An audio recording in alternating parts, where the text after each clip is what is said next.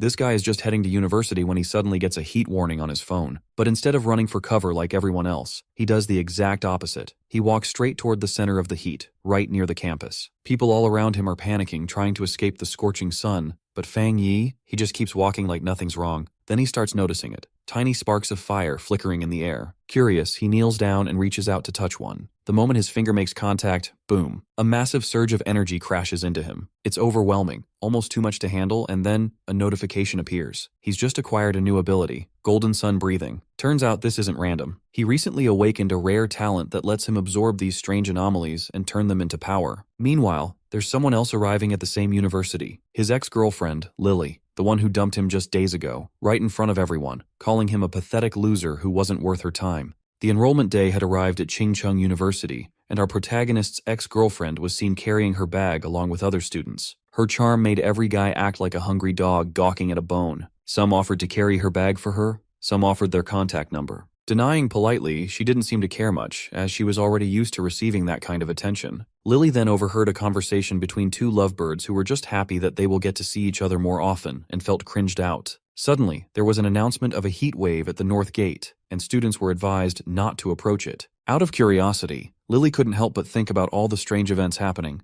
so she decided to check it out herself. Meanwhile, our boy had just gone through a crazy transformation, and now his body could absorb the heat of the sun to strengthen itself just by staring at the sun. Let's just hope he doesn't go blind. His panel indicated that he had gained some writing points, so he assumed it was something good and didn't give it much thought. Suddenly the sky went dark, and the students felt the air grow chilly. Noticing a crowd at the North Gate, everyone made their way there despite the announcement. A guy in brown attire told everyone to check in quickly, or they'd lose their writing points. On the side, a cloaked figure, who appeared to be their boss, ordered the North Gate area to be sealed shut. On the other hand, Xia Country had designated a contamination zone where spirit return energy could emerge. Attention was diverted to the announcement, where the military ordered the North Gate to be completely sealed, which sounds really serious now. Our boy realized that he shouldn't be there and ran off right away. Meanwhile, the cloaked figure observed the situation and cracked the code that someone had already started resonating with solar energy. Lily couldn't help but wonder if this terrifying event was man-made.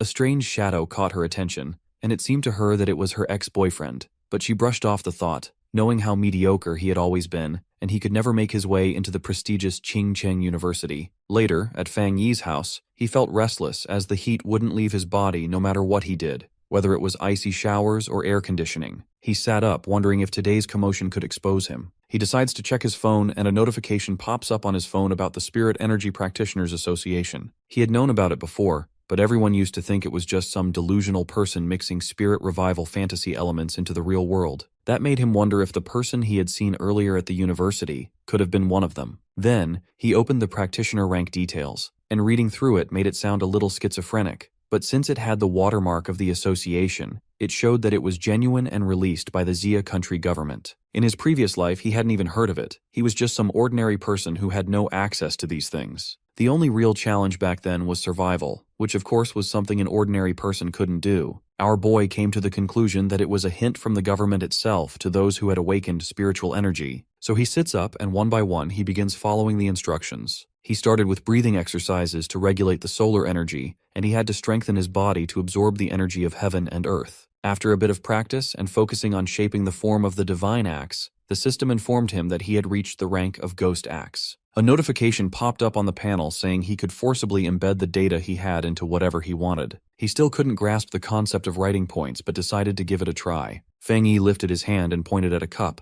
and the system asked him if he wanted to embed the sun attribute into it. He realized that forced embedding meant granting an object magical properties, and if he selects the option yes, the cup would be embedded with his energy. That made him wonder, if he embedded his energy into a weapon, would it become his personal weapon? Our protagonist decided to collect data points for multiple attributes, thinking it would be important in the future to have a weapon crafted with supernatural powers. He looked at the pointy sword in his room and made up his mind to start practicing right away with it. If it worked out, he would aim for a better weapon next time. Knowing mutated beasts were coming, he needed to take every precaution. Later that night, a mutated rabbit with glowing red eyes peered into his room, its intentions far from friendly. Feeling a little uneasy, our protagonist wakes up in the middle of the night. He hears some squeaking in his apartment, like that of a mouse, and wonders where it came from. But after checking the whole apartment, he doesn't find anything. He wonders if it's the sound of a pet from another apartment that happens to sound like a rat. Since he has entered the ghost axe, his sense of hearing has become sharper than that of a regular person. So, it would be quite normal if he ended up hearing noises from his neighbor's home. Hopefully the neighbors keep the voices down now. Suddenly he hears a voice from the corridor outside his apartment and decides to check it. When he opens the gate, he finds something straight out of a horror movie. A mutated rabbit. Chills run down his spine as the memories of his past life still haunt him. On the other hand, a cloaked girl stands on top of a building. She remarks that the rabbit who swallowed the dark spirit fruit is still on the loose and is incredibly fast. Licking a lollipop, she asks to be kept updated on any developments. Then, she begins to run down the building, noticing the aura of the beast. She picks up a trace of the dark energy, which indicates that the beast has entered the residential area. Warning everyone, the cloaked girl tells them to beware of the beast that swallowed the dark spirit fruit, because its transformation has not yet been completed. Then, she follows the trail towards the dark energy, and jumps from building to building, and a bystander wonders if he is witnessing some kind of hallucination, as the building is 60 floors high. Back to our boy, he is trying to battle the mutated rabbit. Still, he can dodge many of the beast's attacks thanks to his transformation. He can now see movement slowly and precisely, and his muscles are coordinating well too. But he can't wrap his mind around the fact that mutated beasts have started appearing so soon. Our protagonist realizes that the rabbit has not completed its transformation yet. The rabbit must be stopped because the dark energy is flowing continuously into it. Otherwise, every resident of the building would become the rabbit's dinner. With that thought, our hero begins to attack the mutated beast and soon realizes that the rabbit's weak point is its tail. Fang Yi forms a fist and punches the mutated rabbit with such force that it literally blows a hole through its body. The power of the sun is so fierce that the rabbit decides to self-destruct rather than face the majestic power of the yang energy. There's a loud rumble, making one of the residents think that it's thunder, but when he looks outside the window, there's nothing. Meanwhile, our main lead thinks about how the creature looked like it was starving to death, like it wanted to devour the energy inside his body. After the destruction is complete, only an eyeball of the rabbit remains. When Fang Yi sees it, he crushes it under his feet. He thinks to himself that the beast possessed the darkness element, but it still attacked wildly, even though the yang element suppresses and counteracts it. That shows just how starving the beast was. The protagonist realizes that the mutation has begun, and if he were still a regular human, everyone in the building would have been devoured by the beast. To counter these attacks, he knows he needs to collect more spirit energy techniques. On the other hand, the cloaked girl finally arrives. What surprises her is that the beast is already dead and its corpse shredded into pieces. She begins gathering the remaining dark elemental energy. As she absorbs it, she feels an intense heat radiating from it. The last time she felt such high-level yang energy was at the northern gate of Chingcheng University. She thinks to herself that this can't be a coincidence. After that, she informs headquarters that the rabbit is dead, but she makes it clear that she was the one who killed it, and that a new pioneer has appeared, someone with a high-level affinity. The man at headquarters can't believe that the same person who killed the mutated rabbit is also the one who purified the polluted zone at the northern gate of Chingcheng University. It's even more surprising that he is only at the first stage of the ghost axe, yet his element is extremely pure. The archives are checked, and it turns out that the person who slew the rabbit is not working with them. They need to contact him as soon as possible. The girl agrees, and she is ordered to postpone the rest of her missions and track him down. She is also told to persuade him into joining the Spirit Energy Association. Pulling out another lollipop, she agrees, though she desperately craves a cup of tea as she wonders who this mysterious person could be. She realizes that this person must be a true expert, and now it is her mission to meet him no matter what. Our hero wakes up in the morning with his whole day planned. While dressing himself, he realizes that waking up early is better for his cultivation. With that said, he starts operating the Golden Sun breathing technique. As the energy flows into him, he thinks that by stepping into the Ghost Axe realm, he can feel the aura of the technique manifesting when he operates the Golden Sun breathing technique, like threads circling the divine axe. While manifesting, he suddenly notices another breakthrough, and an axe appears before him which feels lighter than yesterday when he holds it. He understands that cultivation just needs persistence, and everything aligns with that. Tightly, he holds the axe and swings it forcefully downward, unlocking the Ghost Axe Realm 2-star. His eyes glow and he feels his body becoming tougher. He knows that his progress is fast, but he hasn't used the residual energy stored when he broke through to 1-star. He decides to level up steadily now.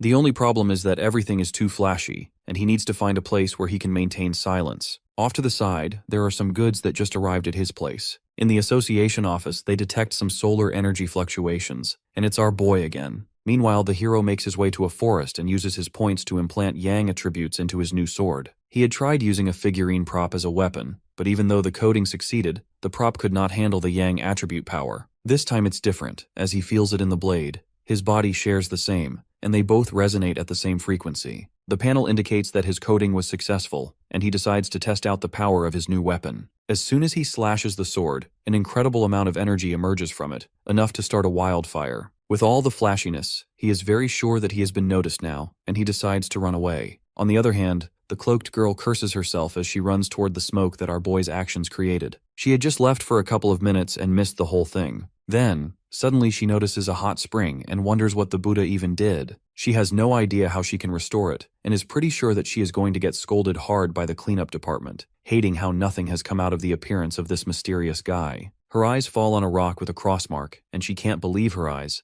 that the MC has already upgraded to 2-star. She also notices a strong energy mix in a spirit weapon. Spirit weapons are weapons infused with attributes, giving normal weapons extraordinary power. Still extremely rare, the association only has 2 of them. She wonders how he even has one all to himself. Sipping on her milk tea, she assures herself that it might be a mistake on her part, and decides to clean up. On the other hand, our boy is wondering if his weapon is limited to the yang attribute, because the system did say that he can code many different techniques. This leads to his second question. Can he also implant other attributes into this weapon? Then, Feng Yi checks his phone and sees all the pioneers talking to each other. They all talk about being in the Ghost Axe realm, which surprises him, since even the military recruits are only in the Ghost Axe realm. Then he gets another notification of a new pollution zone and asks for the location. The location is the Dark River Molten Dragon, which was formed by tectonic figures, and due to world mutation, the water turned into molten lava, making the area extremely hot. The opportunity could be beneficial to him, so he looks forward to visiting that place. In Binmu district, there are some people waiting to enter. One of them thanked a girl named Xiaoya for the guide she made, because it helped them reach the location. Still, she is disappointed because there aren't any standout pioneers, and she was looking forward to finding someone extraordinary. She is from the Ministry of Culture staff, from the Spiritual Energy Cultivation Association. Most pioneers don't even know that the Spiritual Energy Cultivation Association is an agency owned by the government, and becoming a formal member is quite tough. It took Xiaoya ages to get through it. She is worried that if she isn't able to find anything, she will be forced to work overtime again, but suddenly our boy appears. As soon as she looks at him, she is surprised that he has 2-star strength while being so young. His aura has no oppressive pressure and gives off a cozy vibe. Anyhow, they start moving inside. Our boy leads the way while she takes care of the light. They are surprised to find it strange that it's not as hot as they expected here. Meanwhile, Fang thinks to himself that he was the last one to arrive, yet they have accepted him, and he wonders if it's natural friendliness or just trying to find reliable teammates. The trust issues are completely natural, since the times are chaotic. After a bit of walking, they reach their destination, the lava. As soon as Fang sees it, he runs to jump into it, and his teammates try to stop him. But he jumps right in, his system detecting a world anomaly and beginning to activate ultimate computing power. The panel displays the inner flame, which has a high internal temperature, along with explosive properties, and could bring about great destruction. Also, the Scarlet Flame sword technique must be used with a drawn blade to unleash its true power, and each slash sends out blazing fire along with lightning. Moreover, when the sword gathers flames and has the intention of battling, it releases an incredible amount of energy. Our boy holds the sword and is glad that it complements his Tang Dao. He orders his system to consume his writing points and implants the internal flame attribute into the Tang Dao. A surge of energy surrounds him while his teammates are surprised that he is okay after quite literally jumping in the lava. His weapon is also absorbing the power of the lava, which his teammates notice. The teammates talk among themselves, thinking it was probably a minor cultivation accident that happened with him, and decide they should cultivate since the spiritual energy here has stabilized due to our boy. They celebrate how smoothly they can absorb it now. Meanwhile, Xiaoya nervously smiles and assures them that she is just there to collect some data and will gladly keep an eye on the surroundings while they cultivate. Later, she observes that some other trailblazers have arrived who kind of look like they could cause a problem. These newcomers are extremely rude and try to kick them out by force. She realizes they are pretty strong compared to her group, so she doesn't want to provoke them because they surely can't take them down. She tries to negotiate, explaining that they were already there absorbing spiritual energy long before, and proposes that they share the place, cultivating together. The man with the eye patch screams that they are not on the same rank and need to get out. Xiaoya knows that during the barbaric growth period, weak trailblazers don't get to survive, but their country doesn't allow a situation like that. So, as a member of the association, she thinks of doing something. Then, the protagonist approaches the man with the eye patch with his blazing fire sword. He swishes it, then thrusts it into the ground with great force. Seeing that, the villains retreat in an instant, fearfully screaming. Suddenly, the place starts to rumble, and even the MC's teammates wonder what just happened. Meanwhile, Fang thinks to himself that trying to negotiate with these evil people cannot work, because they would still take what they want with force.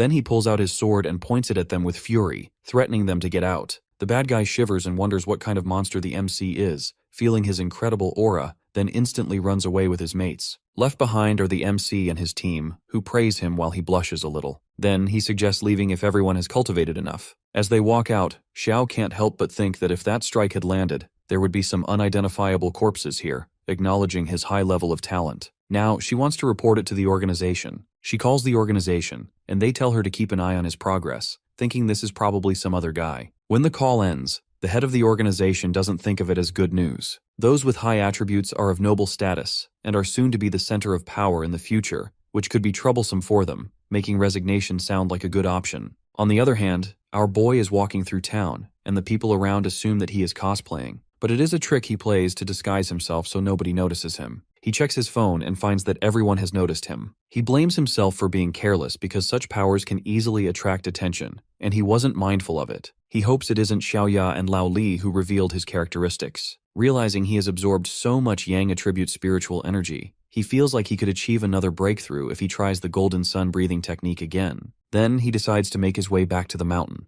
A few minutes later, Su Qingying is working when the MC is in the mountains. Suddenly, she notices a blazing fire and her jaw drops, wondering who is about to break through to the rank of Ghost Axe 3-star, causing such a commotion. She decides to run there and check quickly, suspecting it could be that same guy, and if it is, she needs to catch him. In the mountains, the protagonist is cultivating his energy when another axe appears before him. Su Qingying reaches the mountains and notices that he is trying to swing the divine axe. She is in awe, wondering how he can control spiritual energy with such stability and precision. That only makes her think that he might have been training for hundreds of years without informing anyone. Flashing back to a memory of her own, Su Qingying remembers that she once failed while breaking through the Ghost Axe 2-star level because the pressure was too intense and bounced back at her. She ended up coughing blood and was sick for an entire week. The only question in her mind is how she, with such a strong physique, could fail. Yet suddenly this insane monster-like person just shows up one day. Running toward the mountains, she senses the spiritual energy, which has an amazing grip, and every move of it seems as if it has been purified on and on.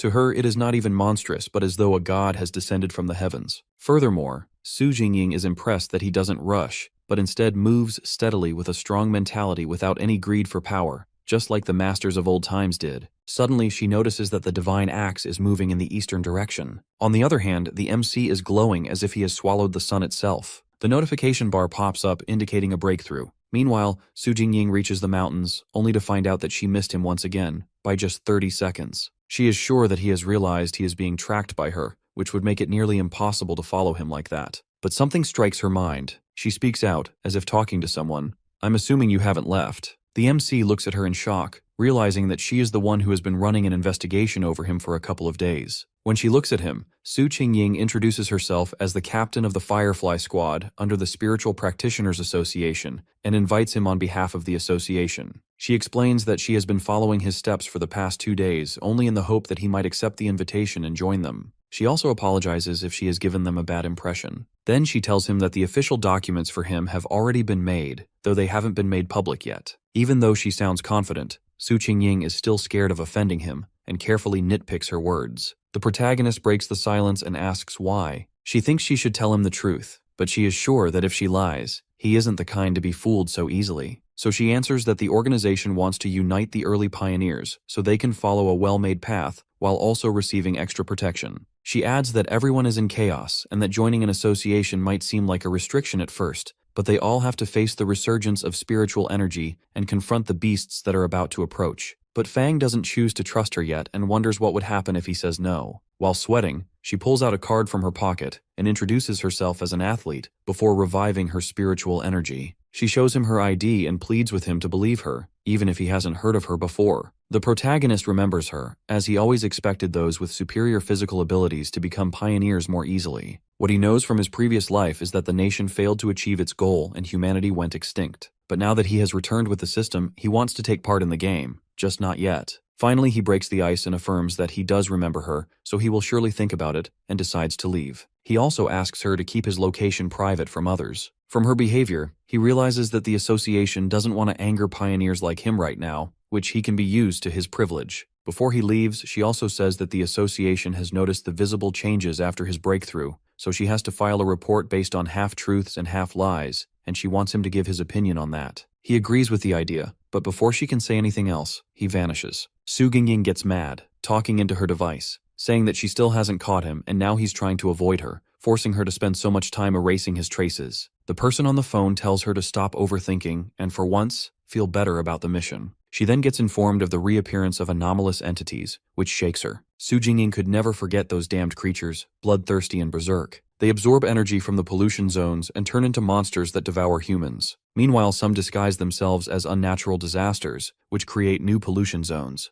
Their elimination is necessary, or else they will bring terrifying destruction and the end of humanity. Later at night, it rains with an insane thunderstorm. The citizens are advised to stay indoors unless it's absolutely necessary to go outside. Another notice has been issued. The Yuhuang Mountain tourist area has a high risk of flooding and has been closed to the public. This storm is different from those of past decades, and everyone wonders what kind of supreme power is undergoing a lightning trial. The MC is out in the rain, impressed by the concentration of lightning energy as he walks through it. He knows, however, that the center of the storm lies somewhere in Yuhuang Mountain. He leaps and runs, quickly reaching the place. A panel pops up before him, informing him of the mountain's features, though its pollution level is unknown. Yet, confident and brave, he walks straight into the blazing storm. Due to the thunderstorms, the danger level on the mountain is high, according to the spiritual energy concentration test. It is a sane decision to close off the mountain and declare it a new contamination zone. The head of the association called for Su Qingying, despite knowing she was working on another mission. Then, he demanded Qingying to elaborate on the current situation,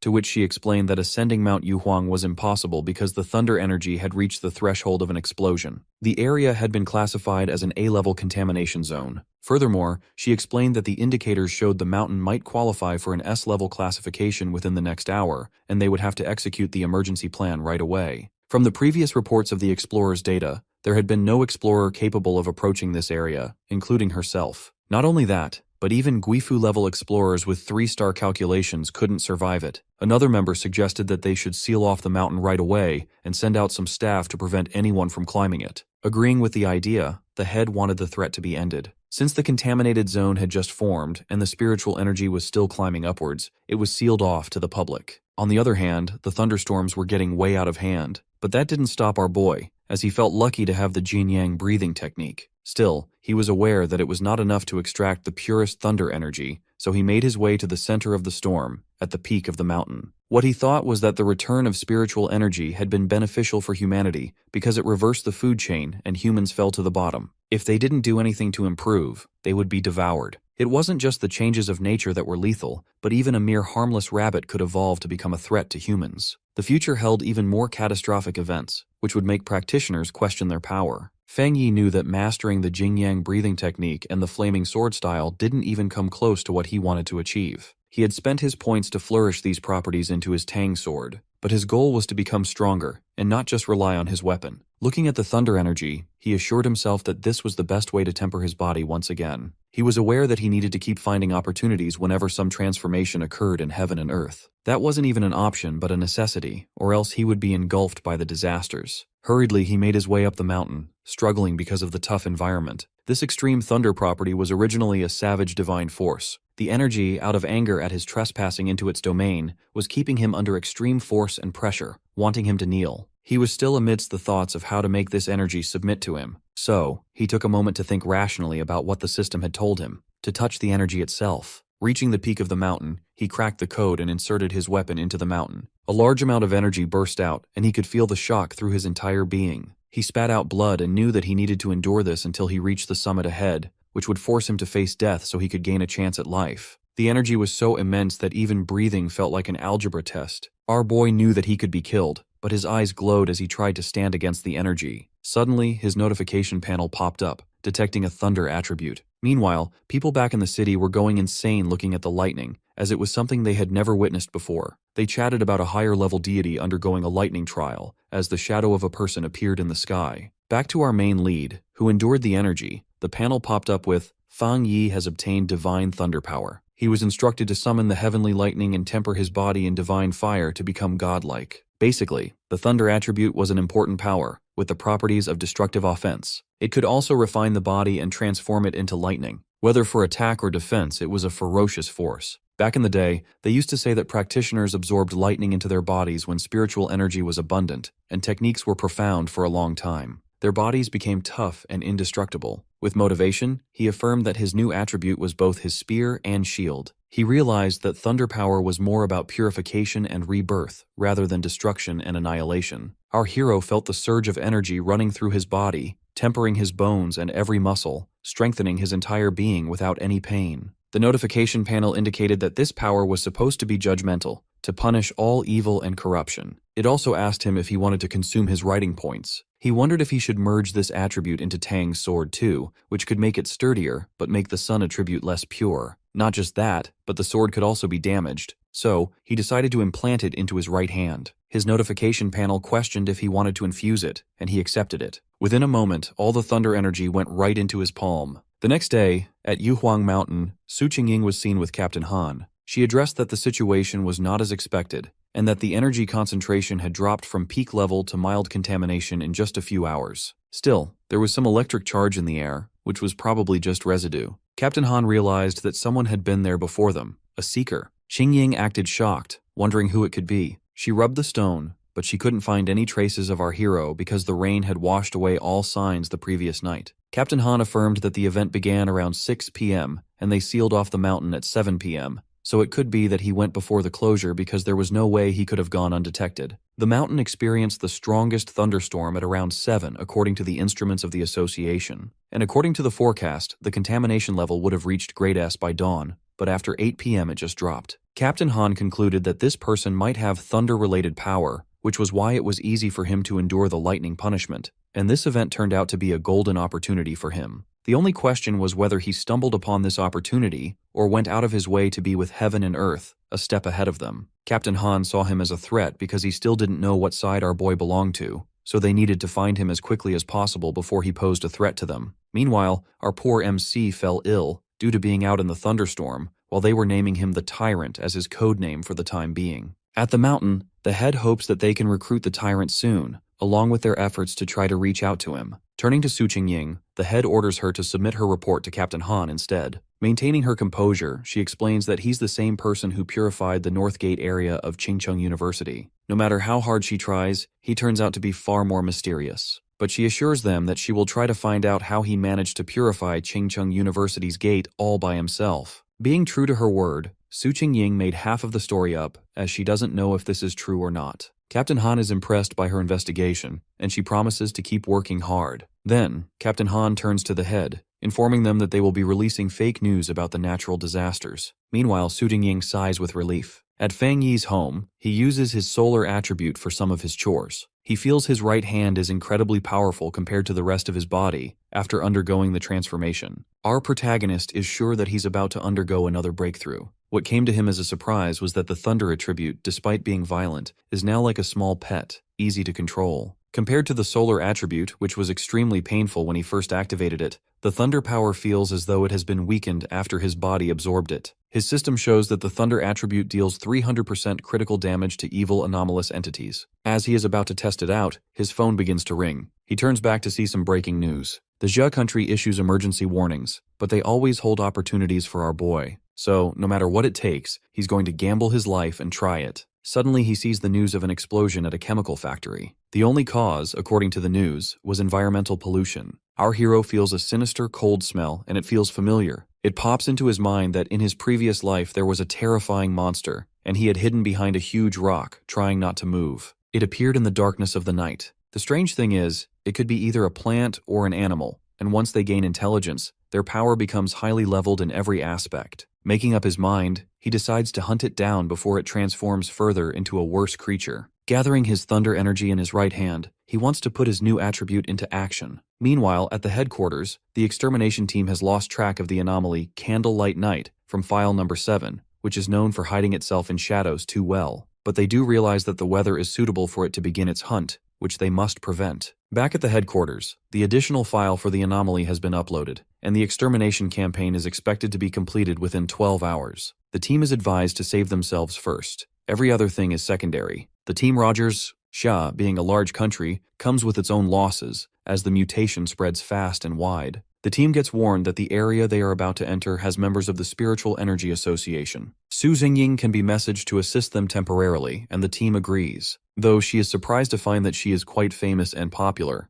the team runs to her, begging her for help, explaining that the anomaly they are dealing with eats humans. She's unimpressed, as this is no way to ask for help. Su Xingying begins to leave after she disapproves of his tone, but he stops her, apologizing for the words he used, and pleads with her to help him find the anomaly. He begs, saying that he doesn't care about being eaten by it, but the innocent civilians will have to face the same fate. While it pours heavily, the newly formed team stands on the edge of the building and locate the beast they have been finding. As soon as they locate it, they speedily go there. The monster is named as Juyi, and amongst its hobbies, there's one that's concerning: eating humans. The team forms a plan and begins the operation. The beast notices their presence and begins to act accordingly, but soon enough, it gets encircled by the team. With the signal given, they all attack it at once. The monster screeches and makes a cracking sound. Hearing that, Su Xingying yells to beware of the sound waves. Despite being more in numbers, the monster seems a bit troublesome. The commander realizes that the monster is extremely powerful, and if they hadn't retreated, they would have been crushed to death. He knows that the monster can't be left alone to roam the city, or it will cause a commotion. Then, the monster takes a deep breath, and when it releases the air, it is green, likely to be poisonous. Su Xingying realizes that the monster is trying to escape by digging underground, but a team member halts her, saying that they don't have enough high-level counteractive forces. On the other hand, the commander announces that their primary mission is to gather intel and direct battle plan adjustments. Juyi, kicking off one of the teammates, tries to make an escape. The commander runs behind it to catch and display it off. At the top of the building, 3 cloaked figures notice a concentration being spiked in the spiritual energy. One of them decides to go inside while the 2 stay outside. Back at our Qing team, Xingying assesses the spiritual energy concentration in the abandoned factory using an exhilarate device, which shows the maximum energy concentration of a single team. Her jaw dropped when the concentration of the monster went from 48 to 80, increasing in numbers wildly. She is sure that the place contains more than just one anomaly. Suddenly, a monster appears before them in the form of a huge snake. That's when they realize that they have been lured in by Juyi. They need to fall back as soon as they can. Panicking, they head for the gate, and even if it tries to stop them, they can combine their strength and reopen the gate. While running for their lives, Xingying feels the poison spread all throughout her body, and suddenly she falls on the ground. She can't notice them around her, nor feel them being near her, unable to get a response as well. She panics a little, remembering how that damned creature tricked them into getting here. Although she senses that this is another layer of another anomaly, Su Xingying feels the black mist around her to be toxic, likely to be poisoned by it. The gas is lethal, as it is making them numb and depleting their spiritual energy. So, any attacks having spiritual energy will exhaust them, leading them to be a meal for the monsters. Even Su Xingying's energy is almost ending, and as much as she's scared, she can't help but acknowledge the intelligence and strength of it, through which it sets a maze too. Exhausted, Su Xingying collapses, thinking no hope is left for her. But a ray of hope emerges for her, entering the factory by breaking the wall. It's no one other than our hero, Fang Yi. He jumps in and notices that the monster is of the darkness kind. Seeing our boy, the monstrous snake screams with his fangs looking disastrous. Not just that, Juyi shows up too, and they both attack Fang Yi simultaneously. The pair is clever. One traps and one handles the killing, so he uses his attributes for one each. Thunder for Juyi and solar for the snake, as the snake is scared of heat and fire. The MC takes out his sword, full of solar-kind energy. With incredible force, the MC chops down the body of the snake in half. Thinking he's done with it, he begins to settle with his sword. But he didn't expect it to heal that quickly and join back into one piece. However, our boy is smart, as he prepared a follow-up move. He electrocutes the snake through his thunder energy. Earlier, he sensed that the dark aura of this monster was denser than Juyi's aura. So, he willed his sword and unleashed the power of eternal flame by controlling the force and retracting it. Then, by using his sword as a carrier, he condensed and channeled his thunder energy from his hand into the body of the snake. Juyi is scary, but at most, it can harm 1 or 2 humans, and its power is weaker than the snake. Suddenly, he feels something painful on his shoulder. It's a snake scale. It was a sneaky attack, and its poison carries a paralyzing effect that kills silently within an hour. Then, using his solar energy, he heals his wound. He feels pain, but that's because of the continuous flow of the golden sun breathing technique in his body. The good thing is, the yang flame can dissolve poison. The golden sun breathing technique protects and heals, and the thunder attribute purifies. His attributes warn him of incoming attacks. He narrates that the snake grew to this size stealthily and relied on ambush predation, and with its partner Juyi, it's a perfect trap for pioneers. It's possible that they have engulfed the lives of many of them. But finally, our boy has burned the monster to ash. He acknowledges his own energies to be powerful, but the thunder energy really steals the show. He stands by the flames and senses someone still being there. Hearing some coughs, Fang Yi looks for the person and realizes that there's someone stuck. When the air clears a bit, he sees that it's Su Qingying, who pretends to have fainted. Of course, our boy isn't some high school level stupid guy and catches her in the act. She acts embarrassed, explaining nervously that she woke up from the smell of the smoke. Hearing that, the protagonist praises her shielding skills, because the rest of her teammates have passed out. Getting a compliment, she stutters, as she did keep a small chunk of spiritual energy to guard herself. Pretty surprised, she can't believe that he alone took out both of the monsters. She had her eyes covered, so he trusts her, but he makes her promise not to reveal his ID. His tone indicated how friendly he was this time,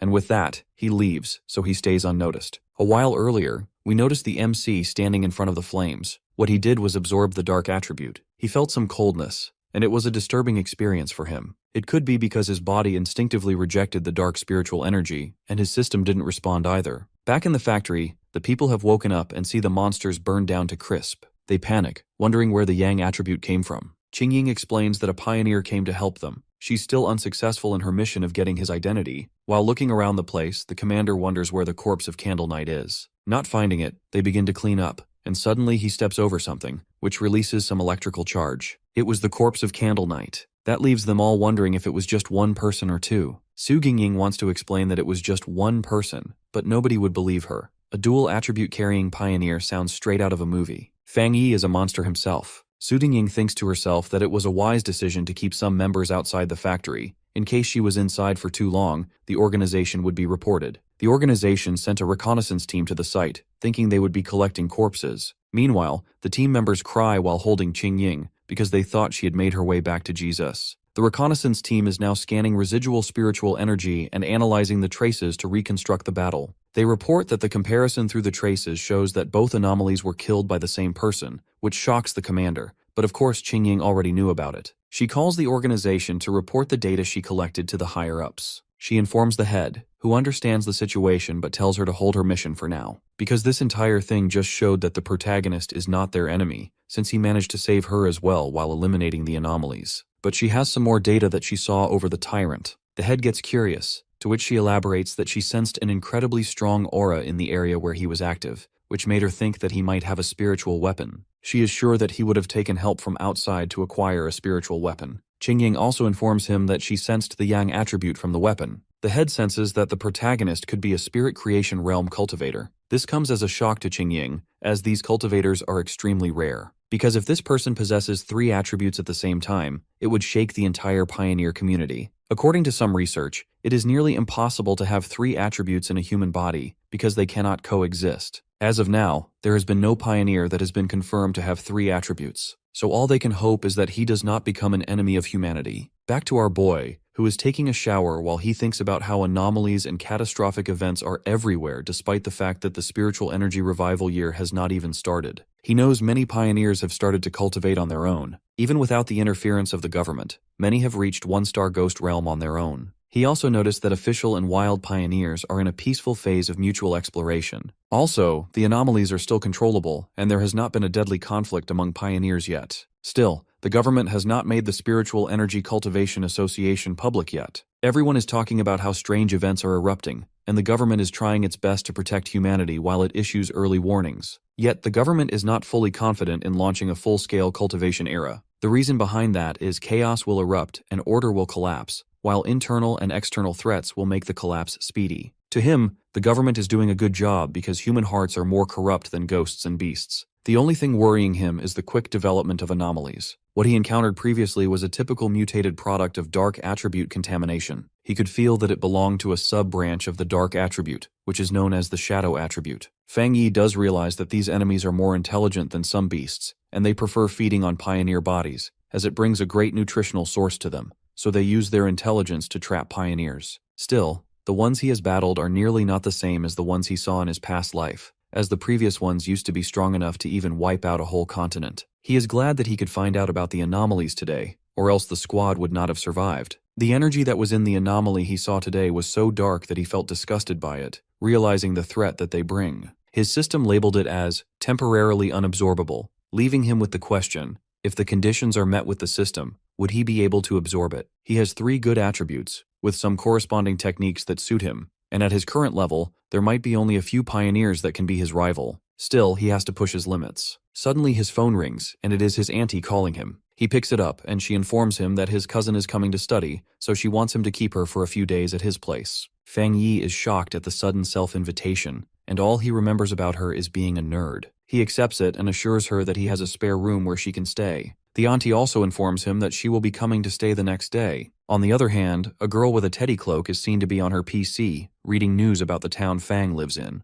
It turns out to be his cousin. She turns to her mother, MC's auntie, saying she does not want to bother him, but the auntie trusts Fang Yi and insists on her staying with him. She pushes her mum out of the room, thinking that her cousin cannot be harder to handle than an anomaly. The next day, carrying her suitcase, his cousin arrives at the location where Fang Yi lives. The MC approached his cousin, Lin Yi, barely able to remember what she even looked like. After they both settled down, he attempted some small talk, but quickly wrapped it up by telling her that if she ever needed him, she could simply give him a call. He handed her a spare key, certain that she wouldn't meddle in his business. Still, he couldn't shake the odd feeling that she wasn't very good at hiding things. There was a strange aura around her, and he couldn't help but wonder if she was also one of the awakened beings. Meanwhile, Lin Yi sat on her phone, speaking to a group of mysterious people. She wasn't planning to start her training right away, because if her cousin discovered it, that could cause unnecessary trouble for her. A few days later, Fang Yi realized that training with his cousin staying at his place was more of a hassle than he had expected. His meditation sessions were easily interrupted,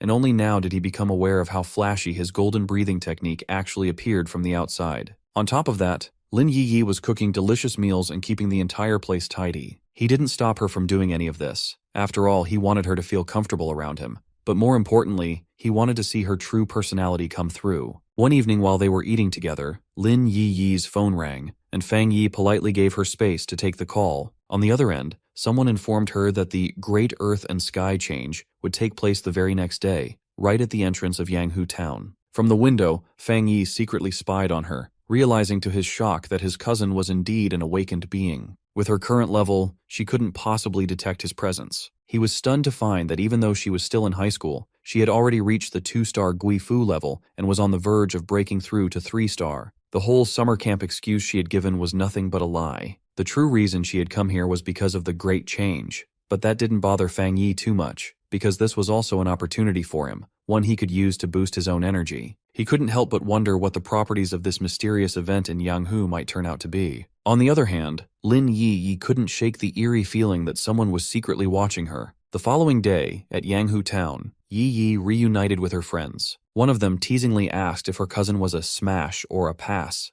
Yi laughed it off, saying he was simply a good person, though rather average in looks. The other friend, an 81-year-old widow who, despite her age, still looked stunningly attractive, remarked that Yi had always thought of herself as ordinary too. As the group gathered, a boy sitting on a bench urged them to proceed further. Yi noticed that one woman from their circle hadn't arrived yet, but even so, the rest of them moved on without her. At the same time, Fang Yi observed how Yi's team deliberately kept a low profile. The weakest among them was already at the 2-star Guifu level, while their strongest member often seemed to disappear mysteriously from the group. Then, seemingly out of nowhere, a massive vine appeared in the middle of the tourist town. Fang Yi had seen these strange beanstalks sprout randomly in different areas around Yanghu before, never knowing the reason behind their sudden emergence. Just as quickly as it appeared, it vanished again, without causing any real commotion. The team eventually reached the location, and everyone was visibly shaken at the sight before them. A girl in a cap immediately warned the others not to approach the strange vine, saying she could sense that something was seriously wrong with it. She explained that a friend of hers, someone whose awakened energy was far stronger than theirs,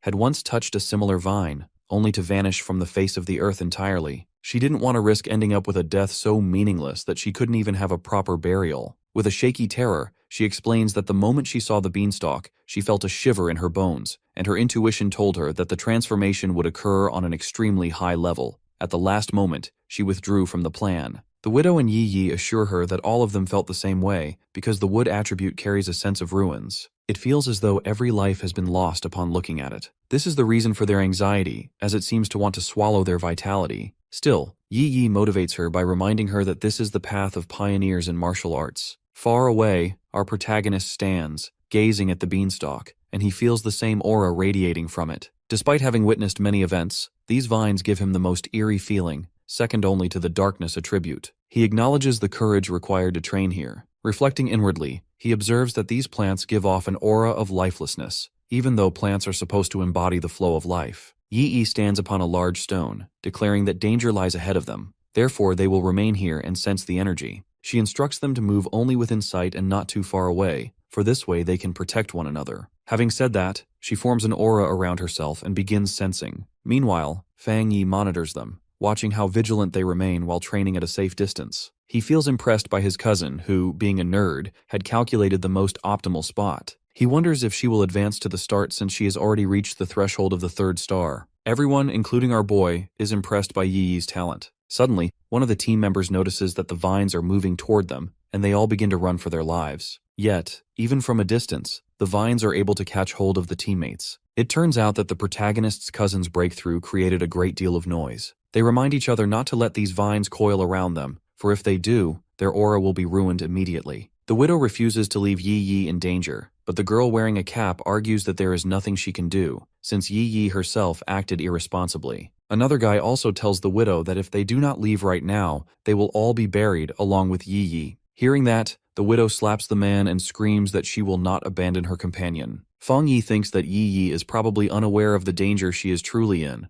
for she is still a young girl, and the power of these vines would be terrifying for her. Although he does not know if his current strength will be enough to save her, he makes a choice, because he promised his aunt that he would take care of her daughter. As a man, he chooses not to break his promise. Even the widow begins to be wrapped by the coils of the vines. But at last, our boy arrives to save his cousin. With his incredible power, the vines immediately retreat. The teammates cannot believe the strength of the pioneer, whose pure yang attribute manages to suppress the vines. One guy wonders how little his own power seems in comparison to this extraordinary pioneer's might, which crushes the strength of all others. Once again, Fang Yi appears like a monster disguised as a human. His system reveals the maximum wood attribute, which possesses the property of unending life, enabling him to absorb all surrounding vitality and quickly restore physical injuries. He feels the vital energy flowing inside him as long as there is life nearby. The system also informs him about his desolation attribute, which can instantly unleash desolate aura which would also kill all the surrounding life force. He realizes that the vine chose the perfect spot to grow,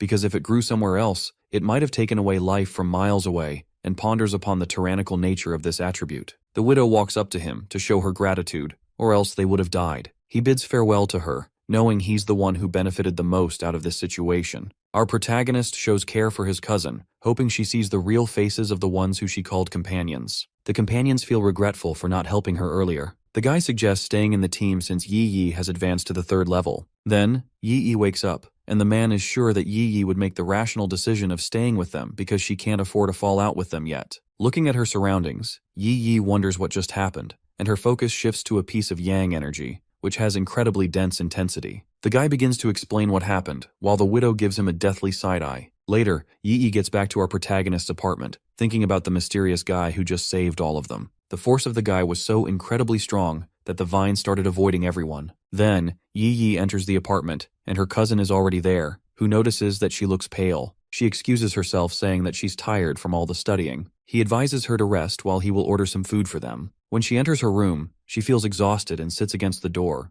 because a breakthrough is way more mentally exhausting than staying up at nights for an entire month. Yi lays down on her bed, knowing that she'll be okay soon, as it's written in her fate to be like that. She's just sad that she can't have a normal life like Fang Yi's. As she's on her phone, she gets a notification from Galen, asking if there is any info on the powerhouse again. She should let her know. She is astonished because this is the first time Galen has ever talked in the group chat. Meanwhile, the news is filled with stories about the mysterious man, the tyrant, who manages to save people from a tragedy at times. Our boy makes his way outside. He is confident that his cousin will feel more comfortable around him. He makes his way out to test out his desolation tribute, which leans closer to plant-type entities. Despite being closer to plants, it still is a sinister attribute, and putting it in his body directly might result in negative effects. It can also bring about a conflict with his thunder attribute in his hand. He decides to use something like a ghost vine, and the reason that the vine dropped from the sky is because it could sense the dense spiritual energy revival. Evolving on its own was what formed the desolation attribute. The protagonist knows the perfect place where he could practice his new attribute and makes his way there. After a while, He reaches City Forest Park and decides to choose a plant that resonates the most with his spiritual energy. He uses his energy to test out which one would be the perfect fit for him,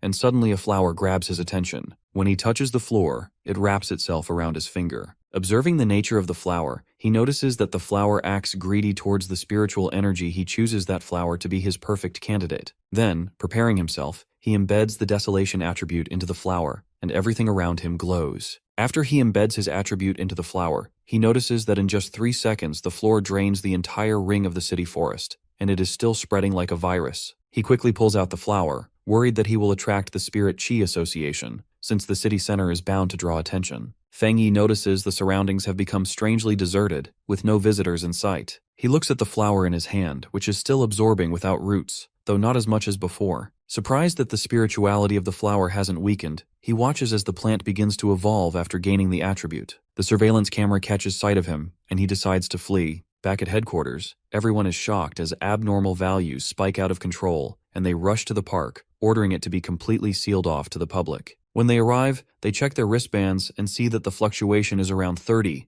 a terrifying figure. Normally, when an anomaly surpasses 10, the military takes over, but the park's concentration has never even passed 10 before. Now it suddenly reads 30. The team realizes the life force was drained in just a few seconds, leaving them to wonder what attribute could cause this. An old team member screams not to touch it, warning that it is the desolation attribute, already classified as an A-level mutation. A trainee thanks his teacher for stopping him, admitting that otherwise, he would have been barbecued. They then discuss another desolation plant in their country that polluted an entire forest, piercing through anything that approached it. They agree that plant mutations cannot be underestimated, and that for now, the strongest attribute is the desolation attribute. Suddenly, Major Han arrives, ordering all researchers to follow him into the contamination zone. Even after hours of searching, no desolation source is detected. They monitor the readings on their wristbands and see that within 5 minutes the concentration has dropped to 25. Major Han, accompanied by Qingying, uses his energy alongside hers to locate the source, only to find it has already been dug out. The situation raises great suspicion, but Qingying assures everyone that there is no trace of a top-level cultivator's spirit power here. Major Han then informs Qingying that they have found a man likely to be the suspect. He tells her that all his information will be sent to her, and how they proceed will be handled by her association. Meanwhile, at Feng Yi's home, he is happy to finally have a flower pot. He speaks to the flower, calling it his companion, someone he can rely on. Confidently, he tells himself that his cousin won't suspect the flower too much. Suddenly, his phone rings. It's his childhood friend, Old Wang. His name is Wang Liang, his neighbor from elementary to middle school, and also his former desk partner. Wang Liang had left to join the army, but today he calls to say he's back, and the two decide to meet up for drinks. Old Wang laughs nervously, saying he has a secret to tell. When the call ends, Wang Liang is revealed to be with Qingying and his superior. Ordered to contact Feng Yi, Wang Liang remains skeptical, asking that his own safety not be compromised. Sharing the drinks with Wang Liang, Feng Yi has realized how mature his friend has become after the army. In his past life, Feng Yi never got to see Wang Liang again in those chaotic times. He assumes that his friend most likely died in some random battle, but he now wonders if he can change the future of his friend and save him. Suddenly, Wang Liang asks his friend if he knows anything about zombies and monsters. It's not the question that feels strange to our boy, because knowing about the revival of spiritual energy is normal for army people, but the tone of his question makes him wonder if he's being probed. Our hero pretends to not know anything to his friend, and so Wang Liang starts telling him that in a few months or a year, none of his wealth or diplomas will matter. He knows that the soldiers will be silenced and forbidden to leak any information about the revival of spiritual energy, which makes him certain that he's already a suspected target by the military, and Wang Liang, taking advantage of their friendship, is sent to test him. Our hero's friend assures him that he'll be fine as long as he doesn't leak the information he has just received. Suddenly, Wang Liang's phone starts ringing. He picks it up, and his higher-ups hurry him to the target location in an emergency. He starts to run in a hurry and tells his friend to head back. Knowing that this was about the revival of spiritual energy, he asks to come along. Wang Liang is shocked to see when Feng Yi reveals that he knows this meeting was set up by his higher-ups. However, our hero assures his friends that he trusts him and knows he won't harm him. But the truth is, our boy wants to know what if whatever the army is handling is connected to the changes in heaven and earth. But the Spiritual Energy Association already deals with the anomalies, which makes him wonder what the army could be responsible for now. So to find out the truth, our hero heads to the military Spiritual Energy Restricted Zone 19. As he enters the zone, he feels the dense spiritual energy with concentration beyond a polluted zone. As the two friends walk in, they see an explosion and the soldiers trying to handle a ferocious beast. The beast starts to attack the soldiers, leaving our hero surprised. Fang Yi is surprised to see the fusion attribute. Officer Jilan explains that the abnormal fusion of darkness and flame has made the hound violent and brutal. Then, she orders him to head to his target position and form the battle line. Officer Jilan recognizes Fang Yi, but she doesn't find him special and finds his spiritual energy only slightly active, which makes her wonder if he's not the one. She then calls Zhang Mi and Li Yu. The two attack the beast with their might while Jilan uses her weapon to land a blow. Amidst its growing mutation, Li Yu stands right in the open. The hound leaps towards the vulnerable soldier, but Officer Jilan pushes him away with her rifle. She reminds them to not underestimate the monster and finish it before it reaches peak evolution. Our hero finds teamwork and unity quite impressive. He's amazed by how, by working together, they could unleash power beyond what anyone can imagine individually. Suddenly, something triggers horrors for our hero, and he screams at the soldiers to watch out. The hound starts to evolve again. Jilan orders the soldiers to raise the alert level, increase the mutation grade of the restricted zone, and forbid anyone from retreating. The hound, now fully evolved with its mutation, hovers over Wang Liang, looking down on him with its sharp fangs and fiery eyes. The hound has fully fused with the darkness attribute, and underneath the ferocious beast stands Wang Liang. Suddenly, the beast attacks our hero's friend. Jilan reports the incident and reclassifies the monster from C level to B level and updates their combat plan. Wang Liang, bleeding everywhere, falls into Fang Yi's arms. Wang Liang tells his friend he just infused spiritual energy into the collar, but then got the backlash. Seeing his friend bleed out in his arms, our hero is left speechless. Officer Jilan gathers her soldiers and motivates them to keep the variant in the restricted zone at all costs and by any means. Suddenly, she notices Fang Yi charging with his spiritual energy. Fang Yi charges towards the mutated beast, jumps in the air, and with his divine thunder, knocks it down. In just one blow, the beast comes crashing down. The rubble flies off everywhere, and the dust smoke covers the scene. Wang Liang is amazed to see his friend's sheer power. He can't believe that his friend took down a beast that even someone like Jilan can't handle alone. Jilan assures Wang Liang that he's not mistaken, and his friend is indeed the tyrant. Meanwhile, our hero stands before the knocked out but not yet dead mutated beast. He tells the officer and his friend to fall back while he finishes the beast off once and for all. The fully mutated beast is a B-level anomaly that requires unity, formation, and willingness to sacrifice. So Jilan is surprised to see Fang Yi do this alone. She knows that he has the most extreme form of the lightning attribute, and in the current Sia Nation, our hero's power is already unmatched, which makes her wonder what he'd be like once the spiritual energy fully revives. Our hero charges his lightning attribute, and suddenly, a huge lightning bolt comes crashing down from the sky. Seeing Fang Yi effortlessly take down the beast they were struggling with even with so much manpower makes it clear that he is worthy of the title of tyrant, and seeing his lightning strike down makes them realize that sometimes, light can be more terrifying than the darkness. After our boy defeats the beast, Wang Liang runs towards his friend. After a little banter, he apologizes to our hero for dragging him in. While the two friends check up on each other, Officer Jilan walks up to Fang Yi and thanks him for his help and asks for his contact info. She tells our hero that his strength far exceeds many of the forerunners recruited by the army, which makes her want to invite him to the Shia Nation's army. However, she's just a zone guard officer, and her invitation isn't enough. Jilan finds it shocking that our boy's realm should be Ghost Axe Stage 3,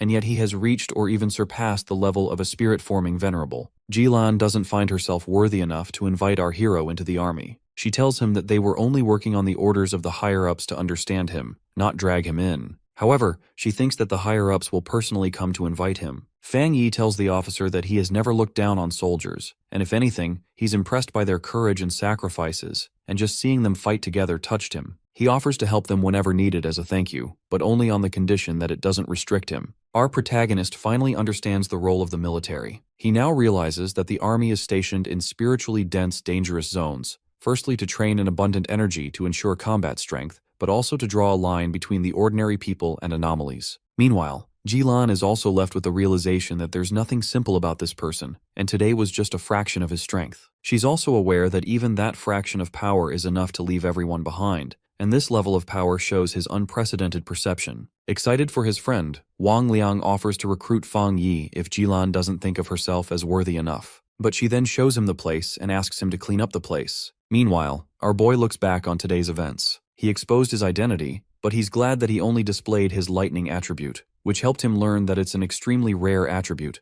and with its power over darkness, the military is eager to get it. However, he also knows that the military won't suppress or threaten him. They'll instead give him influence, the fastest path to power, and advanced channels of information. Today's events also finally helped our hero understand the division of functions between the Army and the Spiritual Energy Association. He now understands that the Army defends the nation like a shield, while the Spiritual Energy Association takes care of anything that pushes through the shields to ensure civilians' safety. The authorities protect ordinary people with forbidden zones and signal the coming revival of spiritual energy, a twofold strategy. They're buying the people time so that the anomalies don't destroy or displace them right at the start. Fang Yi continues to channel his spiritual energy. The energy starts to surround him, and he finds the place worthy of being a spiritually rich forbidden zone from how even subduing desolation power didn't make him feel close to breaking through. After staying in this place for a while, he can feel spiritual energy overflowing in his body, signaling the imminent breakthrough. Meanwhile, our hero's cousin wonders if he has returned home yet to let him test her improved cooking. Suddenly, she notices a yellow light glowing in the distance,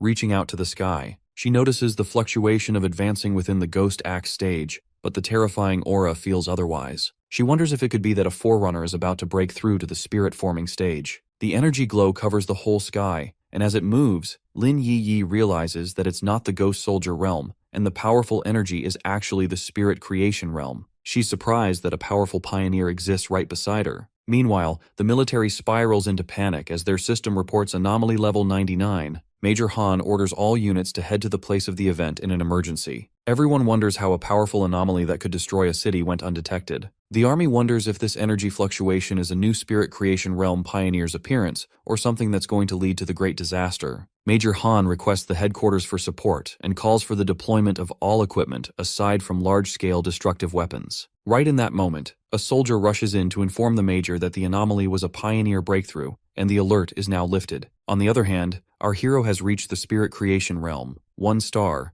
but still the breakthrough only made him feel lighter without any noticeable difference. He then checks his phone and finds a text from Wang Liang, cautioning him to be careful because he's too strong. The attention could get disastrous, which is why he has kept his Sun Flame attribute and Scarlet Flame sword skill hidden up until now. Yi finally reaches home, bringing food. At Fang Yi's request, she puts it down on the table and goes back to her room. She's annoyed by his laziness and how he does nothing besides using his phone. Yi lies down and thinks about how quickly the word will spread of a spirit creation realm master's appearance. However, all she can do is protect his cousin. Meanwhile, Fang Yi continues to watch the video and notices the fire spreading fast and the flames rising fiercely. Even then, he can see the situation being far worse than the North Gate anomaly, which makes him wonder how the Sun attribute case will differ. However, if he wants to check it out in person, he knows he has to contact Li Jian. So, the next day, our hero visits Chingcheng University, the place of the incident. The reporters surround them, but the two just walk in without saying a word. As they pass through the gate, Li Jian sees the fire and wonders if it's the heavenly fire. It is impossible to extinguish. While Li Jian goes to the principal's office, our hero stays out. He walks into the incident and feels the burned floor run cold already without a trace of the heavenly fire's energy. Suddenly, his ex-girlfriend, Xu Qingli, calls him from behind. Her friend laughs at our hero and tells him to let go of any feelings he has for her. Qingli's friend tells our hero to not even think about the school beauty because she's way out of his league. Though, the ex remains quiet, thinking about how he had told her she'd regret breaking up. Suddenly, Li Jian walks in, asking Fang Yi about his friend. But our hero makes it clear that Qingli is nothing more than just a high school classmate. The two girls are suddenly terrified of Li Jian's presence. Li Jian explains to our boy that after talking to the principal, she realizes that the fire situation may be worse than they thought, and the principal wants them to check out the ignition points, and as a military-appointed advisor, she wants our hero to come too. Right then, the principal orders everyone to stay away from the playground at M. The principal greets our hero with a warm smile and tells him how grateful he is for his help with the incident. Seeing the principal respectfully bow before her ex leaves, Qingli is surprised. As the guards start to push away the students, the ex-girlfriend can't believe her eyes. She now realizes that Fang Yi is no longer an ordinary perception. Meanwhile, the crowd of students surrounds her, no longer believing that Fang Yi is her ex. If anything, they now believe that he never even acknowledged the girl they all considered the school beauty. The principal explains everything about how the incident started. He thought things were over after the golden sun at the college's north gate dissipated, but then, a few nights ago, a playground caught an uncontrollable fire. They controlled the scene in time before anyone was harmed, but then a second playground caught fire, and then the third. As the anomalies continued, the principal saw it with his own eyes. Flames falling from the sky and crimson fire hovering in midair. All the fires at the other playground were extinguished except for one. Our hero notices the burnt smell and sees the basketball hoop where the fire originally ignited. Li Jian takes out her anomalous spirit power detector that, if the number exceeds 10, means the ordinary people should be quarantined. Shockingly, the detector reveals the anomaly level at 60. Lijian starts to panic as she realizes that a threat this big could affect the entire city. She starts to call for dispatch to form a resistance formation, and their spirit power must be pure. To their surprise, our hero jumps into the fire without any worry. As he jumps through the fence, the flames fully surround him. The commander's power detector reveals the threshold reaching 110, making the anomaly now an S-level threat. The commander is still amazed to see Fang Yi rush into the fire alone. Meanwhile, our boy heroically walks through the flames. He knows that if the Yang attribute shielded him from thunder the last time, it should protect him from the heavenly fire too. However, while it protects his body, it can't touch the primordial flame or activate the function of a composed technique, so he needs to get close to the flame. As our hero continues to walk through the fire, the flame dragon rushes into attack. Our hero extends his forward, stopping the dragon. He then releases the golden sun protection. As he holds the flame dragon, the system detects intense heavenly attribute fluctuations. The heavenly fire is wilder and stronger than the power of death's desolation, but our protagonist refuses to back off without absorbing it. The system starts composing and succeeds. The system announces that he now has obtained the heavenly fire attribute technique, the 9-dragon heavenly fire sealing technique. This purges evil and seals all wickedness. Having finally obtained the heavenly fire attribute, our hero controls the flame. The technique requires no training and is instantly available to use. Fang Yi extracts the heavenly fire attribute, and with the help of the 9-dragon heavenly fire sealing technique, he throws chains at the flame dragon. As the chains start to restrain the flame dragon, Lijian recognizes the aura of the seal. She reveals that she once saw her senior military pioneers seal a restricted area, and although their method was different, the aura still seems similar. Our hero withdraws the chains as they restrain the fire. The seal finally completes, reducing the heavenly fire into a fireball. After restraining the fire, Fang Yi tells the principal to not unseal the playground, renovate it, or even allow anyone near it. The principal assures him that the playground will remain sealed. Our hero praises the school for having so many playgrounds, and then Lijian asks to talk to him about something. She confronts our hero about hiding himself, but he pretends to play dumb. But then, Lijian confronts him about his cultivation and hidden talents. However, she knows it's normal for pioneers to hide their talents. She reminds Fang Yi that in this critical time, top-tier talents like him are desperately needed for the Jia nation. The military restricted zones, the Spirit Q1 Association, and everyone else will try to recruit him. Lijian is well aware that the foreign powers might try to win him over with generous offers too. She urges him to consider before the time comes. She also reveals that the reason she thinks Fang Yi doesn't belong in her restricted zone is because of the legendary military district. They're powerful, and it makes sense to her that he might be more interested in them. However, Lijian has only heard rumors about it. Our hero realizes that there are terrifying anomalies beyond what the current pioneers can handle. From Lijian's tone, our boy thinks that the pioneers must be spirit-creating realm like him, or even stronger. He doesn't think he's prepared enough and wonders how to maximize the newly gained heavenly fire attribute. The heavenly fire has no pattern and rampages through everything.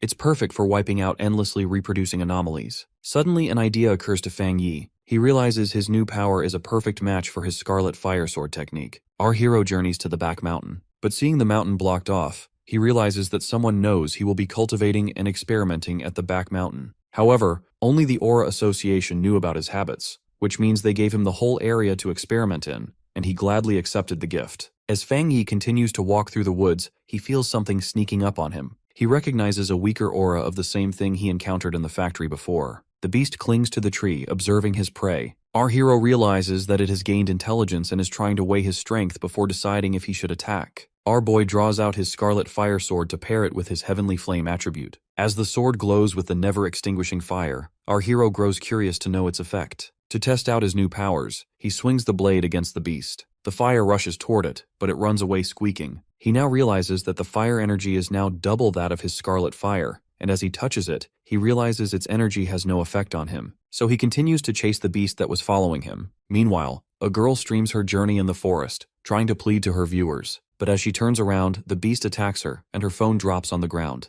As the beast strangles the girl, her viewers still think it's fake. Suddenly, the flames chase behind the beast, and it runs away. The girl's viewers finally get the drama, and her views start to soar. The fire starts to cover the whole forest. She grabs her phone and starts recording the scene. She screams as she realizes she saw someone walk through the fire and thinks it must be an immortal saving people. Suddenly, our hero becomes the hot topic of the internet, and the news reaches his ex. At first, they think it's just someone random, and Qingli denies the video's realism. But she's left speechless when she actually sees the video. She pretends to not believe the video, but deep down, she realizes it really is Fang Yi, and wonders if he will take this chance to get back at her. Meanwhile, Yi Yi and her friend see the video and find the person familiar to the one who saved them from vines. Yi Yi wonders if the great master that broke through the spirit realm near her was the same person. On the other hand, some people recognize our hero's blade stance through the video. On one hand, the Spirit Q1 Association is aware the military has already talked to Fang Yi, but Xiaosu is confident that he will help them. On the other hand, Li Jian sits in a meeting with the military, discussing our hero's true powers. Although they are well aware that recruiting him is the only way to achieve deterrence, the higher-ups refuse to lower themselves to approach him because all the previous forerunners came from the military. Major Han believes that Fang Yi still lacks newly developed weapons, equipment, and suitable cultivation. He orders Li Jian to take care of the leaked video because that has made him now the center of attention of the whole Xia Nation's spiritual community. However, some believe that the appearance of someone this strong has increased the chances of the teacher waking.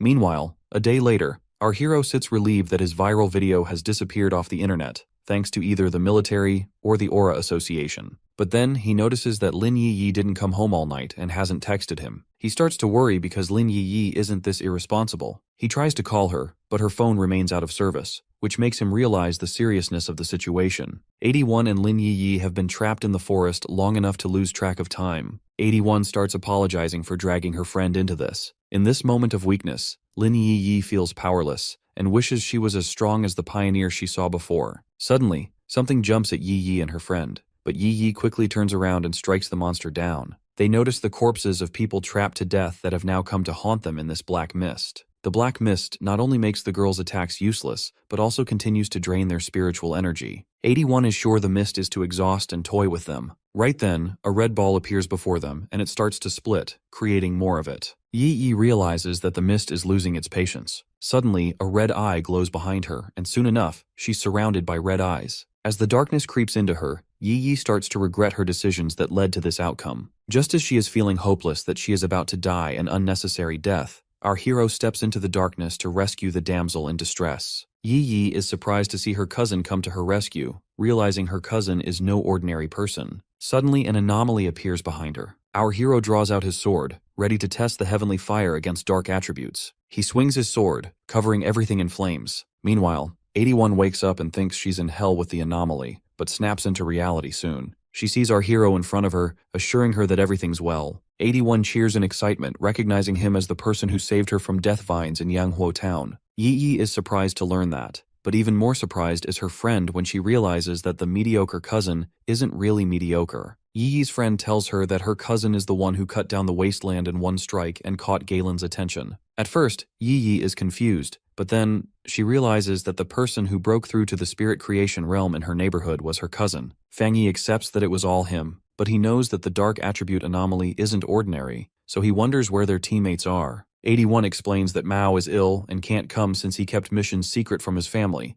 and Uncle has tougher missions. Yi Yi also accepts that she underestimated the missions. Our hero remembers that these teammates all had their own agendas, and the squad won't last long. Since his cousin and Yi Yi already know about his identity now, he offers to form a team with them. 81 excitedly accepts and promises to keep it a secret. Yi Yi realizes that our hero must have already known about her and was protecting her silently. Right at that moment, Yi Yi receives another mission from Galen in the extreme dark zone. Yi Yi explains that it's located at the dark attribute border area strictly forbidden by Xia nations. The pioneers always avoid it because of the overwhelming dark powers, but it's also where the most anomalies come from. The authorities haven't explored the area deeply either due to some serious accidents. Curious to explore the area, our hero tells them to ask for the details, but 81 says that Galen probably wouldn't reply because of her mysterious nature. Seeing how the extreme dark zone is under strict guard by the Xia nation, and seeing Galen still being able to assign missions there, makes our boy think that she's either a rogue defying the authorities, or she's military or high-ranking in the association, and he thinks it's probably the unusual identity. Our hero asks for the details, and Galen replies that they need to collect lost marsh flowers. She adds that the reward in this mission is richer than before, but the extreme dark zone is full, so she cautions them to go in teams. Galen further adds that the mission might involve an S-class anomaly, so they should only sign up if they have strong and reliable pioneers. Our hero realizes that the strong and reliable pioneers part was to draw in people like him. He decides to try exploring the extreme dark zone.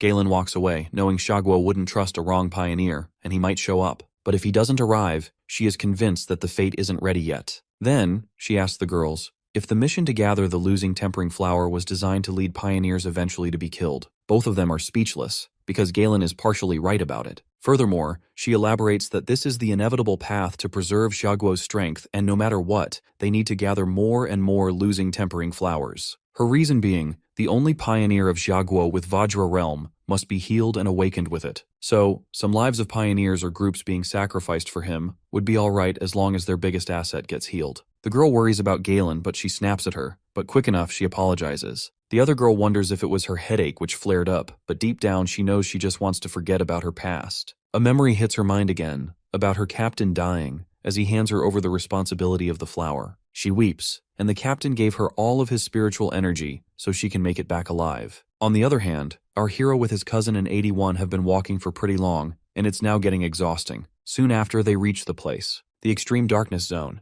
Our boy can feel an extreme dark aura emitting even though it's been layered with multiple checkpoints. It's not just him who feels it, it's also his cousin and 81. There were multiple pioneers except for just them. Yi is sure that this is a bigger situation than just getting some big rewards. The dark attribute is toxic towards humans, and there has been an intrusion of multiple dark aura possessing anomalies. Fang Yi jumps into the conversation as he has dealt with 2 dark anomalies, and he found them extremely sharp, deliberately avoiding the city border military defenses. But now, it has gotten to the point that they can't control anomalies, causing massive destruction. With that said, the trio makes their way inside. As soon as they step in, Fang Yi sees an old companion, Su Qingying. When she sees him, she's surprised to see him with 2 other girls. She hopes and begs to her god that she goes unnoticed by him, but he recognizes her right away. 81 teases our boy, but Qingying shyly admits that she's just misunderstanding, and Fang Yi assures that she just helps him with some errands. Suddenly, a man steps out and yells that they all are disrespectful, to which 81 takes great offense. She tells him off to mind his own business because the tables can turn anytime. The transport arrives and Lan steps out. She then goes on to unlock the door with the crystal, and the door opens. Lan stands in front of the door, reminding them that the withered bloom must be whole and untainted by human blood. If it doesn't meet the standards, it will be disqualified and no awards will be given. And the twist is,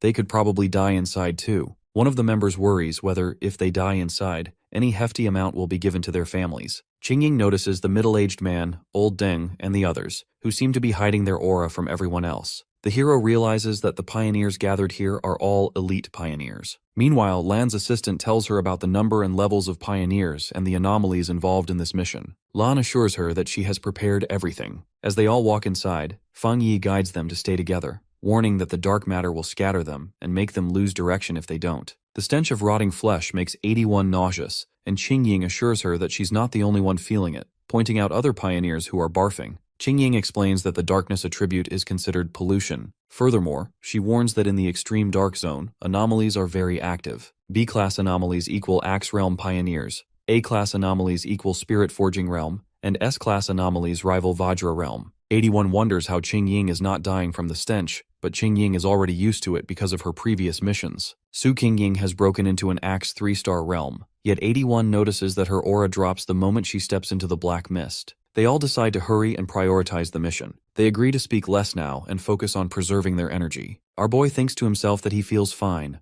perhaps because the enchanted sun and lightning attributes repel the darkness, or maybe because his aura is just really strong since stepping into the spirit forging realm. Meanwhile, Old Dung is fighting anomalies while his teammates make their way to seize the withered bloom. Back with our team, Yi coughs, and Fang Yi realizes she's still just a kid. He uses his attribute to make her feel better. She suddenly feels warm and relieved, leaving everyone in awe of how powerful the spirit forging realm is. She admits that the fire attribute made her feel better, but our boy corrects her, saying it's the sun attribute, and reveals that it was him back at Qingcheng University who balanced the anomaly there. He explains that fire and sun attributes are slightly different. Qingying realizes he just admitted it like it's nothing, while he decides to keep the other truths a secret for now. Hearing this, 81 assures him she will never tease Fang Yi again, only if he keeps her warm for a bit. He agrees, saying he will keep her warm for just one day. The others look at him with hope, and he warms them up too. Suddenly his senses flare, warning of an anomaly nearby. It roars in front of 81, an A-class anomaly. Qingying charges forward, declaring she will handle it, but the anomaly suddenly vanishes. They are immediately surrounded by corpses of dead people. Our hero orders his teammates to move aside, saying he will take care of them. He draws his sword, his eyes glowing with fire. With a single swish of his blade, all the corpses fall. Turning back, he assures them they are safe for now. What shocks him is that the anomalies here have evolved to the point they can mimic humans. He realizes that without reaching the spirit forging realm, no one can move forward. Meanwhile, Lan notices how he eliminates the anomalies in a way even she couldn't. Back with the team, Yi urges everyone to stick together or risk being devoured. 81 collapses to the ground, crushed under an oppressive aura so heavy she feels like she can't breathe.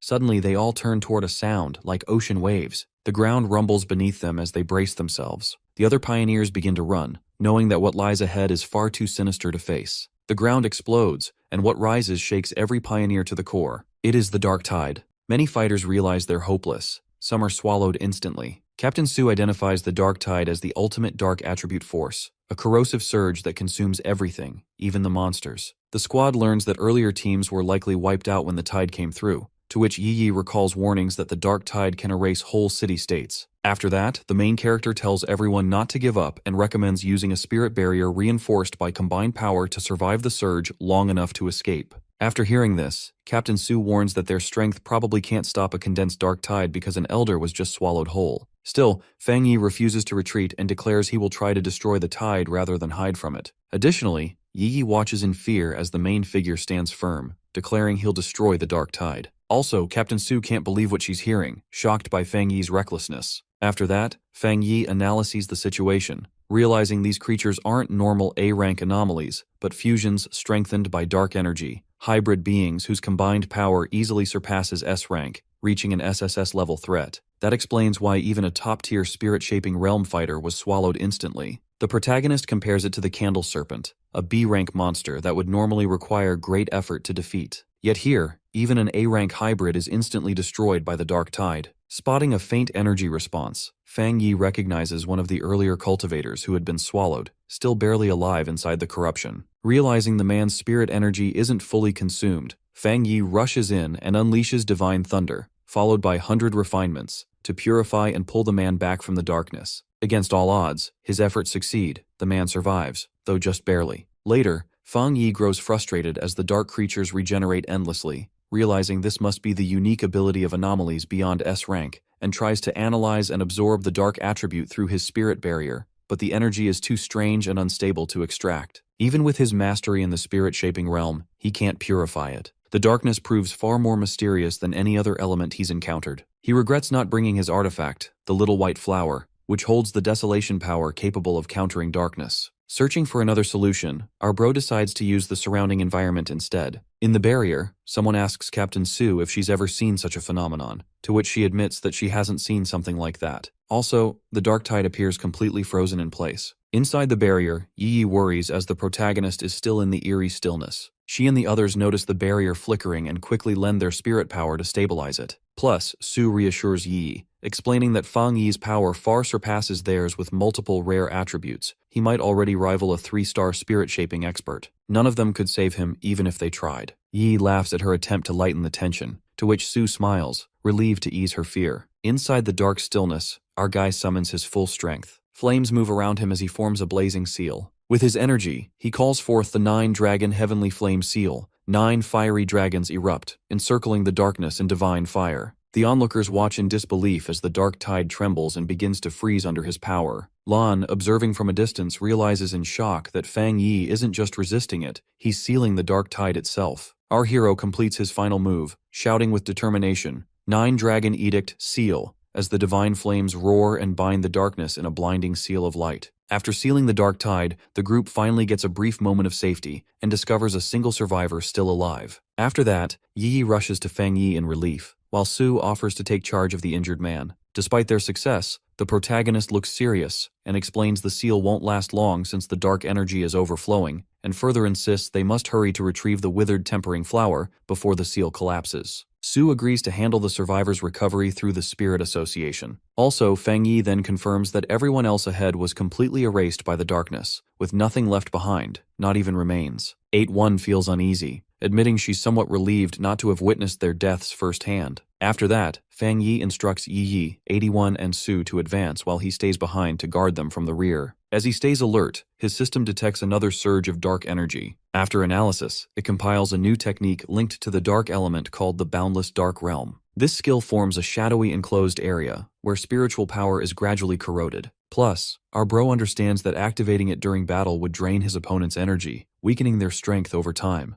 The protagonist realizes that by combining the newly gained dark attribute technique with his other elemental powers, he could amplify the weakening effects to an overwhelming degree, enough to crush even anomalies stronger than the dark tide itself. Sue suddenly notices the black mist gathering again and senses intense spiritual fluctuations. Shocked, she realizes Fang Yi is breaking through another level of power, even though nothing external has triggered it, and the only possible explanation is that our bro has absorbed the dark tide's energy, an S-level force with limitless potential. Sue can hardly believe it, since absorbing dark attributes is forbidden by every authority. Moreover, she recalls that the dark attribute originates from the hidden malice and negativity within living beings, making it the most dangerous of all energies. Years ago, officials tried to study and purify it, but their experiments ended disastrously. Because of that, dark anomalies were classified separately, ranging from D rank to S rank. In the past, some reckless cultivators attempted to absorb fragments of dark anomalies. One powerful 3-star ghost carving pioneer went insane after doing so.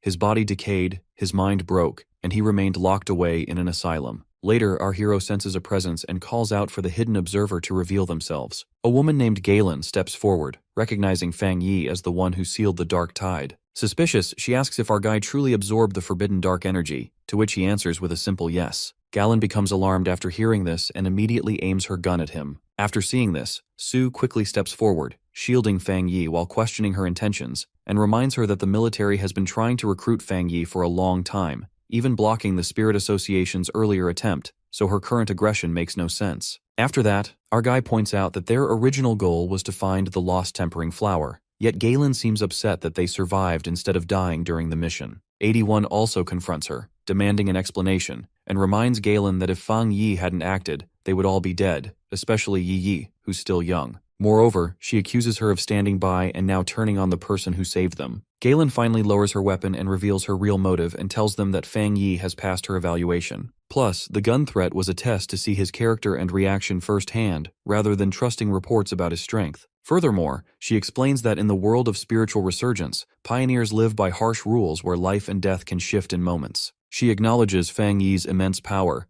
pointing out that they've remained unharmed because nearby creatures are terrified of him after he sealed the dark tide. The dark tide, she adds, is a force that only bullies the weak and fears those stronger. With the test complete, Galen offers to guide them personally to the lost tempering flower, saying she knows the area better than anyone. Indeed, Sue quietly observes Galen and realizes she isn't mentally stable, and recalls that her entire squad once faced the dark tide, and also that she was the sole survivor. Because of her strict loyalty to missions and the heavy losses she's endured, she developed a destructive mindset after battles, though a small part of her still clings to purpose. Our hero's sealing of the dark tide must have triggered her emotionally, pushing her close to breaking down. Afterwards, Fang Yi tells Sue and 81 to let it go and not blame her. Noticing that Galen is badly injured, though she's a 2-star soul creation cultivator, her barrier has dropped by 2 full levels. 81 is shocked, realizing the extent of her wounds, but Galen brushes off their concern, saying her injuries don't matter. They soon arrive at a place known as the Extreme Dark Zone's mass graveyard. After that, Galen points toward a glowing spot and identifies the lost tempering flower. However, Fang Yi immediately senses something off about her behavior and warns her to snap out of it before anything worse happens. Fang Yi senses an overwhelming yang energy radiating from the lost tempering flower, realizing how incredibly rare and powerful it is. Also, Galen struggles to endure the energy and questions if all her preparations were still not enough. Yi grows worried and calls out to her, while Sue warns that the dark attribute has already started consuming Galen's body. Before things worsen, Fang Yi steps forward to retrieve the lost bloom himself as Galen collapses. Suddenly, a corrupted fox demon appears and roars violently. After that, Fang Yi quickly attacks with divine lightning, noticing how unnaturally mutated the creature is, and realizing it must have devoured countless anomalies to reach this state, possibly another S-rank monster. Knowing time is running out to maintain the Dark Tide's seal, he decides to finish the battle fast. When his lightning fails to fully destroy it, Fang Yi unleashes his dark technique, Limitless Dark Domain.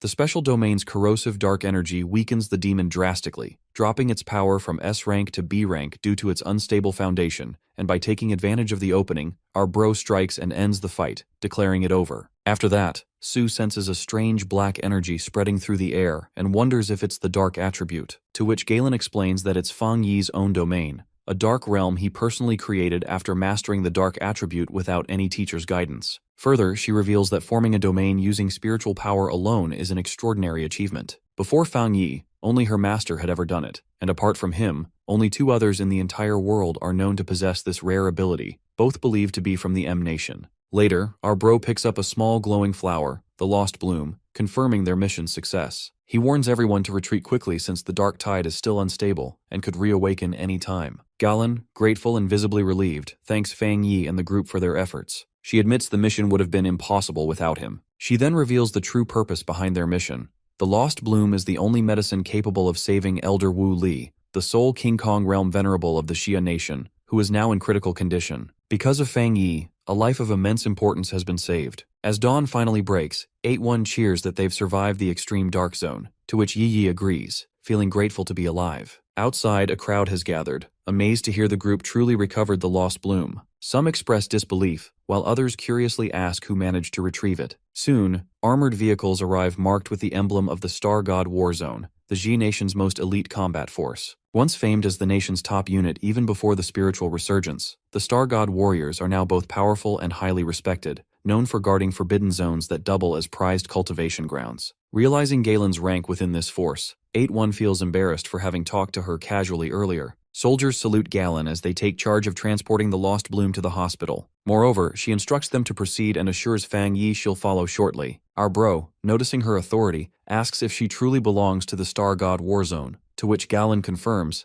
and announces that the mission rewards will be doubled for his team and the Spirit Association squad. Fang Yi respectfully declines, saying he prefers his own cultivation path. After hearing this, Galen doesn't press him but shares a truth that the number of dark attribute anomalies is growing uncontrollably. Their corruption spreads like a tumor, threatening the balance of the world. To prevent disaster, the nation is building and defending forbidden zones, each guarded by the strongest forces and the Spirit Association. She tells him this not as a command, but so he understands the worsening situation. Fang Yi assures her that if he encounters any anomaly again, he won't hesitate to act, regardless of who's in danger. Impressed, Galen thanks him and hands him a special token, granting unrestricted entry into any forbidden zone for cultivation, and adds that the doors of the Star God War Zone will always remain open for him. As a friendly gesture, Galran offers him a gift. In return, Fang Yi uses his lightning energy to remove the corruption within her body caused by the dark element. The moment his power flows through her, she feels a sensation spreading across her body. The areas once cold and aching turn warm, and the pain fades away. Inside her, the injuries left by the black mist begin to repair. Her organs, veins, and meridians are restored, and her entire body feels cleansed. When Fang Yi asks about her condition, she explains that all traces of darkness have vanished. Nearby, emergency responders notice the condition of another severely injured cultivator from the spirit creation realm. Shocked by the extent of the wounds, they question if recovery is even possible. As Fang Yi and Galran prepare to leave, Captain Su arrives and notices something unusual, that Galran's injuries seem almost completely healed, to which Galran explains that Fang Yi's rare lightning power has fully cleansed the dark energy from her body. After this, Su realizes that this power, known as the Tyrant's Lightning, holds both destructive and healing potential. Curious, Captain Su suggests that Fang Yi's lightning could possibly be combined with medical technology to treat others suffering from dark contamination and urges our bro to demonstrate again, and when the protagonist channels his energy, the results prove astonishing. Indeed, the doctors confirm that his pure lightning energy can indeed neutralize dark energy, something previously thought impossible. However, they also note that not everyone can withstand Fang Yi's spiritual strength. Healing others at higher levels, such as those in the spirit creation realm, would require immense power, nearly 10 times more than what was used on Galran. Even so, the doctors decide to try transferring Fang Yi's spiritual energy through a containment device, to which our hero agrees and places his hand inside to release his power, treating the injured. Meanwhile, Yi Yi quietly observes everything and reflects on how powerful her cousin has become, strong enough to earn respect from the elite Star God War Zone and even receive Galran's personal token. Realizing how far behind she and 81 are, she decides to grow stronger and take on missions independently so they can stand on their own. After hearing this, the protagonist encourages them to be cautious and feels proud of their determination. After the group part ways, Galran turns to our guy and suggests they go meet Elder Wu, the King Kong realm venerable, together. On the drive back, Captain Su rants out her frustration to her team and further complains that while she worked tirelessly, others in the Spiritual Association didn't even show up, and now Fang Yi has been taken in by the Star God War Zone, making all her recent efforts feel wasted. Her subordinates try to calm her down, explaining that the association's structure is too disorganized. Many leaders act arrogant and disconnected, even more so than those in the military. The elite units are scattered and uncoordinated, so having someone like Fang Yi cooperate was already rare. Also, they remark that it's fortunate troublemakers from within didn't interfere or cause issues during the mission. Meanwhile, Fang Yi and Galrin arrive at the Star God Warzone's medical base, entering the top-level ward where Elder Wu, the King Kong Realm Venerable, lies unconscious. Our guy is surprised to see that such a powerful figure looks like a withered old man barely holding on to life. Later, Galrin explains that his condition was even worse than before. The lost bloom only barely stabilized him, and he still hasn't regained consciousness. She recounts the tragic event that led to this state. A catastrophic dark attribute disaster had once struck the capital, twisting the heavens into darkness. To stop the anomaly from spreading and consuming the entire city, Elder Wu used his own body and spiritual domain to seal the breach. Every disciple had transferred their spiritual power to him beforehand, yet the disaster proved far beyond even S rank, its power so immense it could have destroyed the entire capital and neighboring cities. Furthermore, Galrin explains that the capital's fall would have thrown the whole nation into chaos. In that desperate moment, Elder Wu used his mastery over his domain to suppress the overwhelming force. Still, the price was unimaginable because his body became deeply corrupted by the dark attribute. If not for his status as a King Kong Realm Venerable, he would have been wiped out instantly. The sight reminds our hero of his own past, when many brave pioneers had died in front of him so he could survive. When the protagonist steps closer to help, Galrin quickly reacts, asking what he plans to do, to which Fang Yi explains that even though the Lost Bloom has already worked, he wants to remove the dark energy that's still inside Elder Wu's body so that he can wake up sooner. Galrin is shocked and warns him that this darkness isn't ordinary, and it came from a powerful disaster stronger than an S-rank anomaly. Still, she lets him try, believing that maybe he really can perform a miracle. Moreover, she reminds him to be cautious because even after purification,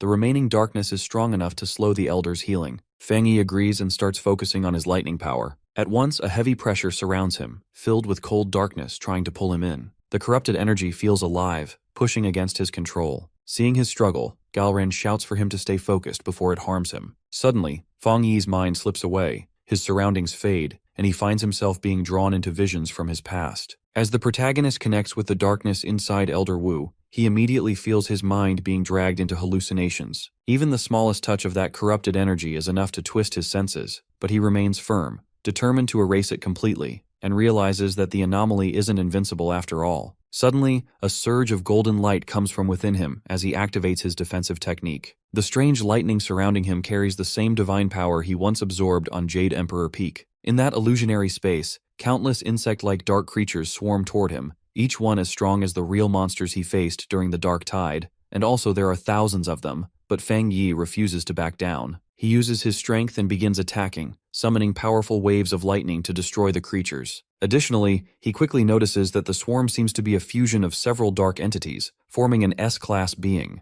However, either because it's an illusion or due to the Lost Tempering Flower's energy, its strength feels slightly weakened, closer to an A-class level. As he fights, Fang Yi realizes this overwhelming army might be what Elder Wu once faced in reality, perhaps even worse than what he's seeing now. Determined, he reveals his boundless dark realm, flooding the area with his own dark energy to suppress the illusion. The final leftovers of the dark force resist, forming a voice that sneers and asks if he's even human, to which our guy ignores it and releases a burst of power that completely wipes it out. Before fading, the darkness whispers that it will return, to which our hero concludes that what he encountered was just a leftover trace of the original Dark Anomalies consciousness. Indeed, our bro realizes the darkness spoke in plural, meaning it wasn't alone, and other catastrophes could return. He quickly retreats and seals the remaining dark energy with his 9 Dragons Heavenly Fire Seal. Plus, Galran observes that this dark power left in Elder Wu's body is the remnant of a calamity-level anomaly. Although it still holds strong dark energy, it's been greatly weakened by the Lost Tempering Blossom and Elder Wu's own sealing efforts. After that, Galrin praises Elder Wu for using his own body to suppress such a powerful force for so long. Fang Yi humbly notes that without the blossom weakening the darkness first, he couldn't have fully purged it,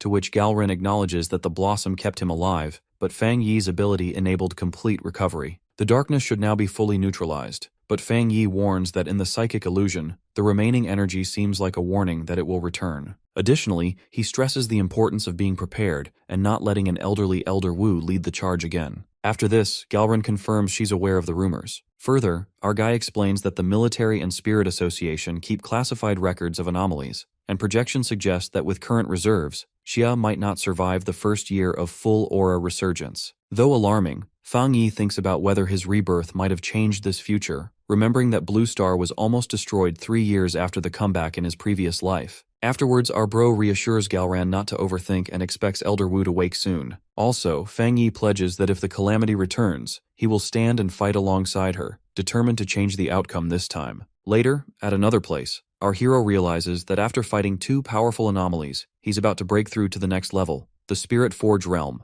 2-star. With the global aura revival approaching, he realizes that his newly awakened dark attribute still isn't strong enough, and recalls the terrifying anomaly from the illusion earlier, whose suppressed power still leaked through, and regrets not bringing a flower in a pot entity with him before. He looks at it, acknowledging it's too dangerous to carry around casually, but decides to give it a chance to grow stronger. After that, he heads outside for some training. At the Spirit Association's Botanical Research Center in the back mountains, he notices how quickly nature is recovering. Burnt trees have regrown, and new ones were planted thanks to Sue and the others, whom he plans to thank later. Later, the protagonist warns the flowers in a pot to absorb energy moderately, joking that its hunger could strip every forest bare. After that, he moves to a new area to continue absorbing energy. While observing, he wonders where his plant-type companion ranks among other evolved beings, guessing that a desolation attribute creature like it should at least reach A-class level. As he explores, Fang Yi notices the mountain feels quiet with no animals in sight. Further, he realizes they're probably frightened by the desolation energy surrounding his flower pot. Suddenly, a cry echoes in the air. He turns around and sees a pack of wolves coming. Fang Yi notices the wolf pack getting stronger, and the main wolf, the Wolf King, is almost fully transformed. During this change, it gained a new poisonous power, probably from absorbing dark energy, so now it has 2 abilities. This makes it very dangerous, likely at A-level strength. Plus, the big worry is the many wolves in the city below.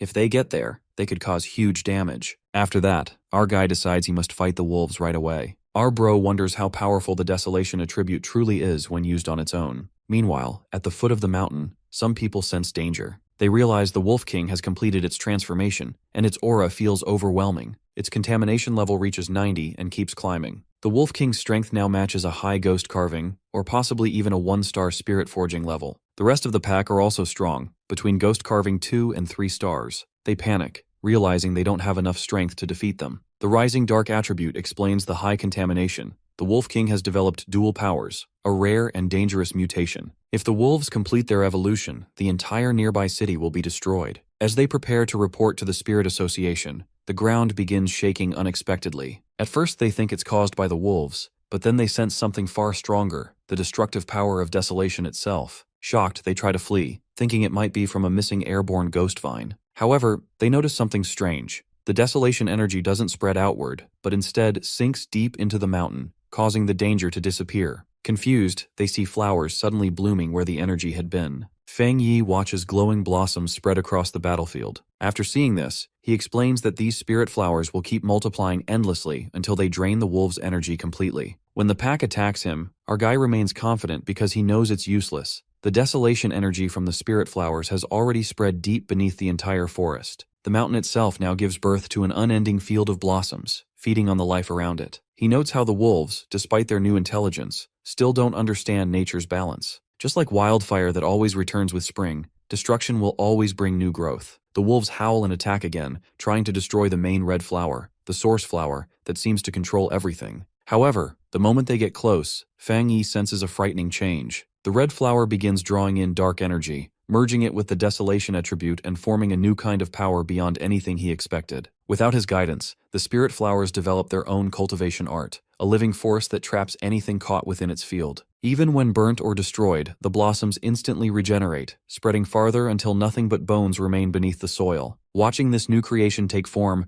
the protagonist names it Endless Spirit Sea, an art born from the fusion of life and decay. With the desolation fully inscribed into its essence, he encourages the flower to evolve, ready for its next transformation. Detectors alert the team that an A-class anomaly has appeared, releasing 2 types of energy in the same area. One is dark energy from the Wolf King's evolution, and the other is pure desolation energy from somewhere else. The site is the low mountain forest, the area Captain Sue was monitoring earlier. The Demolisher Squad reports that the Wolf King's A-class energy was completely destroyed by a sudden burst of desolation energy. Instead of spreading outward, the energy sank into the mountain, and strange new blossoms started growing everywhere. The squad warns that the area is too dangerous to enter because the leftover energy could cause serious damage, even worse than the airborne ghost vines from before. Captain Su senses something familiar and realizes the source of the desolation energy is Fang Yi, whose home is in that area. Su trusts that the protagonist will protect everyone and handle the situation. In the back mountain, Fang Yi watches the spirit flower absorb the Wolf King and its pack, causing it to evolve once more. It now gains fire along with its desolation attribute,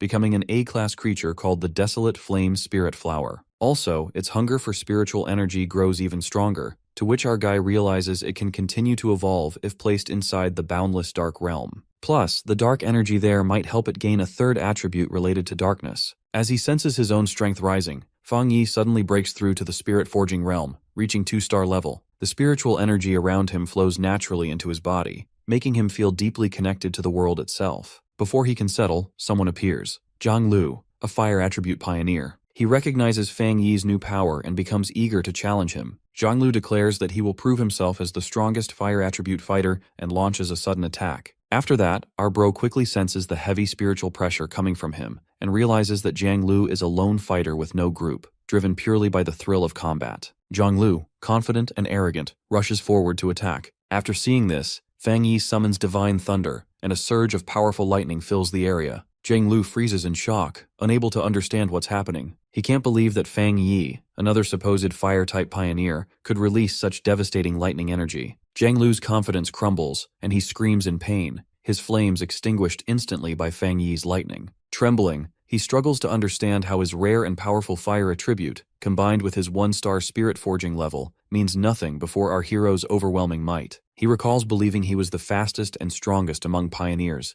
destined to be admired and followed. Yet now, faced with Fang Yi's terrifying strength, his pride shatters. The spiritual pressure coming from our bro is far beyond his own, stronger by several realms. Fear takes over as Zhang Lu realizes the truth that he's completely outmatched. In utter despair, he can only think that this is where he dies. Zhang Lu panics, begging Fang Yi not to kill him, to which our guy calmly tells him that a pioneer's power isn't meant for fighting people. Instead, it should be used to stop dangerous anomalies. Zhang Lu is stunned, unable to believe someone could have such strong spiritual energy, and wonders if our bro is just incredibly powerful or if he himself is that weak. When Zhang Lu returns to his team, his comrades notice his unusual behavior and ask what happened. Normally hot-headed and always seeking fights, he explains that he was defeated instantly by Fang Yi's lightning. His pride is crushed. His strongest technique, the flowing blaze flare, was destroyed with a single strike. He realizes he misjudged the situation, thinking his fire attribute and spirit forging skill made him untouchable. His teammates are shocked because someone of his level being one-shotted is almost unheard of. Moreover, Zhang Lu admits he probably challenged the wrong opponent, as even his pure and high-level firepower was no match for Fang Yi's extraordinary strength. Afterwards, Zhang Lu's companions remind him that he has already reached the spirit forging realm, and once defeated 2 powerful pioneers of the same element soon after awakening.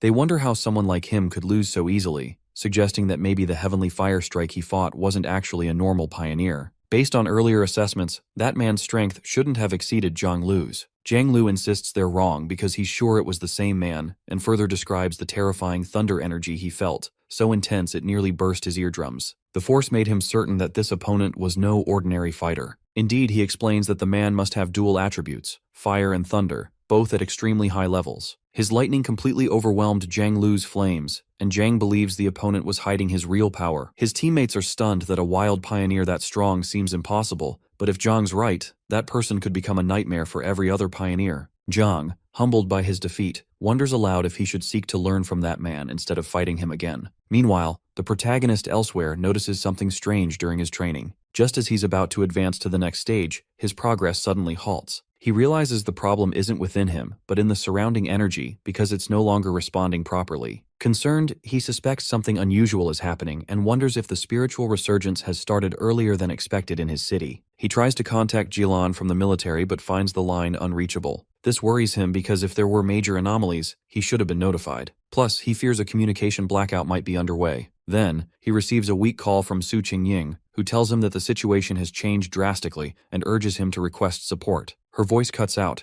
leaving Fang Yi uneasy as he realizes the city might be facing something far worse than anomalies. Fang Yi suddenly spots a bat-type anomaly in his house and instantly destroys it with just a flick of his finger. His cousin Yi Yi rushes in, shouting that another anomaly has appeared inside their home. Plus, she's shocked because anomalies normally show up randomly, never this close or in such numbers. the protagonist quickly realizes the situation is serious. He warns that if the spread continues, their city could experience a disaster similar to the large-scale cataclysms reported in the news. The type of anomaly they're dealing with in a ghost-carving realm, a 2-star creature, usually hides in shadows, not charging into populated areas or attacking a pioneer's house. This means something major. After that, he instructs Yi to call every nearby pioneer for help, saying they'll need all the support they can get, and then entrusts her with protecting the house, telling her to guard the windows and prevent any creatures from getting inside, to which Yi promises to hold her ground. Meanwhile, at the military base, communication lines remain unstable. Captain Su realizes Fang Yi can't hear their exact location and begins to suspect that the instruments might be malfunctioning,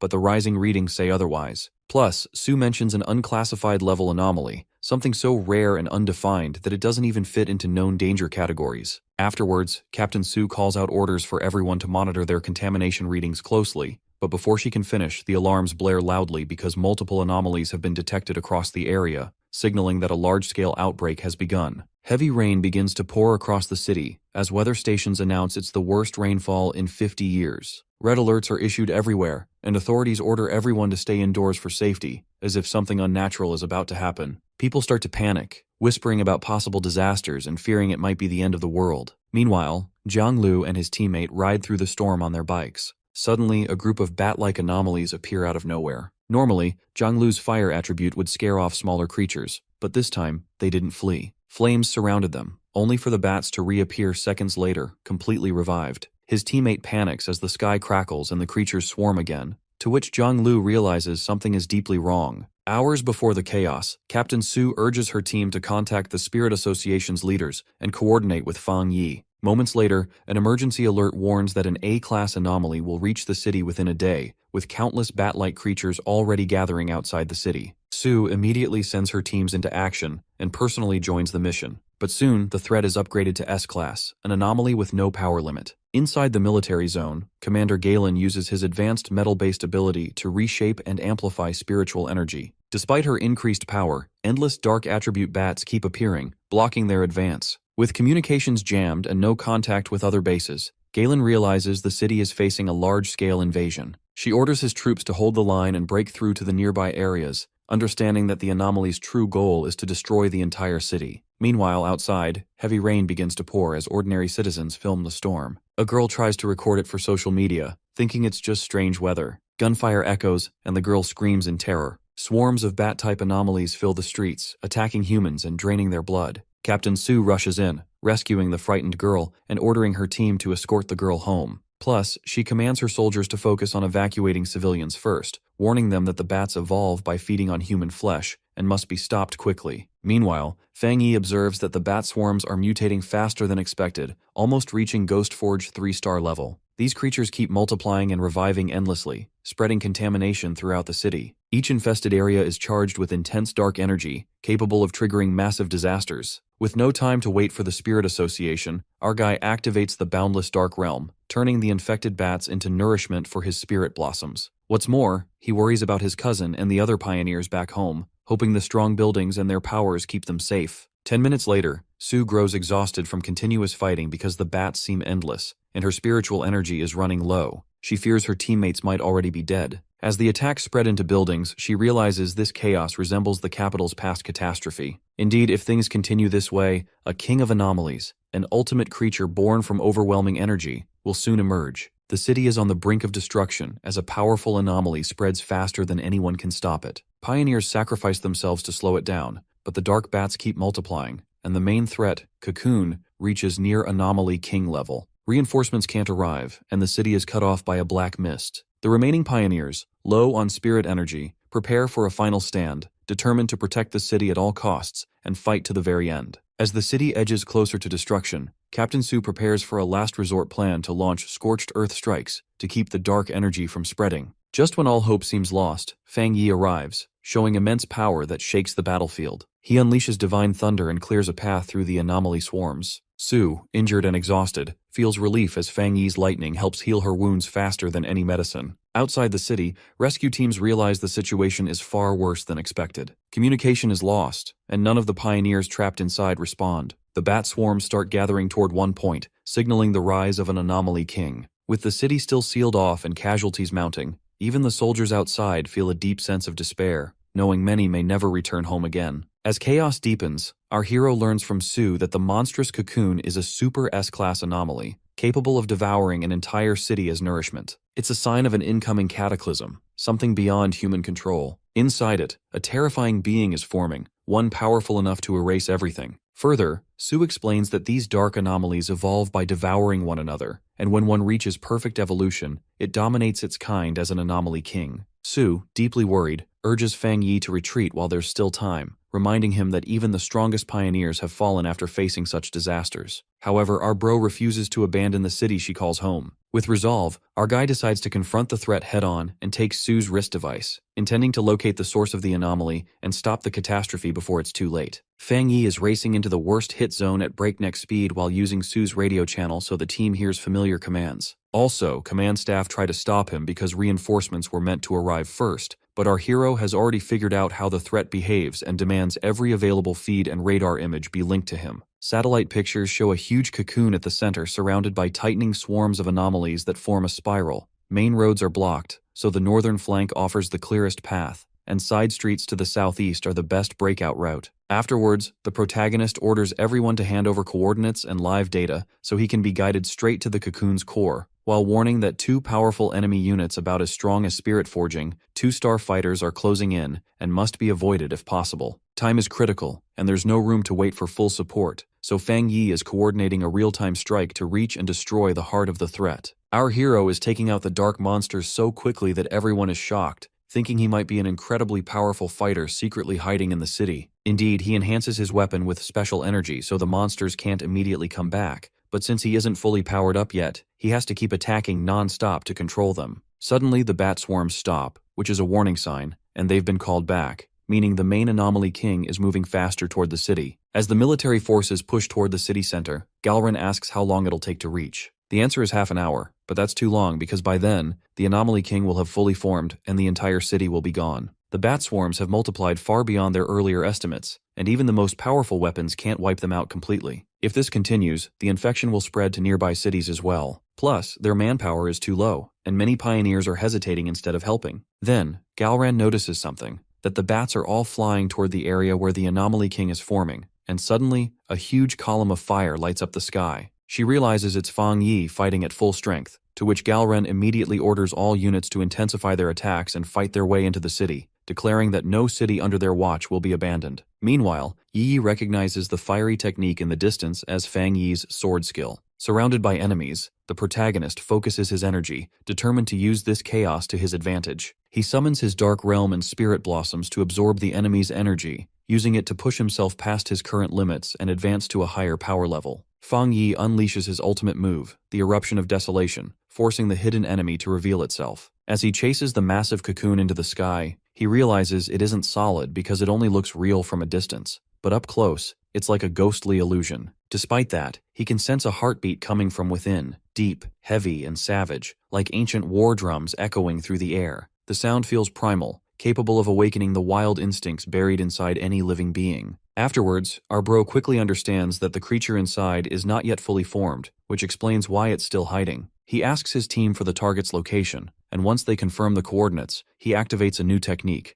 Golden Radiance Breathing Art, Protective Form, unleashing his full power. The observers watching him are stunned because it's not ordinary fire but pure solar energy, a force of pure light that naturally destroys darkness. As Fang Yi's radiant power spreads, the number of dark anomalies rapidly decreases, and the once overwhelming swarm begins to retreat. The dark mist clears, contamination levels drop sharply, and soldiers report that all the bat-like creatures are withdrawing toward the city's center, likely to protect the anomaly king that's about to awaken. Fang Yi rushes straight toward the cocoon where the anomaly king is about to awaken. Galen recognizes the intense fire around him. It's the power of heavenly fire slash, filled with blazing sunlight energy strong enough to fight darkness. Even though our hero is powerful, he's still facing the king alone. Seeing this as their chance, Galen tells his team to move into the city while the king is distracted. Before they can act, cracks appear across the cocoon, and it begins to split open early. The people are furious, remembering how these creatures destroyed their homes and killed countless people. Their anger turns into determination to wipe out every last monster. After that, Yi warns that if they only defend, everyone will die once the king fully awakens. The huge number of dark creatures surrounding Fang Yi shows how many innocent lives have already been taken. Yi recalls the strange flower Fang Yi used earlier, the one that absorbed the bat's powers. She realizes it's like a vine that feeds on dark energy, meaning our guy controls the same type of power. She quickly tells everyone to pour their spirit energy into that plant so it can grow stronger. The pioneers follow her lead, sending all their power into the vines spreading through the battlefield. The energy begins to glow brighter, linking everyone's strength together. Su watches in amazement, realizing that this isn't just Fang Yi's fight anymore. Instead, it's the combined power of all the pioneers working as one to protect their city. Our hero charges at the heart of the threat as the giant monster tries to break out. Swarms of smaller creatures pour in, about 200,000 low-tier ones, 100,000 mid-tier, and tens of thousands at the high tier. Yet he doesn't back down. The beast is forcing its birth early because it fears being cut down once fully formed. The ground shakes from its rising power, and it's clear even an incomplete emergence could wipe out everything. Our guy stands firm, saying the creature has to be stopped because he loves this city and everything in it. Indeed, he's ready to end the threat himself. The creature roars as it is baffled by the audacity of a spirit-forging realm one-star soul challenging it. Fang Yi realizes he's in deep trouble as he has already attacked the creature with his max strength, and the creature is still not dead. As the creature swallows our boy, he jumps into the digestive fluids, noticing how strong the digestive acid is. If there was anyone else in his place, they would have died without a trace of their existence left. Then, he wonders why the anomaly of such an advanced stage is not intelligent enough, as the inside of the body is the most sensitive part. So, our hero decides to give it a try, to inflict some damage from the inside. But as he attacks, he realizes he has gotten a bit weak. Still, he can do some damage despite the coat of the mucus. His next attack would be with Spirit Blossom, which has absorbed enough dark attribute aberrations, along with spirit energy sent by the pioneers. He notices the Spirit Blossom, whose dark attribute is repelling the Desolation attribute unexpectedly. As he was indulged in his thoughts, a sudden explosion took place. On the other hand, the team is worried about what's happening as they are evacuating people. Meanwhile, our boy is fighting the anomaly from the inside. The team hopes that our boy can do something before more damage is done. Our boy is thrown into an illusion of his previous life by the anomaly. In that illusionary realm, he has no spirit power, making our boy think that he has yet to cultivate all his energy from scratch. Soon enough, he realizes that the Anomaly King isn't strong enough to rip all his powers off of him. Since he can't use his powers right now, he has to break through. Then, the monster in his illusion holds him to eat him up, saying that the humans are nothing more than nutrients for the evolution to go further. Our boy smiles, while he glows that the only tricks that the Anomaly King has are gaslighting, which clearly won't work on Fang Yi. Suddenly, his energy and power glow in a way that the monster around him vanishes. He orders his system to get to work, and the system notifies him that our hero has met all requirements for a breakthrough, and if he wishes to proceed to breakthrough to 2-star realm. Our guy has changed faces, looking furious as he jumps towards the Anomaly King, sarcastically thanking him for helping him realize something important. His rebirth helped him create a turning point for this world, or else the world would be doomed. He has broken through the 2-star realm and still gets mocked by the monster. The monster tries to attack him and tell him to give up and just become his nutrients, but suddenly realizes there is something wrong with his body. The monster curses our boy as our boy has attacked him through his newly found powers. The monster screams out of pain because this is definitely not what it was expecting. He then wipes out all the anomalies and the skies begin to clear. Our boy levitates in the air, absorbing all dark energy, and the people around the entire area are shaken as their city isn't doomed anymore. Galen stands on top of the van, observing that the sun is finally out, and instead of celebrating, she wants to help the people get back to their regular lives. Everyone celebrates, praising the efforts of our hero for showing up and saving the city. Captain Su stands with her head, thinking about Fang Yi's powers. As he has now broken through the 2nd-star realm, Su is sure that someone else will approach him faster than they do. When she met him for the first time, she was sure that she could take him down, but now she realizes that he is probably one of the top geniuses and the most strong across the entire nation. Meanwhile, the head thinks that everyone saw what our boy did right now. It is going to create a lot of gossip between the pioneers and the citizens, and they have to start acting in advance to control it. On the other hand, Yi runs for her cousin while 81 tries to stop her. She finds her cousin soon and helps him carry his body, as he's exhausted after breaking through, making his cousin worry about him along with 81. The widow and the cousin are baffled to hear about him breaking through once again, and the news spreads like wildfire, and soon ends up reaching Jiang, and he leaves instantly to become our boy's disciple, like most of the people across the nation. Somewhere in a dark office, some higher officials talk about our hero and how he has created a difference. They want to take him down with a gun, but the lady there says that a gun wouldn't suit him since he is at such a high power. but anyone who stands in their way will be destroyed anyway. After the long, intense battle, both Fang Yi and Lin Yi are resting in their apartment. Just then, they hear a knock at their door. It turns out that Su Qingying and the Association Superior are here to meet them with several gift boxes. The Association Superior explains that they are here to thank him on behalf of the whole association, as they made a significant error regarding the S-Class anomaly invasion, and because of our boy, it didn't lead to irreversible consequences. Fang Yi ends up inviting them inside the house. They both are a little stunned to see the house, thinking that the Spirit Association should apply for better housing for them. However, the Association Superior announces that they came here for another matter too, and they want to seek Fang Yi's consent for that. They are planning to promote the title of the Ember. To elaborate more, the Superior explains how currently the situation across Xia nations is making the powerful pioneers emerge in every city. He contrasts this with the recent S-Class anomaly, which he calls the most terrifying disaster yet. They want to use the name the Entumor to establish their city as a key strategic city. After this S-Class disaster, they have determined that their city needs a well-known, powerful pioneer leader to act as a captain. In addition to that, Qingying states, in the future, celestial phenomena will become more frequent, and anomaly invasions will also increase. Thus, they cannot fall into a situation where they are almost abandoned. At first, Fang Yi doesn't understand what Qingying meant by abandoned. She clarifies that if it weren't for him, everyone in this city would have been dead. It is just a matter of dying differently. Upon hearing it, Yi realizes her knowledge of world cruelty changes after the spiritual resurgence but is still insufficient. In that instant, Fang Yi grasps that by focusing only on his own training, he has ignored the city's broader development. He understands that while Tai City was one of the Xia nation's key provincial capitals before the spiritual resurgence, it never reached the top in terms of strategic depth or development. He recalls that among over 100 cities, the top 3 are Shen, Tian, and Kang, with other major centers also being important. Besides them, there are Hai, Yuan, Chuan, and so on. Hence, this crisis for Tai City is actually an opportunity. The Superior confirms this, stating that cities are now judged based on the number and strength of their pioneers. The stronger the pioneers, the higher the city's rating, and the more resources it will have. More and more unaffiliated pioneers are also becoming willing to join the spirit associations in various cities. All of them, whether pioneers or ordinary people, need a symbol of hope. However, he promises to protect Fang Yi's identity and privacy while creating a mysterious public image, letting others guess and speculate. Fang Yi agrees, liking the idea of a moderate amount of mystery being far wiser than full exposure. Yi agrees as well, since human imagination can sometimes be more threatening than reality. Finally, both the parties have come to mutual terms of cooperating with each other. Shaking each other's hand, both the Superior and Fang Yi hoped for a good partnership.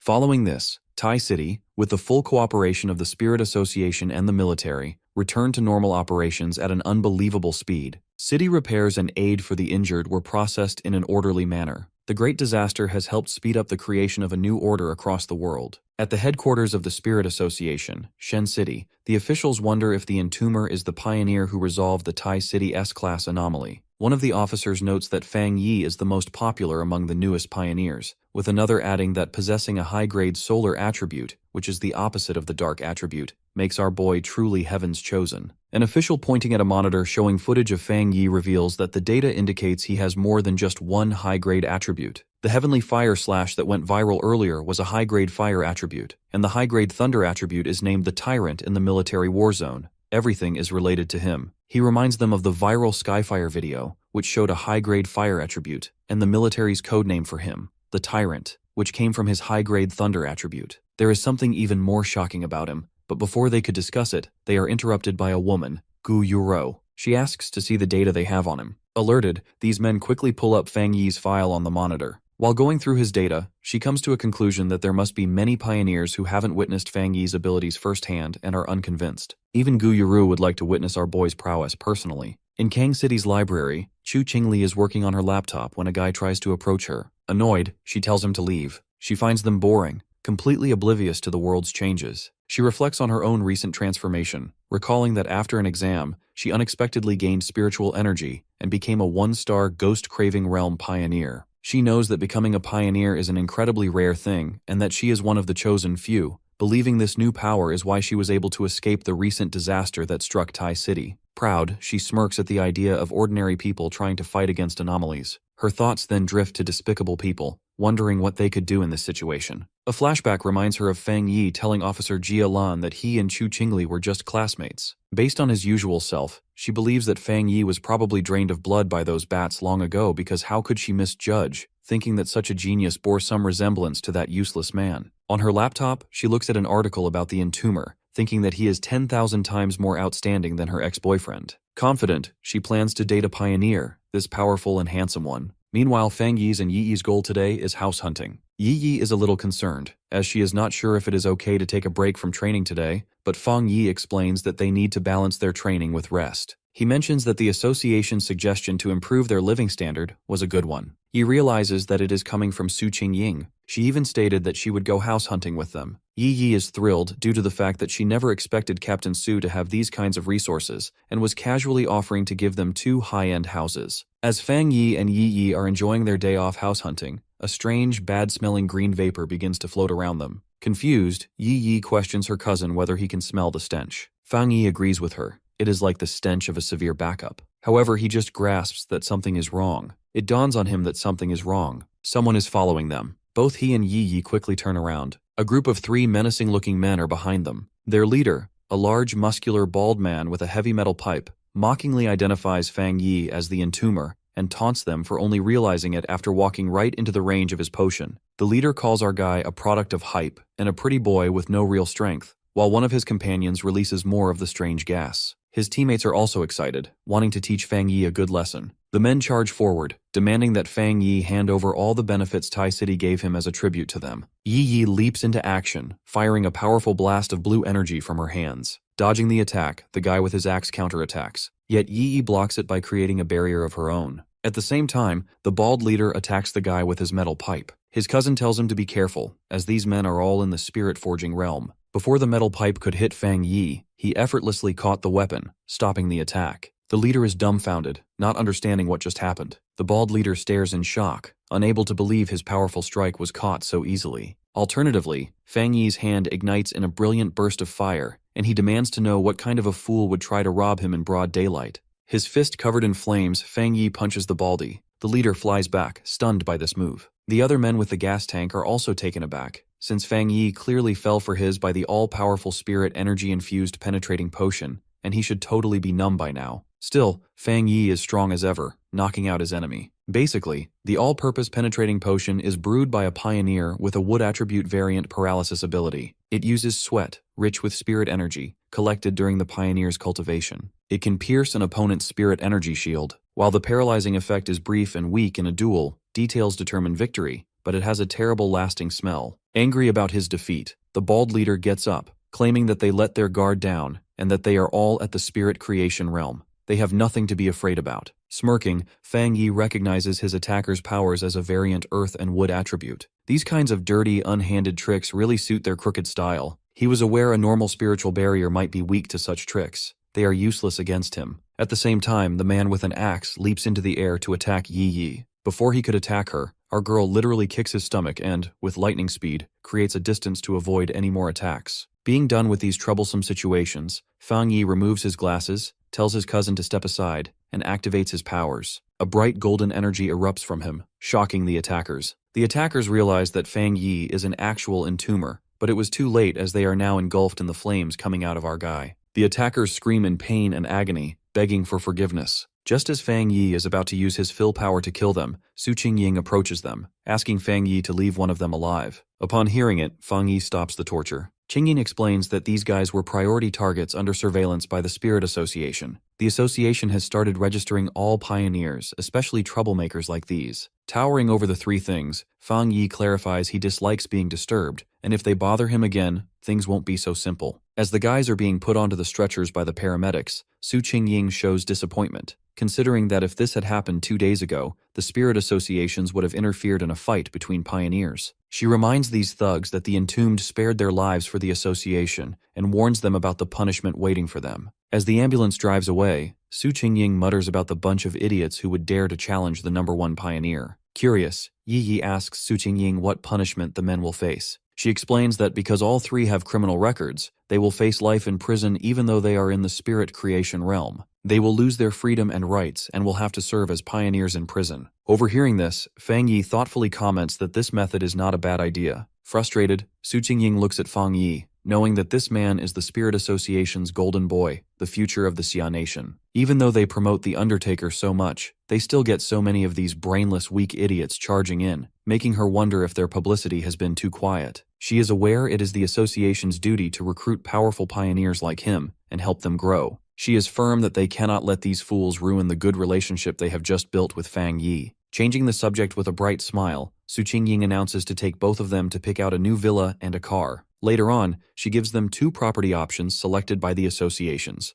a top-floor penthouse in the city center and a very private 3-story villa in the mountains, perfect for training. Both of them are fully furnished with high-end decor. Yi is impressed by both the houses, so our boy decides to take both of them. His decision leaves both Yi and Su Qingying speechless. Afterwards, the 3 of them visit a luxury car dealership. They can pick any car, as the Spirit Association has a partnership with this dealership. From outside, a bunch of people are admiring our boy and Yi. They assume that he is here to buy his girlfriend a car. Chu Qingli's roommate is also here. She remembers he is Qingli's ex-boyfriend, the one who has connections in the military, and was personally greeted by the principal. Her mind flashes back to her previous argument with him, where she bragged about the fact that Qingli was the campus's new belle. She is shocked that he is buying a car for a new girl. Taking her phone out, she starts recording both of them and sends it to her roommate, giving her all the gossip. In the lecture hall, looking at the text, Qingli pretends to not care. Still, she wonders where his ex-boyfriend is getting all the money from, thinking he must have been lucky to survive the disaster and is now being kept by someone wealthy. A disdainful look appears on her face as she believes that the gap between them is a lot to overcome. Walking through the lecture hall, she thinks that once she reaches the pinnacle of the pioneer world, such things will be beneath her. Simultaneously, Yi is on cloud 9 after visiting the new villa. Inside the fancy living room, she looks around in awe. Carrying the bags, Fang Yi suggests she stop drooling,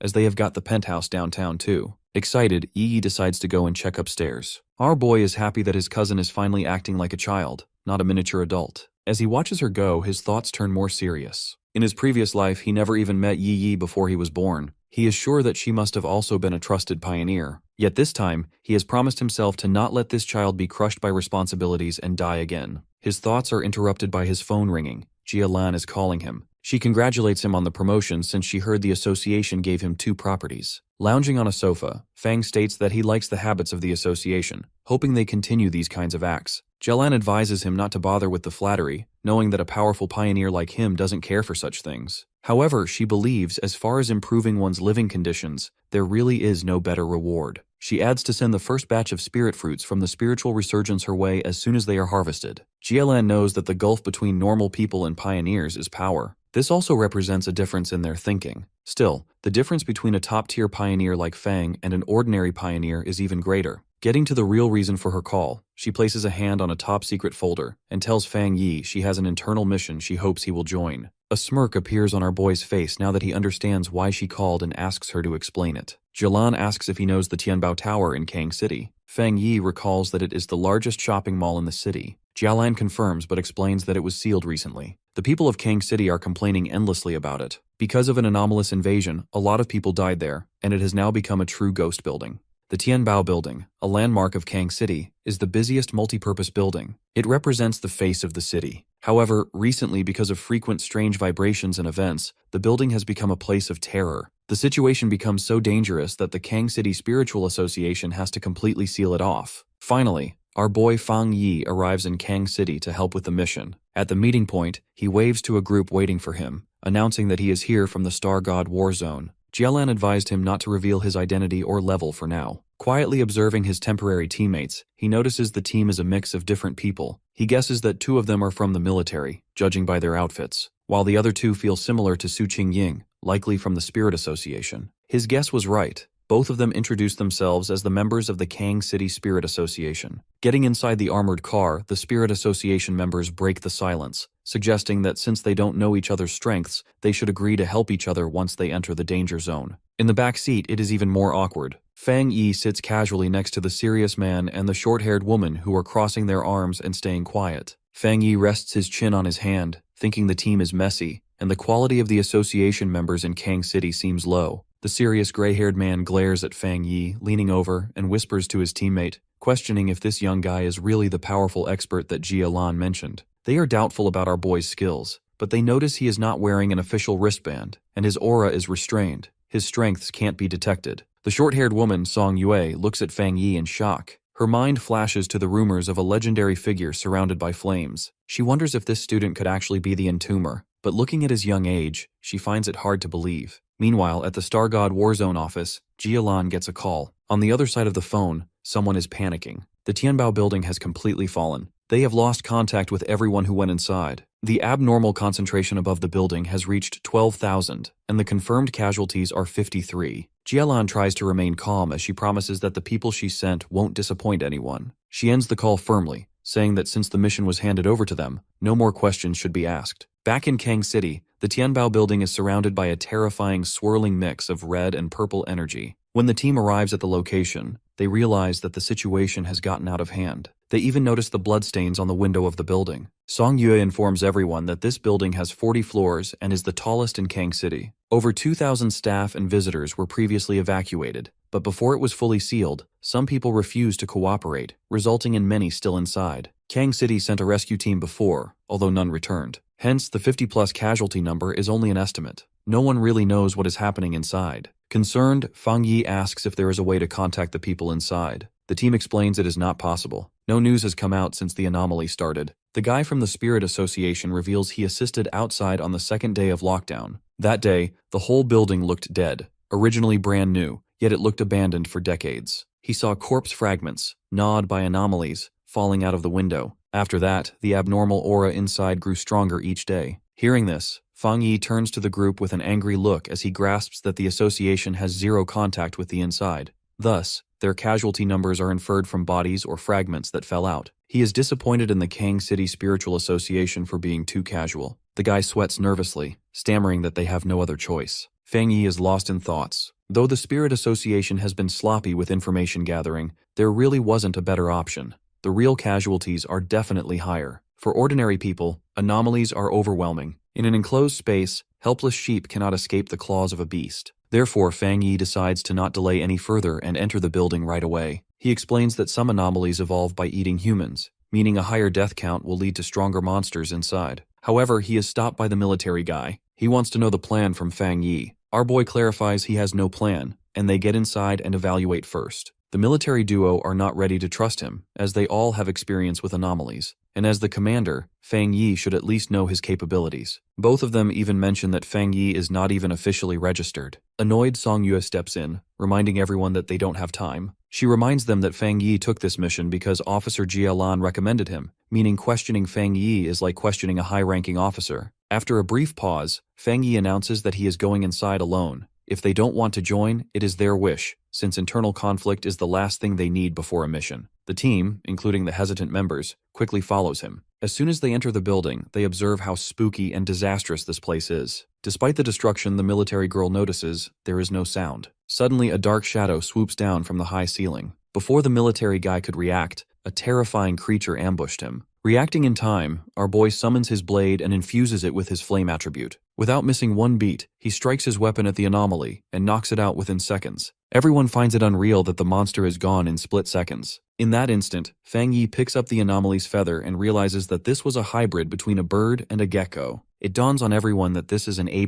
level anomaly. The military guy is shocked, as he is aware that A+ level is equivalent to Creation Stage 2, but he just broke through to Stage 1. The whole team realizes that Fang Yi is actually the Burial Sealer, and that is the Heaven Foreblade, which he used to kill the anomaly. Even the association members are stunned. After all, in their impression, the Sealer or the Entomber is a reclusive master who never leaves his sword behind. Fang Yi explains that after advancing, he fused his Tang Blade with spiritual power, turning it into a spirit weapon he can summon and shape at will. He believes that there must be other people who can do this as well. Unfazed, he instructs his team to move ahead as they have no time to waste. Sometime later, they move to the staircase, but this area has been cleared too. There is blood everywhere, yet no bodies. Anomalies like human flesh still, they would not leave absolutely nothing behind. Once again, another anomaly appears out of nowhere. Fortunately, our boy wields his blade at times and wipes it out. Right away, he asks his team if they feel something off. Although these two anomalies are elite level, with only this number, rescue teams should not have been wiped out completely.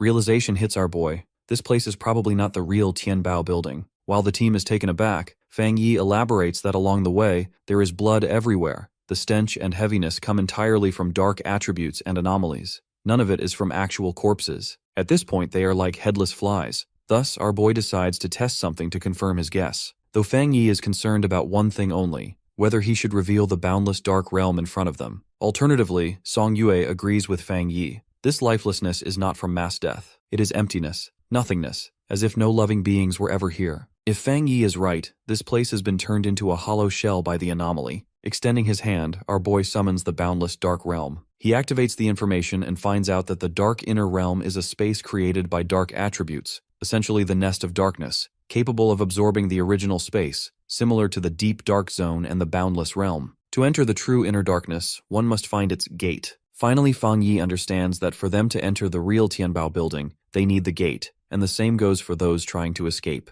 They are influenced by the darkness, their minds and emotions distorted by hallucinations. This is why they mistook windows for the way out and ended up dead. Song Yue realizes that the poor victims were tricked by the dark attribute. The situation is worsened as Fang Yi is warned by the systems about the inner darkness being drawn to him. Before anyone could figure out Naohin's, everyone was being attacked by dark attributes, and their spiritual shield was also not working. While the others are struggling to think straight as if something is trying to crawl out of their minds, our boy is unaffected, and he creates a barrier to protect everyone. The team is still scared due to the fact that even before the darkness directly touched them, its influence almost overwhelmed them. At the same time, Fang Yi focuses on one point in empty air. With his blade infused with flames, he directly aims at the invisible target. The moment the blade strikes at a particular point, the force of that attack causes the space to break like glass. Everybody's jaws drop as they see the hallway break apart. The broken illusion reveals a giant scary gate. Terrified, everyone enters the actual Tianbao building. Fang Yi takes the lead, his sword covered with flames. He orders everyone to stay close. As they walk deeper into the building,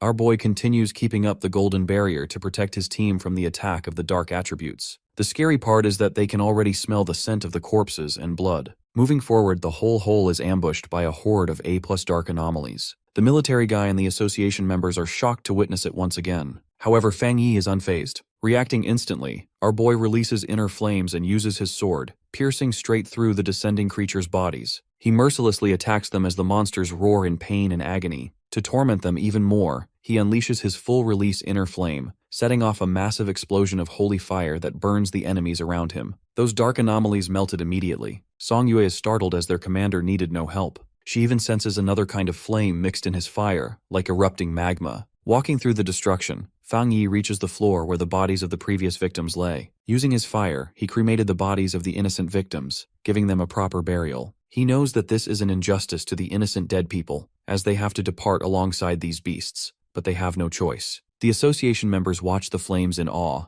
They finally come to the conclusion that Fang Yi's reputation is truly deserved. In that instant, our boy instructs his team to search for survivors and rescue them, leaving the remaining anomalies to him. The real Tianbao building, the inner darkness, has been completely taken over by anomalies. On the 10th floor, he battles a swarm of creatures and analyzes that after extensive killings and devouring, the levels of the anomalies have risen. Most are now at least creation stage 1. Other than the changed environment, their strength and abilities have not changed. Then, Fang Yi leads the team up the escalator to the 15th floor. The floor is freezing. The dark attribute is penetrating the team's spiritual shield. Just then, the military guy notices something alive crawling on the corpse. He tells everyone to be careful and not inhale the limit, as this stuff is corrosive. A drop of liquid falls into a puddle, and a massive shadow rises behind Fang Yi and the association member. The monster reveals itself, making Fang Yi smirk as he was bored. Thrilled, our guy raises his sword, creating a shield that dodges the incoming dark energy shards. The monster comes down to attack directly, but Fang Yi is prepared.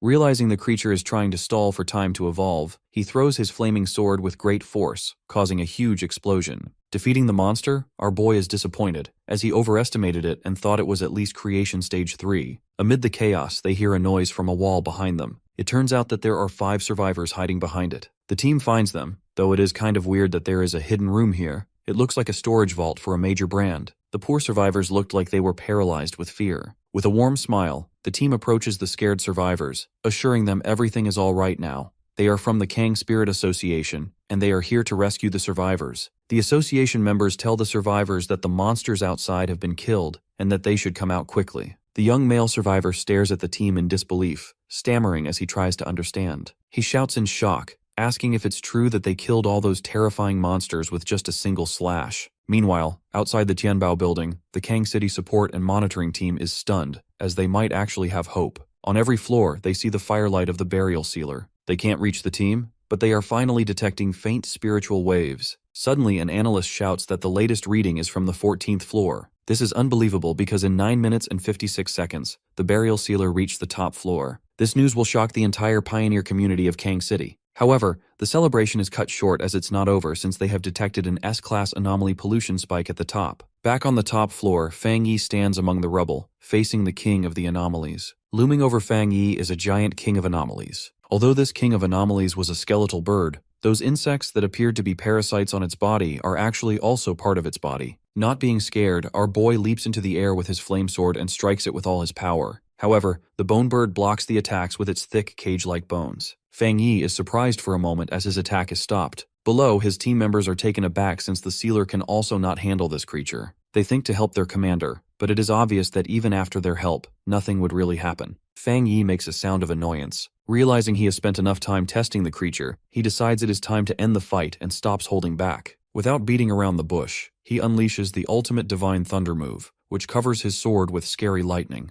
Now, with his advanced weapons, he swings again. Finally, our boy strikes at the monster, and it screams in pain. Fang Yi relentlessly continues the torture, not stopping at all. He mocks his opponent to at least fight back, or else he doesn't deserve to be the king of anomalies. Staring coldly at the creature, Fang Yi announces that even though this monster turned the Tianbao building into his own granary, it is much weaker than that bat calamity he fought before. Moving with immense speed, Fang Yi delivers quick slashes before landing on the ground. He is thrilled as this creature is tasting the agony of waiting helplessly for death. The team members are surprised, and they take back what they said. Because our boy is not only fighting the king of anomalies, but this is a complete one-sided slaughter. He is literally toying with the creature, torturing it, not killing it instantly. Every strike he makes seems perfectly calculated. From left to right, outside to inside, perfectly symmetrical with zero deviation. From start to finish, he never struck the bird's skull. The team grasps that the book bird can't even struggle, let alone threaten their commander. The monster can't fight back because the power gap between them is too large. He has become even stronger than this anomaly king. The creature roars desperately, trying to recover. Yet, our boy is not here to joke. Gathering a large amount of spiritual energy, Fang Yi leaps into the air once again and unleashes the power directly into the building, sending a massive lightning bolt up into the sky. The energy swirls into a vortex, and slowly the King of Anomalies' energy is fading as the sky is turning the dark red sky into a bright and clear one once again. Outside the building, the association's monitors watch in disbelief as the Anomaly King's energy disappears.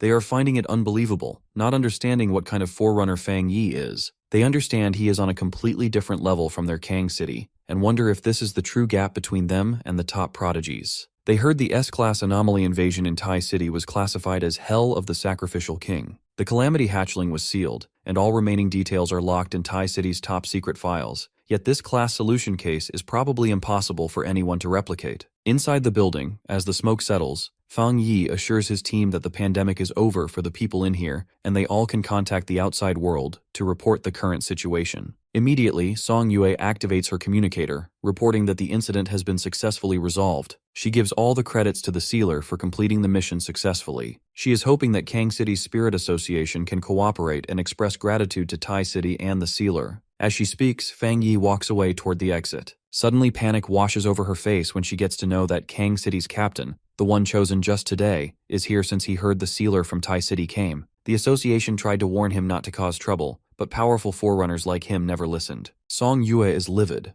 She doesn't understand what is wrong with these people considering that this mission was assigned to a military region, and the Stark God War Zone personally invited Tai City's captain. They must take responsibility for him. Yue decides to escort Fang Yi quickly because Kang City's Spirit Association and their captain have unclear intentions, which is a challenge to the military's authority. She is not ready to let that man meet our guy, as whoever dares to provoke him will bear consequences. Fang Yi walks out of the Tianbao building, though he pauses as he senses someone. With lightning speed, the captain of Kang City, Yue Fangjiang, approaches him and aggressively asks if Fang Yi is the sealer from Tai City. Without any warning, Fangjiang transforms his energy weapon into a claw and attacks. Our boy also doesn't hold back, and both of their energies clash. Instantly, the captain of Kang City creates a distance between them, thinking Fang Yi is just a brat. He decides to use him to establish the prestige of the Yue family. Changing his expressions, he laughs and thanks our guy for resolving the Tianbao building crisis. Still, he accuses him of overstepping his boundaries. Fang Wei explains that when he arrived, Kang City didn't have a captain, and he came at the military's request to handle the anomaly. He asks what this new captain wants. Smirking, Fang Jiang suggests Fang Yi shouldn't get nervous, acknowledging that young people are always impatient. He explains that his Yue family is honorable, and he bears no malice towards our guy, and respects talents like him, though he simply wants to borrow Fang Yi's blade. Surrounded by a scary aura, he threatens that if Fang Yi refuses, he will never leave Kang City. Scoffing, Fang Yi unleashes the flames out of his sword, summoning his full power, and clarifies that he would literally borrow his whole damn family,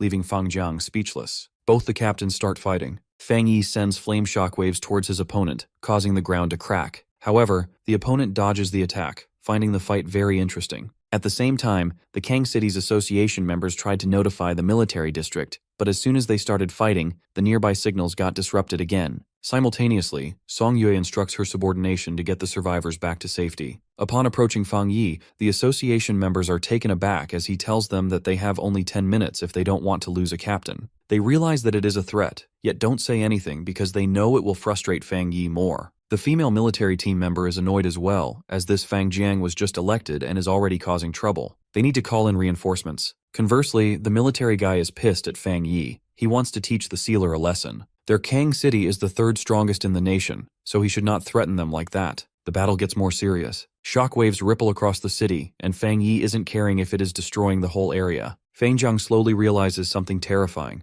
Fang Yi is not relying on the sword alone. The pure yang and explosive energy actually made his body feel the fear. Proudly, our boy announces that his opponent wouldn't last 10 minutes if he uses 100% of his power. Still blinded by greed, Fang Jiang convinces himself the power lies only in the weapon. He believes that the blade is a new weapon secretly developed by the Spirit Association. He further elaborates it contains terrifying elemental power. Once forged, a single strike can split mountains and seas. He thinks the association actually finished it and gave the only one to our guy. This means his trip wasn't wasted, and the spirit weapon must become his. Enraged, Fang Jiang roars, finding it hard to believe that this mere 2-star spirit-forging kid had better hand over the blade. He challenges our guy to his full power. He is so angry that his muscles swell, tearing his shirt into pieces. On the other hand, inside the Tai City Spirit Association, they are shocked to know about the clash between the captains of the cities. Su Jingying is also confused, as their captain was invited by the Star God Warzone to help resolve an anomaly. So what is Kang City trying to do? This matter is serious. Not only does it involve 2 perfect-level associations, but even the Star God Warzone might step in. Just then they get to know that Kang City is completely dismissing Tai City, claiming that as the 3rd largest city, their captain is the pride of their city. He may not lose. The association superior is livid. He finds these people stupid for thinking that an S-class anomaly is that easy to seal. Curious, Qingying asks what realm Fang Jiang is in.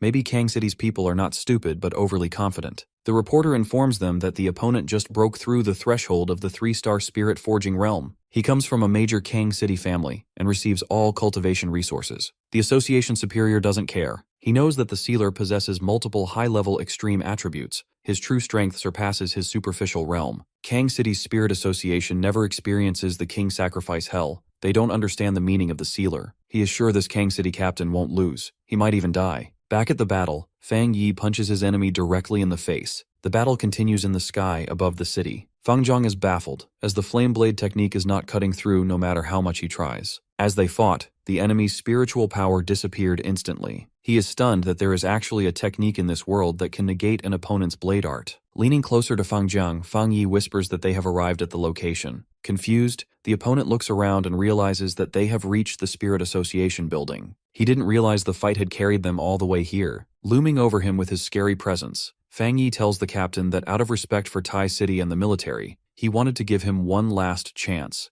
Still, since someone insists on hiding like a turtle, he will have to make himself clear. Kicking Fang Jiang devastatingly, Fang Yi sends strong flame attacks on the building. The resulting explosion is massive. The citizens are shocked, realizing someone is using spells. They saw it in the news of the neighboring city. Everyone is stunned by the revelation that spiritual resurgence is real. Fang Yi informs his opponent that he has 5 minutes left, reminding him that he asked our guy to use his full power. Yet he looks in this sorry state from just 30%. Having said that, Fang Jiang is taken aback after knowing that Fang Yi hasn't used his full power until now, and this was not even half of it. Moving downwards towards Fang Jiang, Fang Yi unleashes massive flame attacks in his direction. while he watches the incoming attacks with terror. At the Shen City Spirit Association headquarters observation and communication room, an operator reports a massive energy surge within the country. In Kang City, the energy level is continuously rising. The superiors are terrified, knowing this is not a dark attribute. Dark energy doesn't have this frequency. They are eager to know what is going on.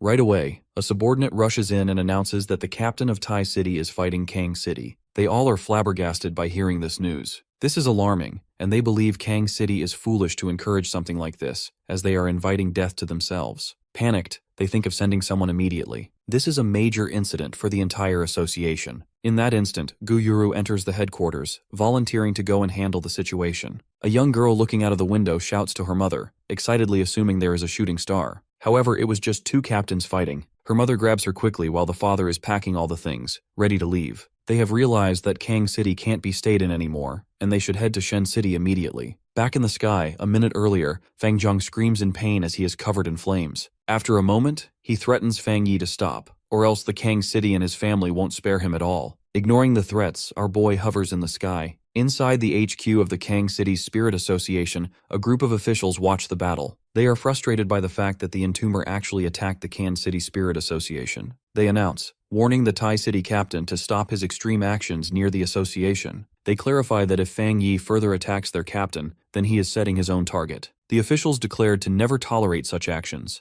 Therefore, Fang Yi should be prepared for the consequences. Fang Yi asks if this is really the behavior of Kang City's association. They didn't take the team leader who came to help from Tai City seriously, because they were all team leaders. Creating a huge swirl of fire around him, our guy mockingly assumes that perhaps Captain Kang City is simply too powerful, so they don't even bother to intervene. Without hesitating, he strikes the flames slash across the building, scaring off the officials. Then, looking back at Fang Jiang with disgust, he calls him a weakling, finding it funny that his opponent really wanted to take the blade from his hand. In the sky, our guy challenges his enemy to see if he can handle the blade and throws it in Fang Jiang's direction with devastating power. Instead of dodging, Fang Jiang smiles with greed and rushes forward to catch the weapon, mocking the Kang City Spirit Association, calling them useless since such a powerful spirit weapon was developed by Tai City first. He believes he deserves a treasure like this. Watching him all greedy, Fang Yi is so confused. They will never understand the mentality of this kind. They want to obtain what does not belong to them through plunder and killing. As a result, these are no different from aberrations. If such people increase in number,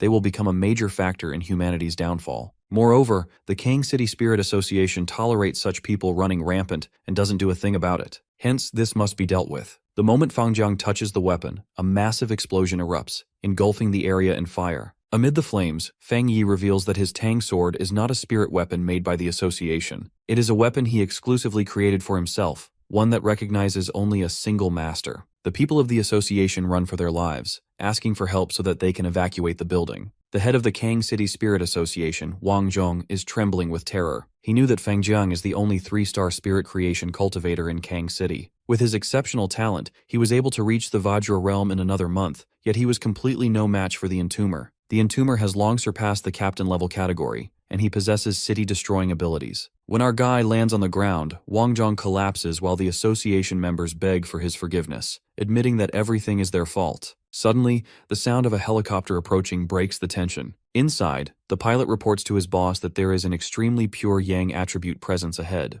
The flames near the Spirit Association are weakening and dying out. Guyuru at the door of the helicopter is gathering strong energy waves, wondering if the fire is really dying down. Fearing they have arrived too late, Guyuru unleashes her power, sending streams of blue energy raining down from the sky to put out the remaining fires. She can feel it. Fang Yi's strength is absurdly overwhelming. She wonders if his powers can actually destroy the whole city. While the water is raining down out of the helicopter, Guyuru realizes that it is at the level of a national pioneer. Even so, he had already shown mercy. On the ground, Wang Zhong looks up with joy, being happy that people from the headquarters have arrived to save them. Silently staring at the helicopter, our guy observes that it is a water attribute pioneer. This pure power is far stronger than Fang Jiang. Among the pioneers he has encountered, this one ranks near the top. Analyzing him, Guyuru is impressed. Such domineering and even tyrannical high-level fire attribute spiritual energy, including yang and heavenly fire attributes, is worthy of a pioneer capable of city-level destruction. If he had not withdrawn the flame himself, her rainfall might not have been able to put out the remaining embers. Her eyes widen when her gaze darts at the Tang Blade-style spirit weapon.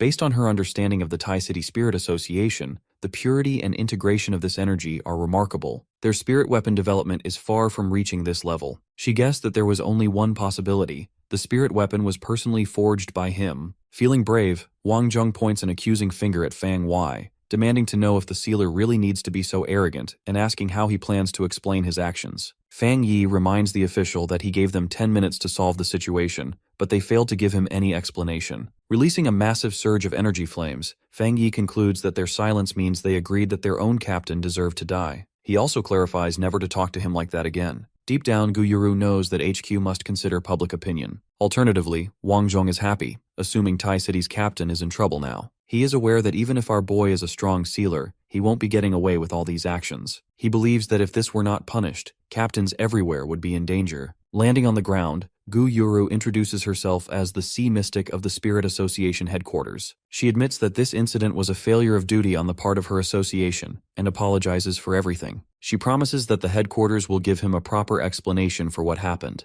While Fang Yi's expressions soften, Wang Zheng is frozen with shock as he realizes headquarters has sided with Fang Yi over him. Wang Zheng watches as Gu Yuru bows to Fang Yi, realizing this is headquarters' respectful way of dealing with the sealer. He and his subordinates were shocked. They expected that Fang Yi would face a little backlash. After all, the Kang City captain was burned alive. But the headquarters representatives didn't assign any blame and even said they would give him an explanation. Walking towards him, Gu Yuru thinks that the captain of Kang City intended to harm the entomber and threaten life. Arrogant and ungrateful toward the help from the Tai City captain, uncertain why the association did not think to stop internal conflict and minimize losses. Reaching in front of Wang Zheng, Gu Yuru asks who is in charge of the Kang City Spirit Association, and Wang Zheng nervously raises his hand. Immediately, the Sea Mystic tells him that he has 3 days to appease the public and come up with proper PR reasons to suppress public opinion. After 3 days, all of his will be removed from his positions, and headquarters will take over. She reminds him to not fail to act in 3 days, or else he will face the backlash. Surprised, our boy admits he didn't expect the Spirit Association headquarters to fire the entire staff of Kang City just to please him.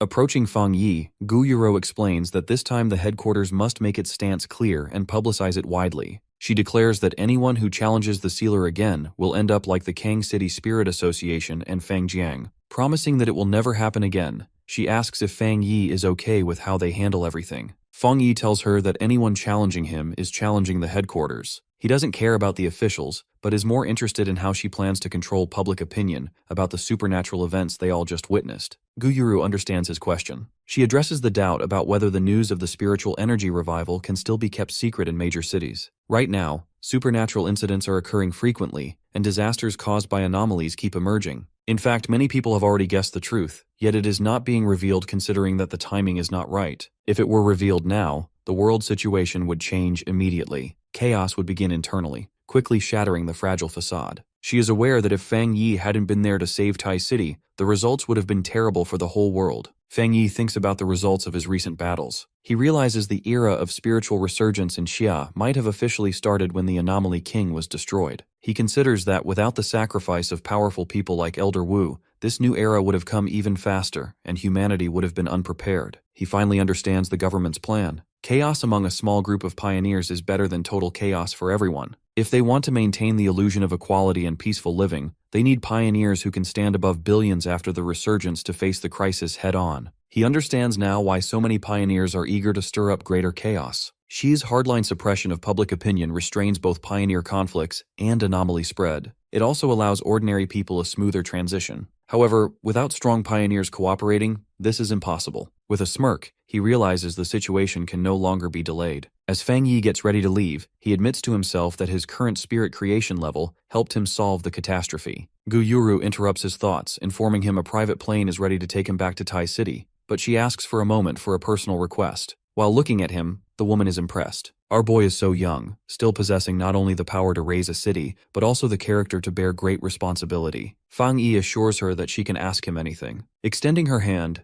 Gu Yuru clarifies that she is not asking this as a sea mystic, but as herself. She wants to be his friend. At the Star God War Zone, Jia Lan gets informed by her subordinate about whatever happened in the Kang City. Enraged, she jumps out of her city, cursing the Kang City Spirit Association. If this continues, Kang City's strategic importance will keep declining. The Sport Association headquarters should take over as soon as possible. Otherwise, that city will face downfall in the cruel future of spiritual resurgence and fall out of the leading ranks. The subordinate tells Jia-lan that the spirit headquarters should be reliable, especially sea mystic Guyuru, who might even approach her. Hence, they should show some goodwill too. Naturally, the compensation for the entomber cannot be lacking, at least not inferior to headquarters. Furthermore, he will receive double the original reward for assisting Kang City this time. The subordinate believes that Fang Yi is way too talented and pulls out a top-secret restricted zone file, handing it to Jia-lan, believing this would be a perfect gift for the entomber. A grin appears on her face. If she didn't know her subordinate, she would think he was making things difficult for the entomber. Though that is not the case, Jia-lan's subordinate wants Fang Yi to train here. Besides, their war zone also has a genius seclusion there. In the future, things more terrifying than sacrificial king's hell will keep emerging. All of that would ruin humanity's beliefs, so only by helping the entomber advance quickly can they make things better. Jia-lan agrees with her subordinate. Yet their training zones might even be too easy for Fang Yi. In that instant, an assistant rushes into the office, announcing that Elder Wu has finally woken up and he wants to talk to Jia-lan. A few hours later, in Tai City, our boy is finally in his apartment, and he has received 10 lakh yuan in his bank account. Yi welcomes him, explaining that she saw everything on the forum about the neighboring city. She was happy even though the Pioneer Forum said our boy obliterated the Kang City captain. Flicking her forehead, Fang Yi reminds her cousin to focus on cultivating rather than browsing forums. With that, he leaves for his room to cultivate and break through. Yi is stunned, as this man just broke through not long ago, and now he is already going for Spirit Creation Realm 3 stars. Even though he is not saying much, Yi thinks his cousin has something on his mind. Later on, in his room, Fang Yi is surrounded by dark energy. This is the most dark attribute of the Bone Bird. He is fusing it into the infinite dark realm to maximize its energy usage. After a while, he embedded the dark attribute into the infinite dark realm. Moments later, dark attributes fused, and the infinite dark realm upgraded. Enemies dragged inside will be fought by the Bone Bird and other anomalies, doubling enemy debilitation. Inside his mind, through cultivation, he sees the monsters he has absorbed. They are so powerful, but he can command these anomalies to be used by him. With this new information, Fang Yi unleashes his full power and reaches the breakthrough requirement to the Spirit Creation Realm Level 3. The immense energy, the product of Fang Yi's cultivation, manifests in the physical world as giants and as the golden figure of a fire god in the sky. A photographer excitedly points it out to the other people, recognizing it as the immortal who saved them from bat monsters, believing that their savior has come down again. Inside the villa, the energy gets too much to handle, and a blinding explosion of golden light shoots out from the bed of Fang Yi. In the spiritual world of Fang Yi, from the void emerge the spirits of the powerful monsters that he has defeated and absorbed, such as the Bone Bird and the huge serpent. Fang Yi looks at the monsters he created with a confident look. He believes that the monsters he has created are like the servants of a king, and the presence of the monsters makes his limitless dark world stronger. He sits on a throne made of dark energy, looking down at the terrifying army of monster spirits as they bow to accept him as their ruler. A window in the system shows his progress, announcing that the limitless dark world has been updated and that he has acquired a new ability. It defines this new ability, which is referred to as Anomaly Warfare. It describes how this ability works, stating that after Fang Yi has dragged enemies into his dark world, he is able to summon these monsters to fight them. However, the stronger the enemy is, the more spiritual energy it will consume to maintain the summon. Fang Yi is seen carrying a ball of dark energy, which carries the essence of the Bone Bird. He smirks and welcomes the newcomer to his limitless dark world. He praises the spirit of the bird, saying that it is extremely pure and will be a great boost to his power. He tells the spirits to work hard for him and promises to treat them well. As he looks at his new army, he understands he needs to increase his spiritual energy in order to use this new ability to its fullest potential. In the real world, the energy buildup is at its peak. A giant beam of gold shoots up from the city, piercing the clouds and lighting up the sky as a signal of his success for all people to see. Fang Yi is floating in his room, surrounded by a golden aura. The system announces he has successfully broken through into the 3-star Spirit Creation Realm. The uncomfortable feeling he used to get when using the dark attribute is completely gone. Fang Yi steps off his bed, his feet still glowing with leftover golden energy. Standing in his room, he summons flames into his hand with a confident look. He decides he will need to explore the rest of his new powers through real fights. Later at the headquarters of the Star God War Zone, Elder Wu, fully recovered, is now with Jia-lan.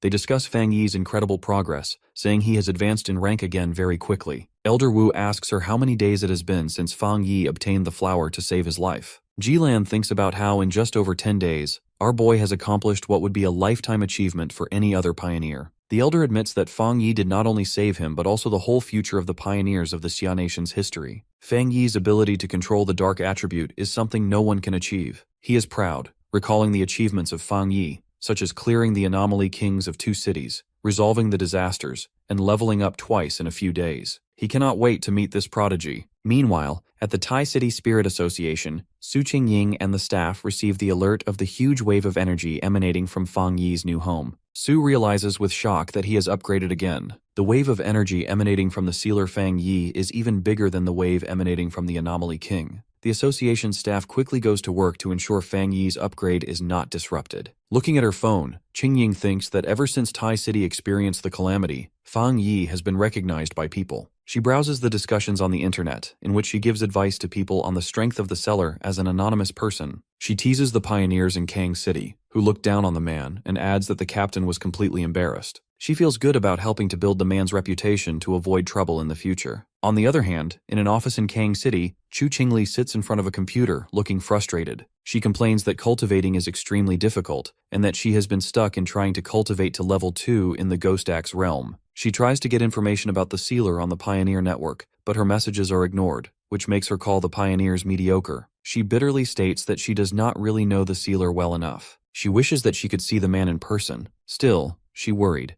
not being sure if after the spiritual energy revival, her qualifications and leverage are really that insignificant. According to information, Kang City has completely offended the Entomber. It is no longer safe to stay here. She decides to return to Tai City immediately. Whether it is all her current leverage or the future after the spiritual revival, she vows to seize all of it firmly. The next day, at their villa, Yi asks her cousin if he has finished his advancement, and if he can feel any changes. Fang Yi finds it okay. Other than his energy flowing better and his efficiency doubling, there are no major changes. He suspects deeper changes will only manifest after he advances to the Vajra realm. Fang Yi looks at his cousin's phone as she shows him a message she received. She explains that Sister Jielan wants to know if she wants to go to the Tianhai Forest, because New World anomalies seem to have appeared there. Fang Yi states that he received an invitation too. He thinks that the Star God Warzone wants to compensate them for the trouble in Kang City. Hence, they decide to go together. Later on, they finally reach their destination, which is the Tianhai Forest. It is a bordering forest under the jurisdiction of the Star God Warzone. Originally ordinary, it began growing wildly within 5 years and evolved into an entirely new species. Its spiritual energy density exceeds 60% with extremely high mutation rates among flora and fauna. It is both an excellent cultivation sanctuary for pioneers and a cradle for unknown terrifying mutations. Nevertheless, it remains under the control of the Star God Warzone. Inside the forest, Fang Yi and Yi run into Song Yue. She is guarding the restricted area. Jielan entrusted her to guide them and to brief them on some situations. She explains that just before they arrived, Tianhai Forest experienced another troublesome change. Spontaneous combustion occurred in the forest, producing mutated flames different from dark ones. However, its aura is extremely gloomy, and it cannot be exhausted or extinguished. Fang Yi speculates that it might be a new mutated unknown fire attribute. Song Yue reveals that it is true, and asks if she can accompany them now. Fang Yi questions Yi, wanting to know her opinion, implying that they do not need a guide. Thus, Song Yue decides to wait for them, cautioning them to be very careful. As she observes them, she realizes that she had been so focused on the sealer that she had not noticed the girl. At that moment, it dawned on Song Yue that the spiritual energy emitted by Yi was extremely powerful, possibly even stronger than hers. As both of them leave, she stands there wondering what both of these siblings ate while growing up, which made them this strong. The duo steps onto the burning ground as they enter the affected area. Everything is set on fire, and this is a very alarming situation. Fang Yi wonders if this is the place. He holds out his hand to sense the energy. Our boy is taken aback, as the aura is deadly, and this cold energy is no weaker than the dark tide. They recall the warning that this fire cannot be extinguished and only spreads. Fang Yi starts using his golden sun breathing technique. As soon as golden energy becomes our guy's shadow, dark tendrils from the environment lunge toward software to attack them. As Fang Yi protects himself, he understands that the flames are stronger compared to ordinary fire attributes and possess a desire to chase and devour spiritual energy. However, no matter how special it is useless in front of Supreme Yang. Protecting his cousin with the golden barrier, Fang Yi explains that his intuition tells him there is a source of the black fire ahead, and since her spiritual power is wood, she is naturally weak to fire. Summoning his sword, he splits the dark, burning trees in half. At this point, the death aura is even heavier now. Walking forward, they witness something dripping from the rocks above them. It is magma. Finally, they arrived at the location, standing over a pit of flowing lava. A window appears before Fang Yi, informing him that the system has detected a major environmental anomaly, and preliminary analysis indicates dusk fire attribute fluctuations. The moment Fang Yi touches the flowing magma, the system informs him about obtaining the Twilight Fire attribute technique, Twilight God Domain. It can devour surrounding attribute energies and strengthen the Yang attribute based on what is absorbed. Leaping into the air because of the sudden surge of energy, Fang Yi wonders if it is a fire attribute similar to the Desolation type. It is extremely targeted, specifically feeding back to enhance the Yang attribute. In that instant, a scary creature's face appears in front of our boy, and the system reveals that he has acquired a new ability, Death Brand. This ability has special attributes he needs to implement with caution. Fang Yi is very confused. He doesn't understand what is going on. Though, with the power of the infinite deaths, upon being killed, a death brand will be engraved into the killer's body. Conversely, the target loses the pain and fear of death, entering endless cycles of death. Death brand additional effects include netherworld flames, which surge from all directions, endlessly burning the branded target, and death collapse, where the body suffers death's invasion and curse, collapsing endlessly. Lastly, hellish vision. The gates of hell open for the branded, with evil spirits lining up to escort them to burial. Although it is a powerful skill, Fang Yi believes it may not suit him right now. The cost is enormous. The side effect called death is not what he wants. Thus, he retains the ability, but doesn't learn or implant it for the time being. From a safe distance, Yi watches in shock that her cousin actually subdued that hellish flame, realizing he gained another attribute ability. Walking towards Yi with a smirk, Fang Yi suggests she doesn't lose focus, as there is a lot more ahead. In that instant, a massive mutated lizard charges in their direction. At best, this creator could only become a large four-legged creature. Our boy decides to use the Twilight Fire domain against this lizard to test out his new achievement's abilities. The large mutated lizard opens its mouth and sends out a crazy beam of lava towards Fang Yi. Reacting in time, Fang Yi leaps into the air, dodging the attack. With a strong swing of his sword, his golden slash meets the dark energy of the lizard. The clash of two strong powers is so powerful that the ground begins to crack and a large explosion occurs in the forest. On the safe side of the forest, Song Yue and the subordinate are stunned. They immediately understand that something has happened inside, requesting support quickly. Meanwhile, at a monitoring station, a warning about a new mutated life form detected within Tianhai Forest alerts everyone. The spiritual energy concentration increased by 1,000%. Danger level S and anomaly level are currently accessible. Jia Lan knows that this situation is bad, and how could it be such a coincidence? The spiritual energy in Tianhai Forest had been stable for a long time, yet just as the entomber entered to cultivate, this happened. Elder Wu trusts Fang Yi's abilities. Still, he decides to go and take a look. With lightning speed, both of them reach the forest. Song Yue and the subordinate also notice this. Excited by Elder Wu's arrival, they rush to go inside. Elder Wu lands like a meteor, crashing into the ground with so much force that it shatters the earth. The dust settles to reveal Elder Wu standing tall, surrounded by a yellow aura, ready to face the S-level threat. Observing the Elder's speed, Song Yue wonders if this is the might of a Vajra realm expert. If Fang Yi is someone whose power alone triggers phenomena, then Elder Wu is someone who, without using spiritual power, can shake all predecessors with a single motion, profound and restrained. In just a few seconds, he found the location and arrived. This teleportation ability is perfect. Extending his armored hand to the solid wall of rock that is blocking their way, Elder unleashes a power, and the wall of rocks disintegrates. The way is open, and Elder orders his team to go in, including Song Yue, Jia Lan, and the others. Deep inside the pit, Yi protects herself from the violent energy and calls out to her cousin to check if he is okay. The dust settles, and they find the huge corpse of the mutated lizard hiding behind their boy. The boy reassures his cousin he is fine. He feels someone is coming to save them. Just at that moment, Elder Wu appears before him with the others, admitting that Fang Yi is his savior. The Elder looks at the defeated creature and asks our guy if he actually reached this level on his own. This mutated lizard was about to complete its evolution. Once it transformed into a dragon, it would surpass the spirit creation realm, reaching a level equivalent to the Vajra realm. Judging by its wound and sharp and clean spiritual power, Fang Yi killed it with a single strike. He then detects the Twilight Fire aura on Fang Yi's body, noting that it is similar to the half-dragon's power, but is purer. He is unsure if the warning signal they received is actually detecting Fang Yi's power, not the monsters. Jialan steps forward in disbelief. She finds it unreal that Fang Yi handled the creature alone. Deep down, she knows that once this half-dragon broke through, it would piss off Vajra's realm power. Previously, the war zone had never detected its existence. If not for the entomber, the consequences would have been unimaginable. Fang Yi greets Elder Wu, expressing his happiness that the senior hero has recovered. Elder Wu laughs, stating that with such a powerful junior he can finally retire. Elder Wu then suggests Fang Yi keep the true nature of this creature a secret from everyone outside of Tianhai Forest, even from the Spirit Association. Fang Yi understands immediately.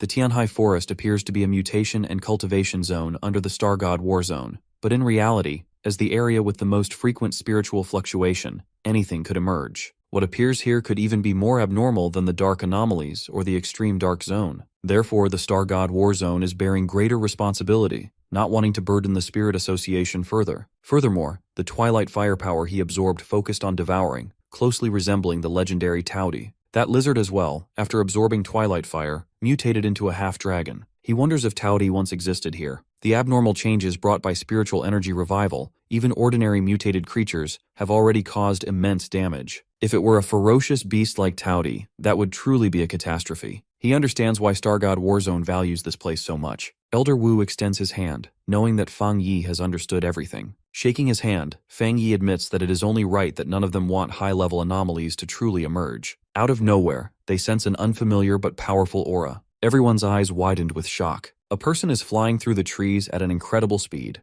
Jialan understands that the monster has already entered the Vajra realm and emerged from seclusion. The figure is floating in the air, revealing itself. A handsome man. This man is Baisu, the Wood Attribute Vanguard. Song Yue rejoices as Star God Battle Zone finally has another expert who has touched the Vajra realm. However, Fang Yi observes, grasping the man's spiritual power isn't what the others believe it to be. Baisu informs Elder Wu and Jialan that he has exited seclusion. Looking around, he spotted Fang Yi, curious who he was. Proudly, Elder Wu introduced Baisu to our boy. Baisu was their zone's ace, who had been in seclusion all this time in order to break through to the Vajra realm. Delightfully, Baisu personally greets Fang Yi, clarifying that he is only at half-step Vajra for now and has not truly broken through yet. Our boy also introduces himself, admitting that Baisu's spiritual body is transparent and thoroughly infused. Unlike the domineering aura of other vanguards or anomalies, he gives off a refreshing and soothing vibe. He indeed shows signs of Vajra, seemingly not much weaker than my current strength. It is clear that the Vajra realm is not easy to break through. Elder Wu tells Baisu that Fang Yi was invited by Jialan,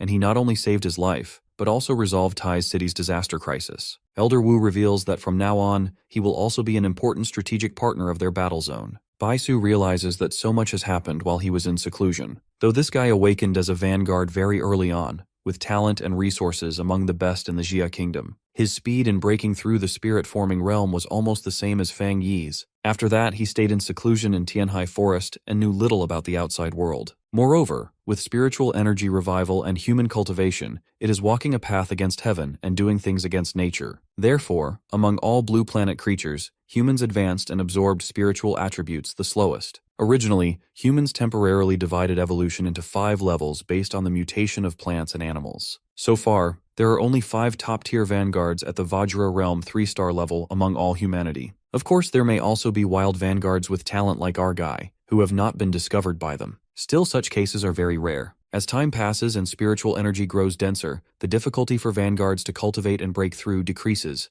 but the Vajra realm remains massive. Even with wave after wave of vanguards, breaking through is hard. However, Elder Wu elaborates that upon reaching the realm, a person undergoes a tremendous transformation, reborn completely. It comes infinitely close to the ancient legends of transcending mortality and ascending with spiritual energy flowing even more smoothly. Baisu safely reached half-step Vajra. The Elder believes that Bai's abilities didn't go berserk, instead becoming gentler. Right away, Baisu admits that before his breakthrough, he sensed the surge of spiritual energy Fang Yi related. Influenced by it, he broke through to the half-step Vajra. Thus, he really wants to spar with our boy. Baisu is humble. His fighting spirit is anything but lacking. In a way, they are similar. One could even say he sensed the aura of a kindred spirit from him. When our boy agrees to fight, Elder becomes the referee, warning both the guys to keep the spar friendly and avoid going too far. Everyone is hyped as 2 monsters are clashing. One is the suddenly rising gifted star of Tai City, and the other represents the face of the Star God Battle Zone. All of them are eager to see who will gain the upper hand.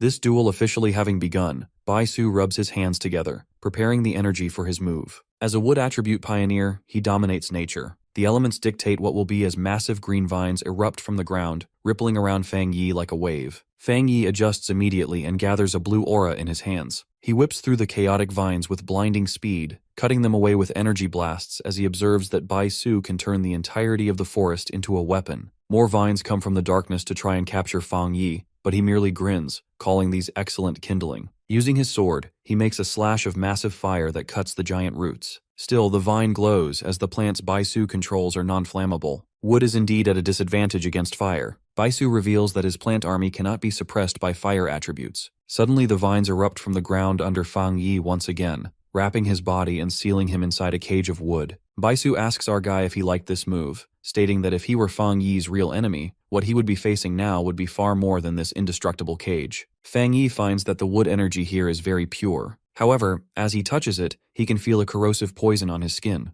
Outside, Bai Su cautions Fang Yi to not touch the wood for too long. This giant tree has its own toxins, and with the spiritual power inside, the poison has become much more deadly. Fang Yi argues against Bisu's claim, deciding he wants to test the strength of the poison. Immediately, blinding light comes out of the gaps in the wooden sphere. Bai Su is shocked. A gigantic pillar of golden fire breaks the wooden cage. This is so confusing. Bai Su's plants are supposed to be immune to flame. How is this even happening? Noticing his opponent being distracted, Fang Yi launches a surprise attack at Bai Su. Luckily, Bai Su dodges the attack with lightning speed, realizing that our guy calculated that he would reinfuse Tianhai Forest with spiritual power and predicted his retreat path. He deliberately burned this forest. With a smirk, Fang Yi admits that he did it on purpose, as Bai Su is way too strong, so he had to think more and cut off his escape routes. Otherwise, if he were prepared and infused with more spiritual power, he'd be much harder to deal with. Trembling with anger, Bai Su thinks about his genius status and how he is being treated by Fang Yi. Being too egoistic, Bai Su is not ready to give up. Slamming his hands into the ground, Bai Su causes massive jagged roots to erupt violently, cracking the ground. Upon seeing it, Elder Wu and Jielan rush forward immediately, demanding to know if he wants to die, considering that recreating the wood attribute Tianhai Forest will drain every bit of spiritual power in his body. Despite the senior's warning, Bai Su goes all out with his power, which results in the eruption of massive roots from the side of the cliff. This is seen by Elder Wu and Jielan in a state of panic. Bisu carries out his technique, recreating heaven and earth, creating a giant avatar made of vines, which sends Fang Yi flying back with a gust of wind. However, Fang Yi is not distracted. He creates a fireball, observing the density of the wood energy. Instead of stepping back, Fang Yi charges into the attack of the vines, telling the worried onlookers that the battle is not yet over and he can handle it. Elder Wu stares in silence, unable to step in. Alternatively, Fang Yi slashes through the dense plants with waves of fire. High above, Fang Yi summons his weapon. Reaching his limit, Bai Su is still clasping his hand, declaring that he can replicate and recreate the entire Tianhai Forest. This man has gone so crazy to replicate the first that he barely dodges Fang Yi's attack. Watching the fight, everyone realizes that the gap between both of the guys is a lot. This is why Bai Su is under pressure. The military successor of the Star God War Zone is clearly inferior to the Entumor. Seeing Bai Su's condition, Fang Yi announces that it is to put an end to this fight. Yet Bai Su insists on fighting, claiming his spiritual power is not exhausted. Just then, he uses spiritual power to create clones. Analyzing the situation, Fang Yi admits that this man's spiritual energy and consciousness are indeed top-tier Anon pathfinders. This is the strongest opponent he has faced so far without a doubt. However, as the green clones come flying down to attack him, Fang Yi stands his ground. With incredible speed, he begins a storm of fire slashes that split the clones in two, destroying them instantly. The flames erupt into a massive fire that engulfs the illusions. Bai Su is puzzled, unable to see his enemy, until too late he realizes that Fang Yi is standing right next to him. Fang Yi catches him off guard with a surprise attack on the Wood Pioneer. Trapped in the flames, our boy points his sword at his opponent, announcing that the match can finally end. Everyone expected that Bai Su would lose. They didn't expect such a complete defeat. This monster has suffered such a crushing setback for the very first time. It was obvious that the end result would be like this. As soon as the fight ends, Bai Su approaches Fang Yi, thanking him for his guidance. With that, he immediately leaves for seclusion once again. Jilan tries stopping him as he just came out of the seclusion, yet Elder Wu suggests letting him go since he has suffered such a blow for the first time. Elder Wu then asks our guy if he would consider staying in their Star God War Zone, as he wants Fang Yi to be his successor. He wants to groom our hero. Not to boast, the Star War Zone ranks second in the Jia Kingdom in resources, and no one dares claim first. This is not something ordinary missions can provide. This is why Elder is offering him this opportunity. After this, the Elder will introduce Fang Yi to the people of the Divine City. As the Jia Kingdom's largest city, Divine City controls enormous potential resources. The Star God War Zone was originally fostered by Divine City, only later relocating. Anyone with a foothold in the Divine City is among the top pathfinders. Fang Yi would shine there. That being said, Fang Yi politely refuses, explaining that he has no such plans. He reveals he isn't even technically part of the Spirit Association, and only took the captain title to protect his hometown. He states firmly that he does not want to join any specific group. No one expected that someone would turn down such an offer, though Elder Wu understands. In this turbulent era of spiritual revival, the stronger the pathfinder,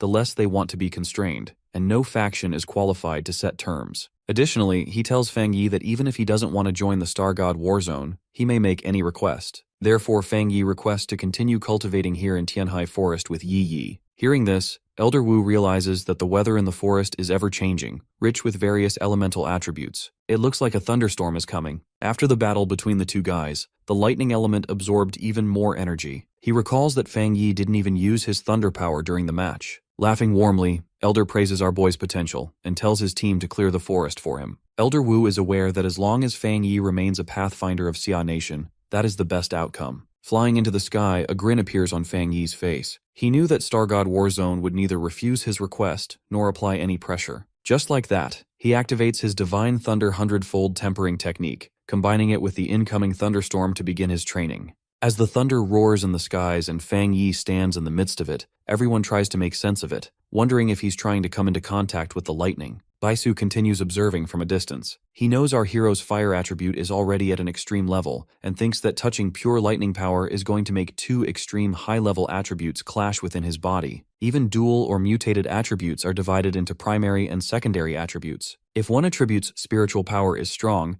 the other can only serve as support and accompaniment. Otherwise, an extreme attribute collision would only destroy the human body. Watching our hero still confront the lightning makes Baisu wonder if he doesn't understand the consequences. As the lightning roars and a wave of lightning strikes the ground, one of the spectators asks Elder Wu and Lan why they aren't trying to stop Fang Yi, because the lightning in Tianhai Forest isn't something any living being can approach. But Lan knows that our hero also possesses an extreme lightning attribute, and the previously reported tyrant is actually him. Everyone is shocked after hearing this, and the soldier now wonders if he stayed in the war zone a little too long because although dual attributes aren't rare, the level our hero is at is just way too monstrous. After calling our hero the Entomber for so long, people have forgotten that he also has the title Tyrant. Across the entire Xia Nation, he's a prodigy who suppresses an era. The stronger the lightning, the more he can make it his own and temper himself. Our hero continues taking in the lightning, believing that the more that comes, the better it is. But he's worried that his spiritual power isn't enough yet. He continues refining his body. His bones, meridians, and flesh, every inch of his body, surge with countless thunderbolts, and every acquired attribute becomes more harmonious. After a while of tempering, Fang Yi's inner flame attribute tempering, heavenly fire attribute tempering,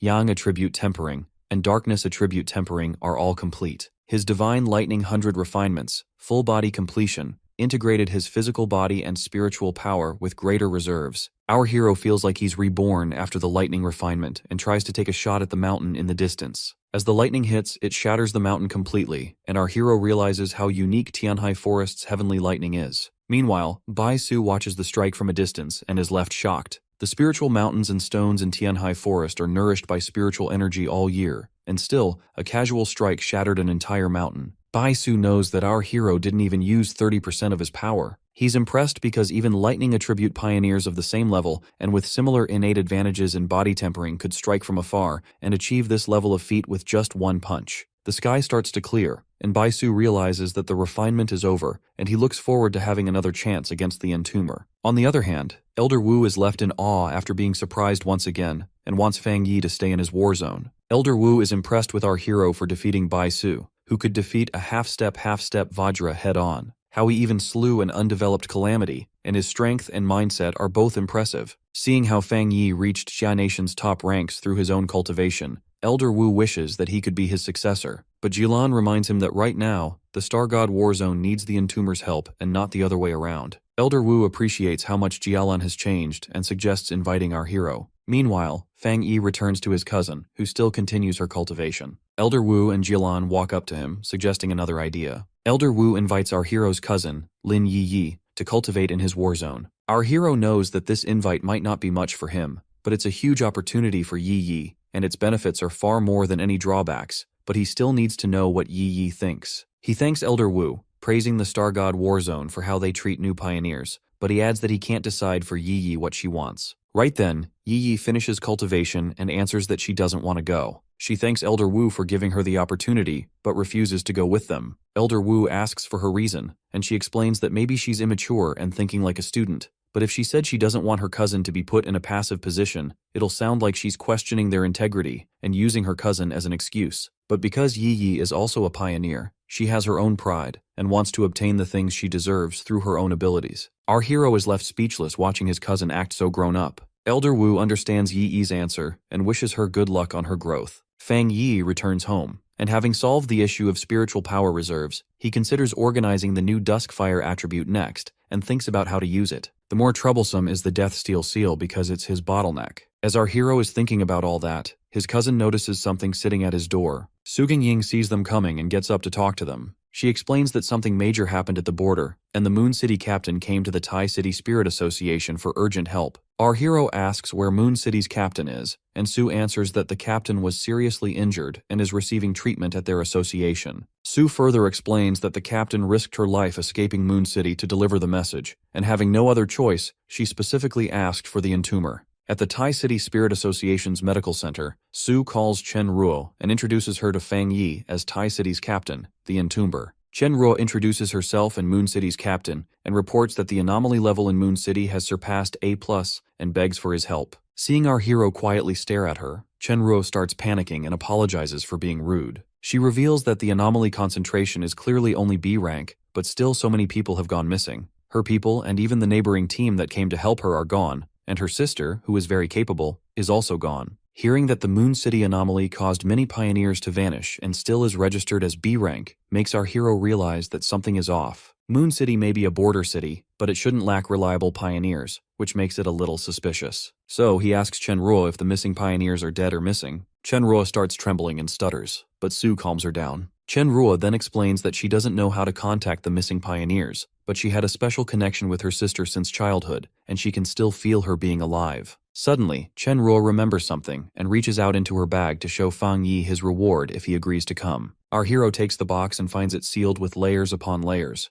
but he can feel a familiar Yang attribute. Curious, he asks what it is and why it's sealed. Chen Ruo realizes she's grabbed his attention and explains that it's a spirit crystal condensed and extracted from a mountain where Yang energy erupted during Moon City's great upheaval. It contains massive Yang attribute spiritual power and is also Moon City's treasure. Originally, they hoped to cultivate a Yang attribute pioneer, but no one could absorb even a trace of its power, and some were even buried by it. Su is awestruck by the spirit crystal. The conditions and techniques to condense one are extremely demanding, making it extremely rare even within spirit associations and major military zones. Furthermore, the pioneers who don't have any attribute can potentially awaken one by absorbing a spirit crystal, greatly boosting talent and strength, which makes it a highly sought-after, priceless, and unavailable item on the market. Our hero accepts the reward and suggests leaving for Moon City. While they drive to the Moon City, Fang Yi asks what the anomalies look like. Chen Ruo explains that the tombstones started appearing in the mountains at first. Villagers who witnessed it claimed they could hear movements inside, but the tombstones showed no abnormal activity, and when checked, the spiritual fluctuations seemed to be within normal range. They sealed off the area and dispersed the villagers, forbidding them from getting close to the tombstones. But then, skeletons crawled out of the tombstones and dragged everyone, gathering villagers inside. However, as they reach the scene, our hero finds it strange that he can't sense any anomalous aura at all. They continue walking, and Chen Ruo further explains that tombstones have been randomly appearing all over the area since that day.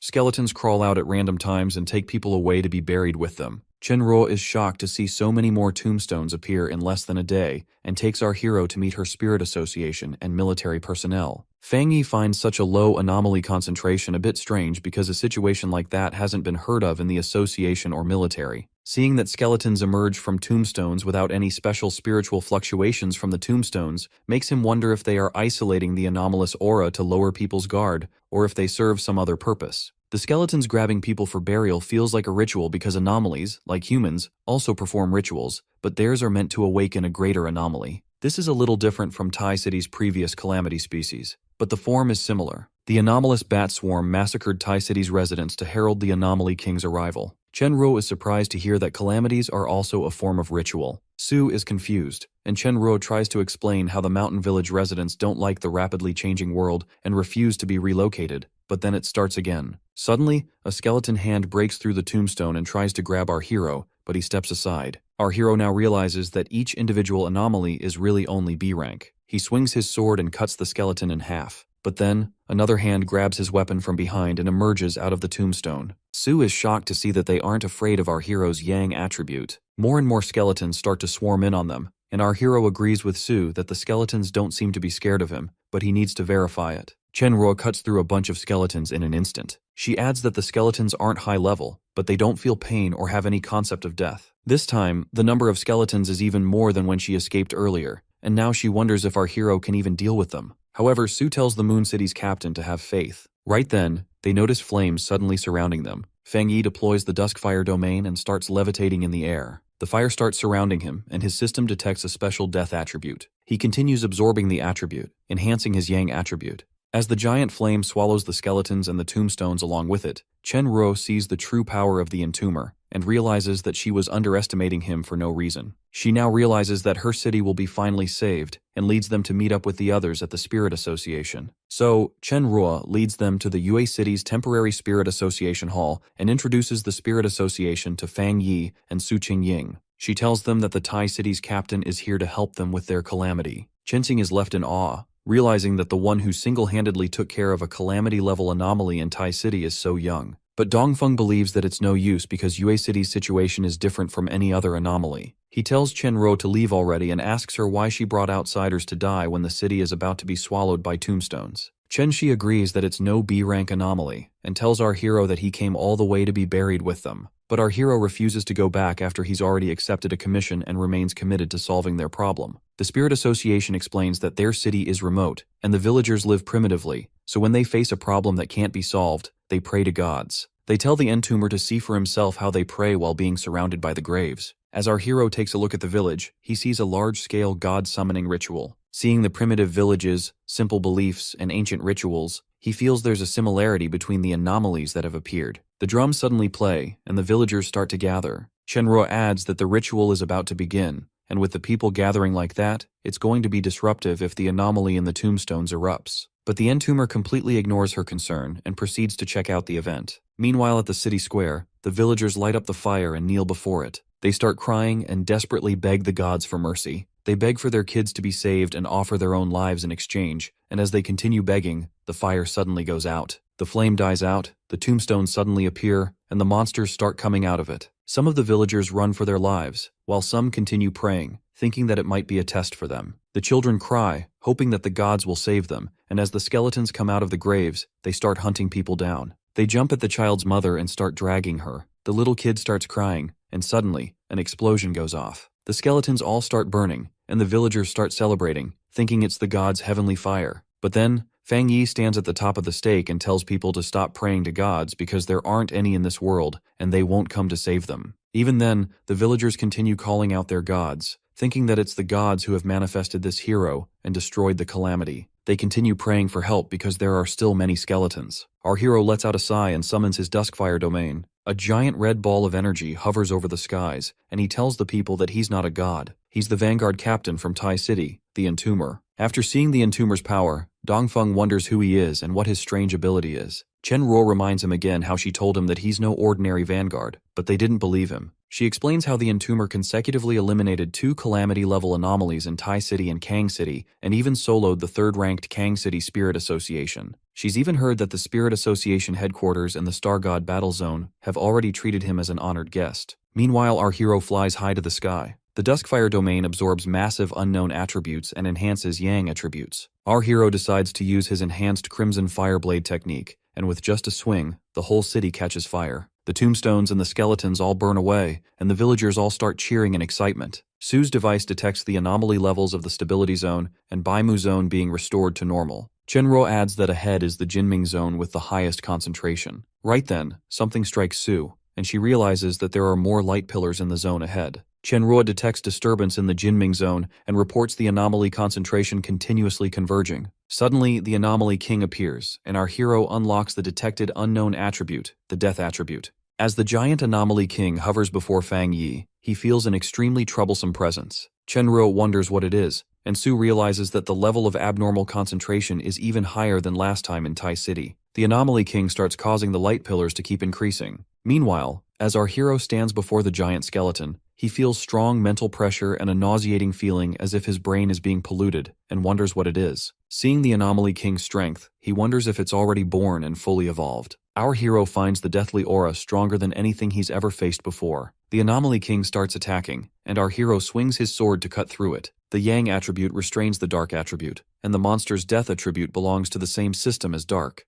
But even then, his enhanced Yang attribute can't fully suppress it. The villagers start praying to the gods again, begging for one more miracle. But then suddenly our hero gets taken by the Anomaly King. His sword falls and shatters on the ground. On the other hand, in Tai City, Yi suddenly feels something and starts fearing for her cousin. She tries to convince herself that it's a routine mission like usual, and her cousin is strong enough and has even killed 2 Anomaly Kings with ease. She wonders if something could go wrong this time and wishes that she had gone to Moon City with him. Right then, Yi gets a call from Jialan, who tells her that Moon City has been surrounded by massive burial grounds, and a lockdown order has been issued, and her brother is in trouble. Tai City's spiritual association gathers, wondering if the Entomber has really fallen and if humanity's resistance even means anything if he has fallen too. The God City's spiritual association regrets neglecting Moon City. The Anomaly King appearing from a B-rank abnormal fluctuation makes them realize that Anomaly Kings should be eliminated before they complete their evolution. However, Guyuru refuses to sit back and just discuss the situation. She proceeds to leave, and the others try to stop her, and refusing to let God City's core vanguard go,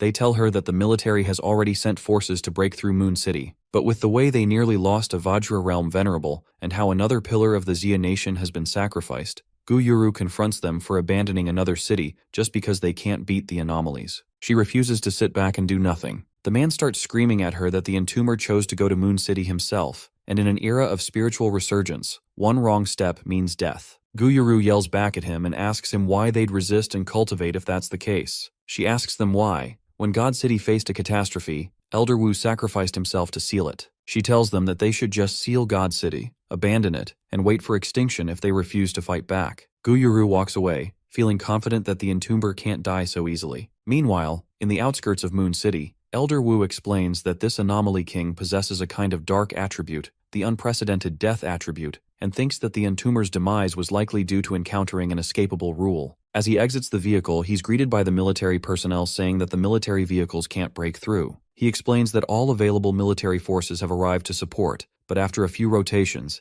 it was completely ineffective. The soldier explains that the Moon City is covered by massive tombstones, and no matter how many forces they send, the same number of gravestones emerge to swallow them all, making attacks ineffective. All the frontline soldiers have been dragged into the gravestones, and the Anomaly King's power continues radiating outward. After a quick analysis, the soldier explains that the possibility of resolving Moon City is 0. He asks Elder Wu if they should retreat because the Anomaly King is unafraid of any attributes and can even suppress the abilities of frontline vanguards, including the Entomber. But Yi refuses to accept that. She knows that everyone has worked hard, so she decides to go to Moon City herself. Meanwhile, at the Moon City Plaza, all the villagers and associations have all turned into gravestones. The Anomaly King starts absorbing the energy. Our hero's gravestone starts levitating, and the system notifies that the Death Steel brand implanted in him has been activated, giving him the power of infinite death. The trial of the Mark of Death Steel ends. Our hero finds the Death brand formidable, and even the King of Death seemed to be almost kind. Even so, the experience of the rebirth trial is something he never wants to go through again.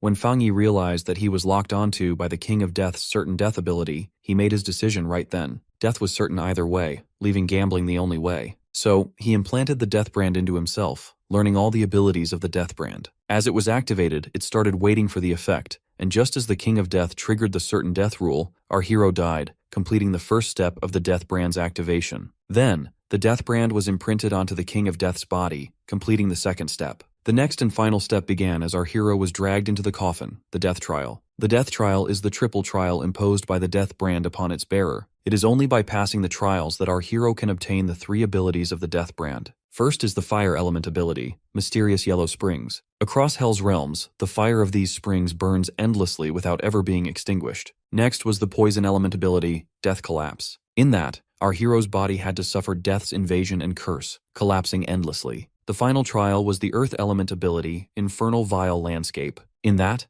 The gates of hell open and spirits line up to escort him to his burial. Within the trial, all experiences and pain blur the line between reality and illusion, making it as if one is truly entering death's endless cycle. It took immense effort for our hero to finally pass the trial of the death brand skill, and now comes the real battle, to oppose the certain death law of the King of Death. Suddenly, lightning starts coursing through our hero's coffin, leaving the King of Death confused. The coffin explodes, and our hero falls into the ground. He rises back up, leaving his opponent shocked. The King of Death senses his revival and starts attacking. A huge explosion goes off, but our hero dodges the attack, and the system notifies that he has evaded the certain death rule. Meanwhile, outside the Moon Market blockade, the whole plain is covered with tombstones. The pioneers detect a dense, deathly aura. Jalan steps forward and hurries Yi to save the others quickly and tells her to try breaking the tombstone. Right then, someone else hits the tombstones, and Yuguru flies in, offering to help. She starts attacking and the explosions go off. The buried villagers feel something, but then, more tombstones fly in. The pioneers stand together, and Jialan cautions everyone to be careful because the anomaly can drag the living beings into the tombstones. Suddenly, skeletons emerge underneath the tombstones, and all jump towards the pioneers. But then,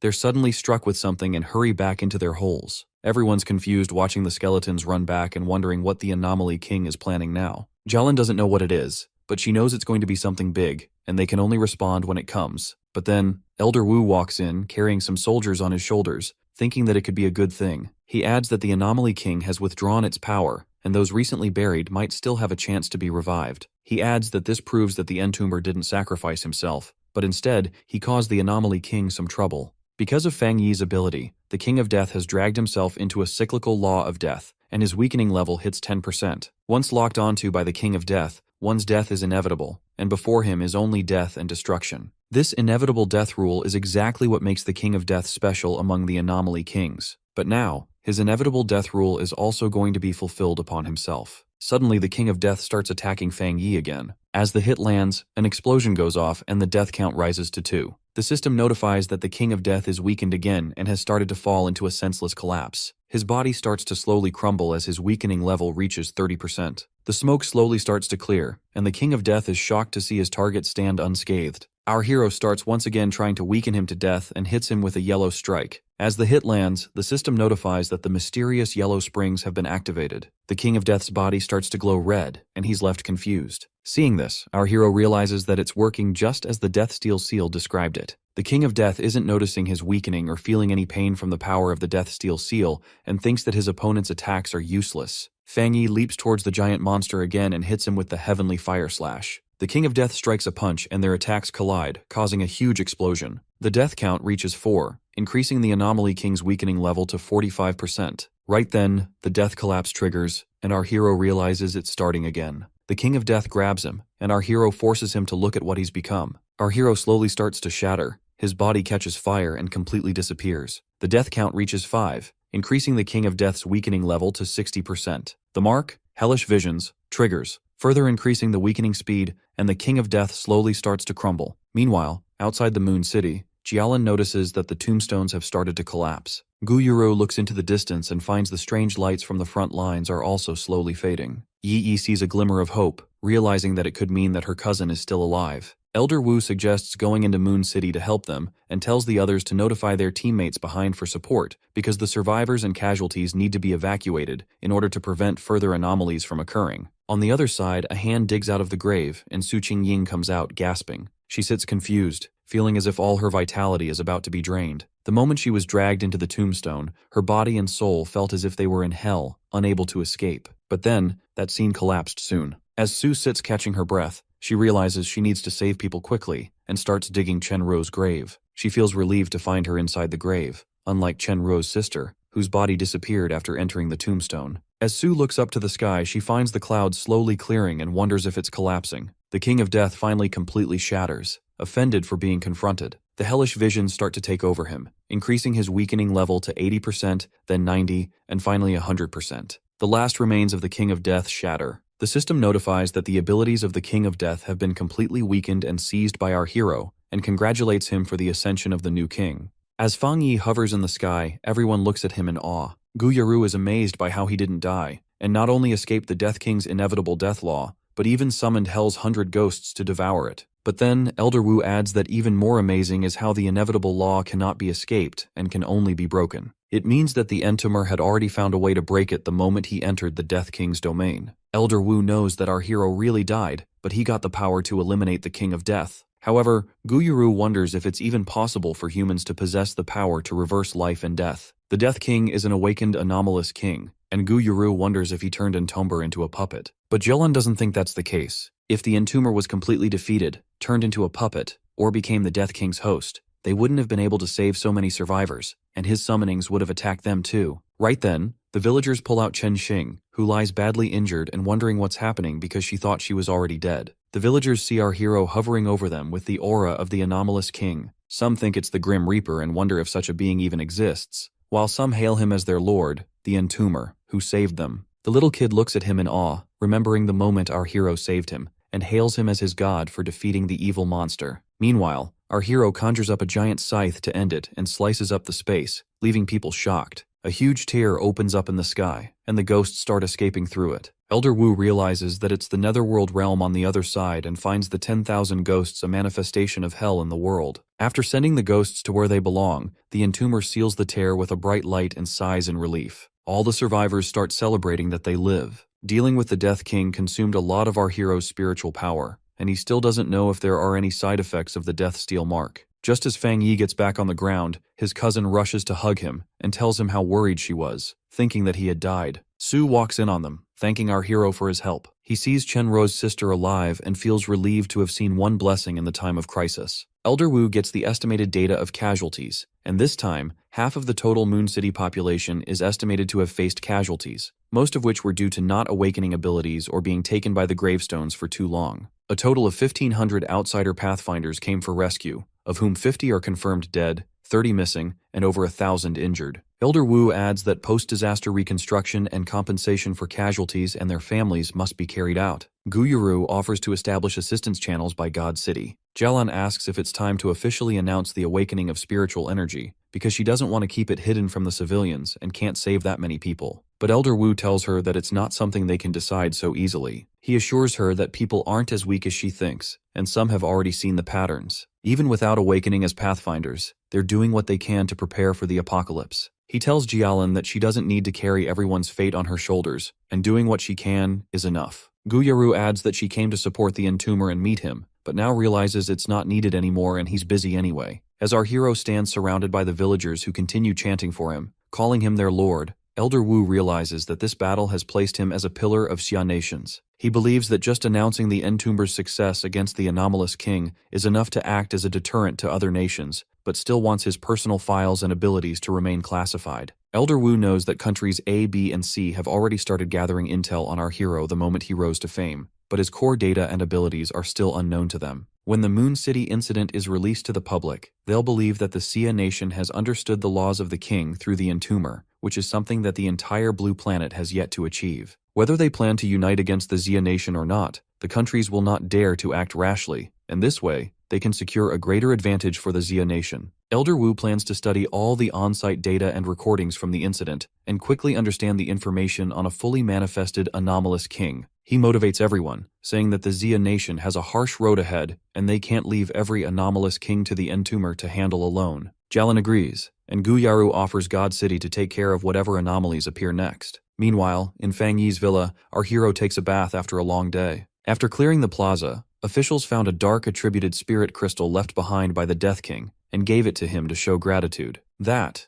and the Moon City treasure, the Yang attribute spirit crystal that Chen Ruo gave him, means our hero has two top-tier attribute crystals. Although the two attributes are completely opposite to each other, since our hero has been recognized as the new Death King, absorbing them isn't going to be a problem for him. So he begins absorbing the Dark Attribute Spirit Crystal. The compilation of the Dark Spirit attribute completes, and our hero obtains the cultivation technique, Death Walk. It's a blink-type technique that uses darkness to move through shadows and the void to reach a destination. All of this sounds fancy, but simply, it's just a teleportation skill. Even so, its impact is impossible to estimate in combat, and spatial teleportation is the ultimate survival and escape skill. On top of that, after getting the Death Brand's acknowledgement, Fang Yi went from indirectly observing dark attributes to being able to directly absorb them. His control over dark attribute spiritual power has improved significantly now, and after defeating the Death King and absorbing the remaining dark attribute from its crystal, he can feel getting closer to the Vajra realm, just a step away. There was also the Yang attribute crystal that was originally promised to our hero as a reward for helping Moon City,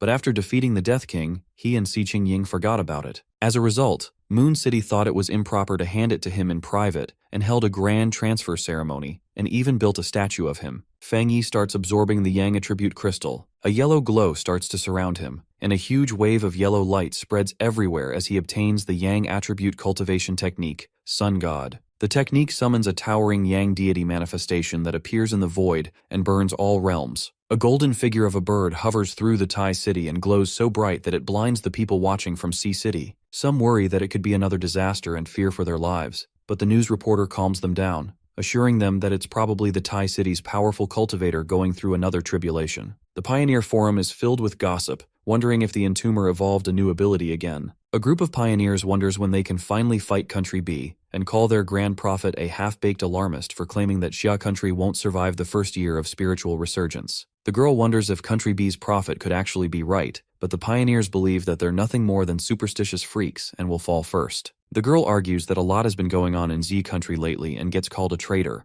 The pioneers call her weak for still being in the Ghost Axe realm one start after awakening for so long. The girl agrees that her rank isn't rare, but if it wasn't for spiritual resurgence, they wouldn't even be qualified to look down on her. The guys call her out for hating the spiritual resurgence and call her trash. The girl reminds them that they are all nothing in front of the Entomber, and if they want to mock her, they should first become as strong as her. The guys all start laughing at her for thinking that she's worthy enough to team up with the Entomber because he's never worked alone. They kick her out of the team and walk away, leaving her alone. The girl asks for her rewards. The pioneer turns around and hits her with a wind punch, telling her that she should be grateful they didn't force her to pay. Meanwhile, at Tai City's Spiritual Association, our hero stares at a social media post talking about Country B's Grand Prophet's claim that Xia Country won't survive a year and wonders if it really affects their pioneers that much. The old man needs our hero to speak using an officially verified account, and to prevent malicious parties from identifying him, they could only have him come in person. Sue adds that Country B is good at psychological warfare and manipulating public opinion, which they have used even before spiritual resurgence. She adds that all of this is meant to shake public trust, destabilize them, and hinder cultivation. The old man agrees that once the enemy realized that the Entomber's power can challenge the Anomaly King, they couldn't sit idle. Country B is not going to let them steadily cultivate and grow stronger, and it's even said that Country B was involved in the near disaster in God City earlier. However,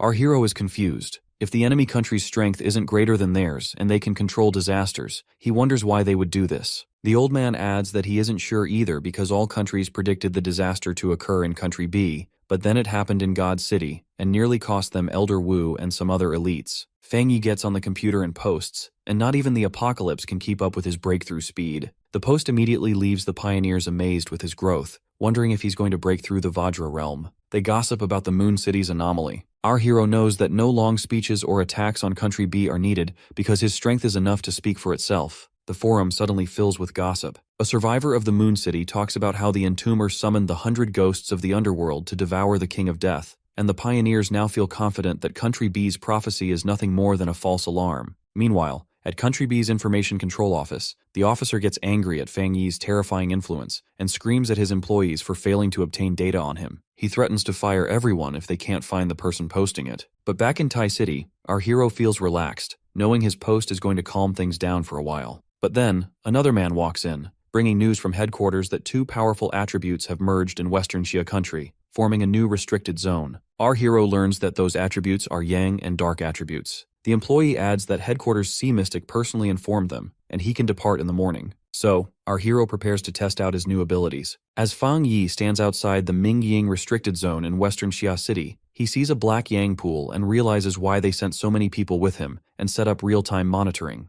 The black storm curtain is a natural barrier of the Mingying zone, and our hero can only enter by breaking through it, and inside it, the Yang and Dark attributes clash violently. Fang Yi stands outside the glimmering forbidden zone and sees two more vehicles coming in. Jelen explains that they're pioneers selected by the headquarters of Shen City and Hai City. They are all like our hero, Spirit Creation Realm, 3-star elites, top prospects with the potential to break into the Vajra realm, and the most outstanding performers in restricted zones or anomalous events. Wang Lan, the new captain of High City, greets our hero and introduces himself and Song Yiman, a very powerful dual wind and fire attribute pioneer. Knowing that all the pioneers are aware of the situation of the restricted zone, Jialan tells them to rely on their own abilities to open the dark storm curtain and head in. Our hero notices the two pioneers staring at him and wonders why, but then Song Yiman steps forward with his sword out and decides to go first. He agreed to take the mission from the headquarters partly because of the entomber. He heard that our hero not only possesses an extremely rare yang attribute, but after the recent disaster in Yue City, he even mastered dark attribute powers. But Song Yiman has the purest fire attribute, enhanced by wind, pushing fire's power to the extreme,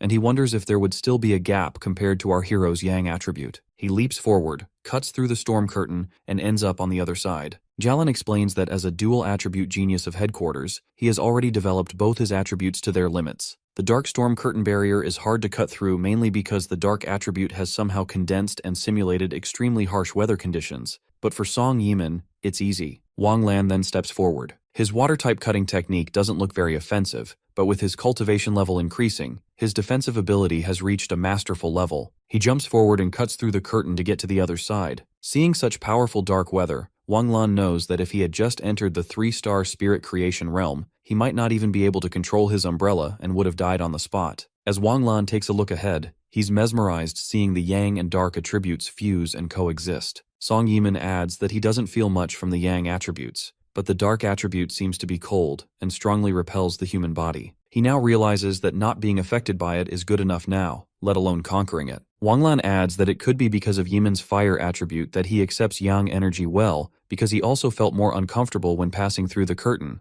But both pioneers, after hearing so much about the entomber, look forward to seeing how capable he is. Right then, a yellow wave of energy penetrates through, and the two pioneers get startled. But then, our hero walks through the curtain, apologizing for keeping them waiting. The pioneers are left shocked to see him, wondering how he split the dark storm curtain and kept it split without it restoring. Our hero answers that it's simple. They just need to use yang energy that's stronger and of higher quality than dark attributes to restrain it. Although it's a lot of energy consuming, yang naturally counters dark, so it can be maintained for a while with enough reserves. But Fang Yi feels it's a pity because he could have brought in more pioneers. But for safety, he only brought Jialan. The pioneers are left shocked that he thinks it's easy and refuse to believe that he's in the same realm as them, because to do what he did, our hero would have to be as powerful as Elder Wu. Jialan assures them that they'll get used to it because every genius pioneer's worldview shatters the first time. Suddenly, the system detects a pollution source and notifies that an A-rank anomaly has appeared. Song Yiman is a bit disappointed that it's just an A-rank anomaly, but since it's a dark attribute, he still finds it worth a try. As they all head towards the anomaly, our hero sees that there are people from Country B. Jialan wonders if the anomaly fluctuation was caused by them. There weren't any other pioneers registered, which means that it's illegal infiltration.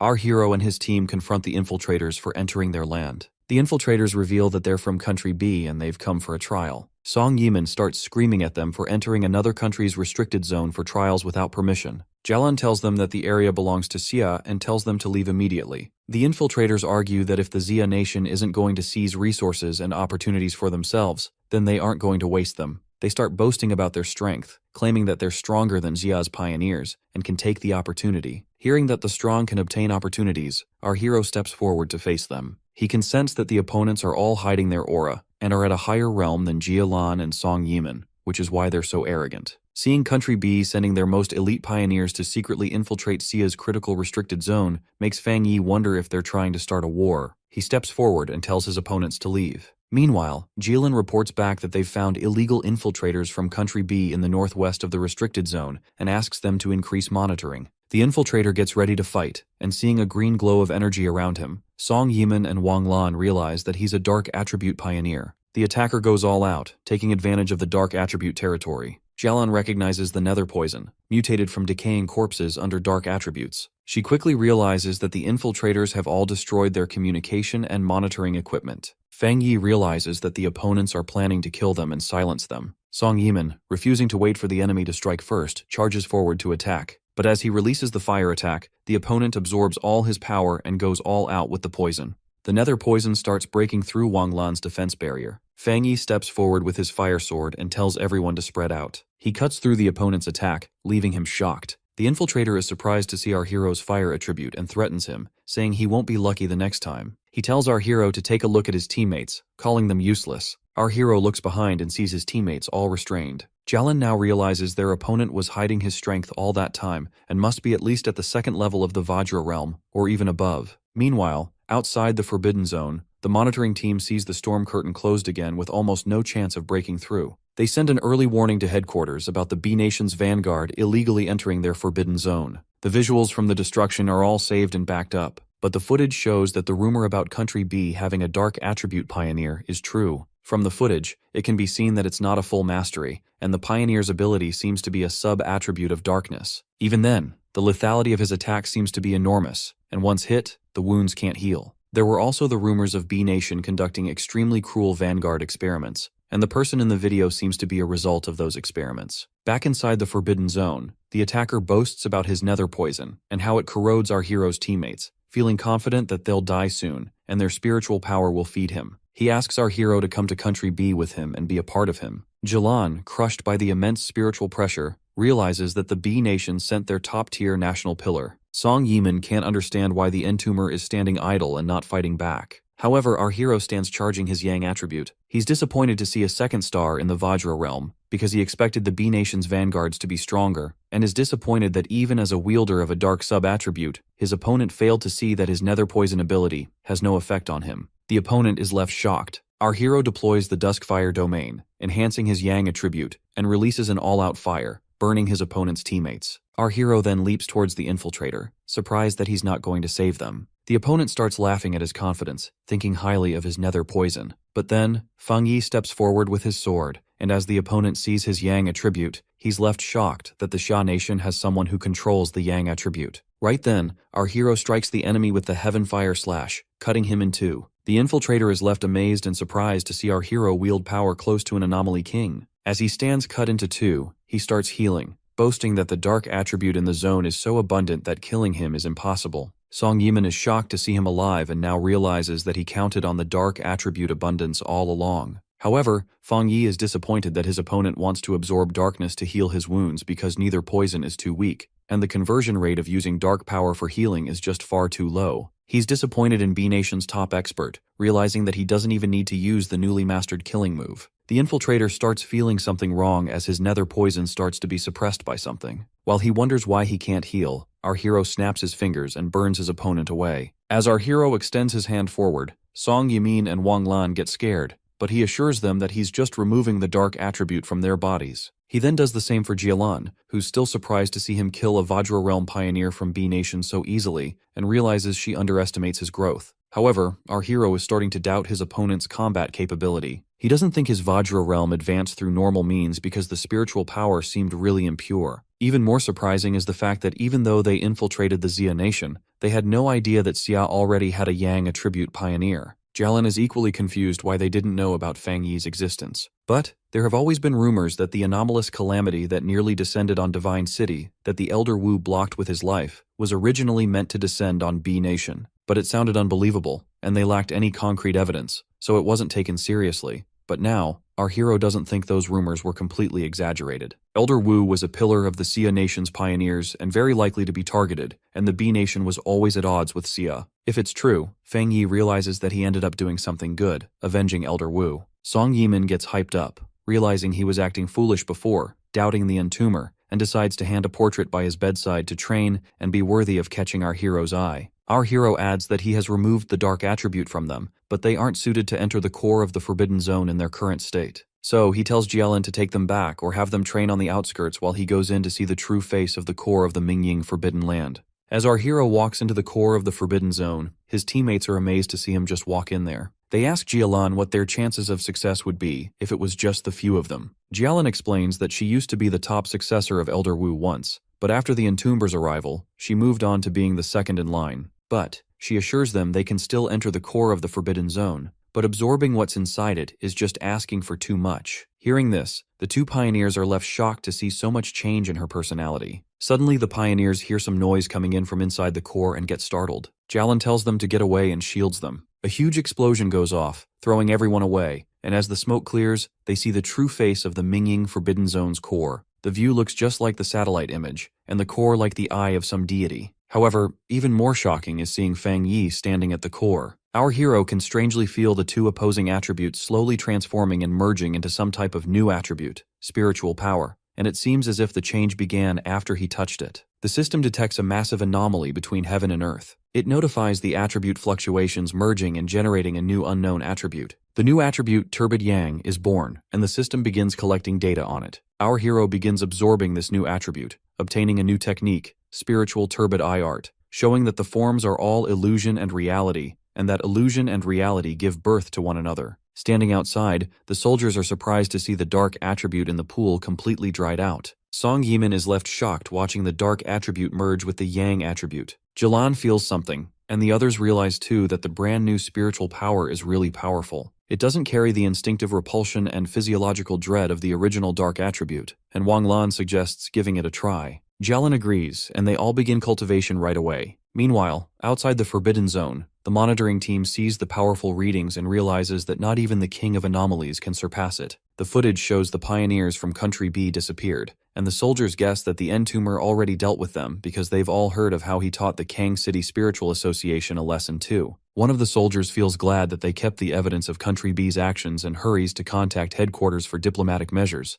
knowing well that Country B is going to make trouble. The other soldier agrees that the evidence should be handed to the higher authorities because the footage is going to be leverage in negotiations against Country B. On the other hand, Country B's leader is angry that their strongest pioneer that they sent has disappeared already. The commander of the military adds that their pioneer might not have disappeared but died. The team suffered heavy losses and was outplayed by the Xia country. The leader yells in anger that their strongest soldier lost to the Xia country and had the entire force wiped out. He orders them to bring the benefits and everything from Xia country and threatens to cut the funding if they fail. The commander assures him that he will find a way to make the Xia country repay. He then shows the leader a glimpse of his power to remind him that he's a citizen of Country B and also a pioneer who hates being threatened. The leader starts yelling and tells the commander to better teach the Xia country a lesson. The commander's subordinates tell him that they can't enter Xia country's forbidden zone or detect the exact location of the second young master's disappearance. They assume that the precision tracking device implanted in his body was likely destroyed,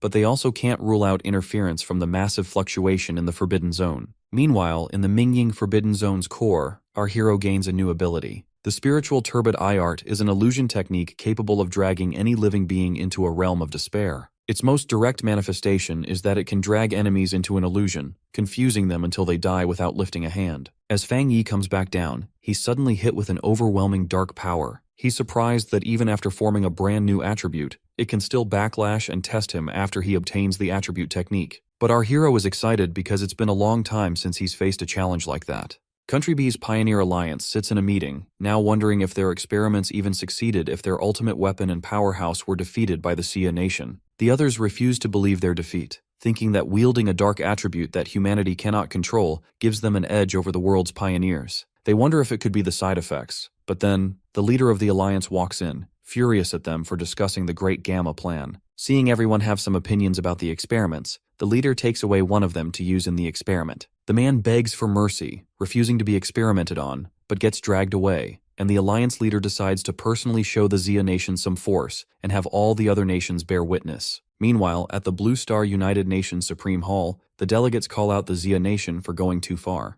They condemn the Xia nation for killing Country B's vanguard, emphasizing that no nation should turn on another. Right then, Elder Wu speaks up, reminding them to drink chrysanthemum tea instead of mineral water because it's too unhygienic. Country B's alliance leader is surprised to see him after so long and demands an explanation, reminding Wu that they agreed that no one would confront or interfere with each other while facing the spiritual resurgence while also wondering how Wu is alive. However, Wu refuses to explain anything and reveals that Country B's pioneer struck first, and playing victim after acting first is their usual style. Everyone's surprised to see Wu's outburst because he's usually courteous. Country B's leader demands proof, while also wondering what happened in the Xia nation, because if their only third-layer Vajra returns to his peak, their plan is ruined. Wu agrees to give him proof and pulls out the footage of Country B's pioneer crossing into the Xia nation's forbidden zone to seize opportunities. He adds that they even destroyed the recordings and struck first, but were killed by Xia's pioneer, emphasizing that they deserved it. Wu tells their leader that those who commit many injustices destroy themselves, and tells everyone to keep in mind that if any other nation's pioneer tries to steal Xia's resources, this will be the outcome. As he walks away, Country B's leader throws traceless phantoms to follow him. As the phantoms follow after Wu, he dodges and hits the opponent back and tells him to train some more people instead of using cheap tricks. Country B's people hurry to check up on their leader while Wu walks away, feeling glad for our hero's help. Back in the Mingying Forbidden Zone, Jilan notices the terrifying fluctuations and thinks that the entomber must have encountered danger. Inside the core, Fang Yi goes all out with his energy, fully absorbing the new technique, Spiritual Turbid Eye Art, making his body no longer reject the dark attribute. Our hero proceeds to test his new technique and activates it. The space shatters into glass fragments, all showing illusions of all the things he's experienced. Every opportunity that made him stronger would be a certain death hell for others, making it a powerful technique. If he combines this new technique with Deathbrand and 3 hellish experiences, our hero thinks it will be even more terrifying. Right then, the system detects spiritual energy overflow and notifies that Fang Yi is about to break through to the Vajra realm. Our hero grins with satisfaction after finally getting what he wished for. A giant fire deity appears before him and strikes him. A huge explosion goes off, and Jilan watches in shock, realizing that he's breaking through to the Vajra realm. Our hero stands amid the explosion, unscathed, and proceeds to return the attack. He unfolds the boundless dark domain. A giant wave of red energy appears, and he hits it with the divine tempering thunder. A huge lightning attack hits the fire deity flying through the skies, and our hero completely breaks through to the Vajra realm, first layer.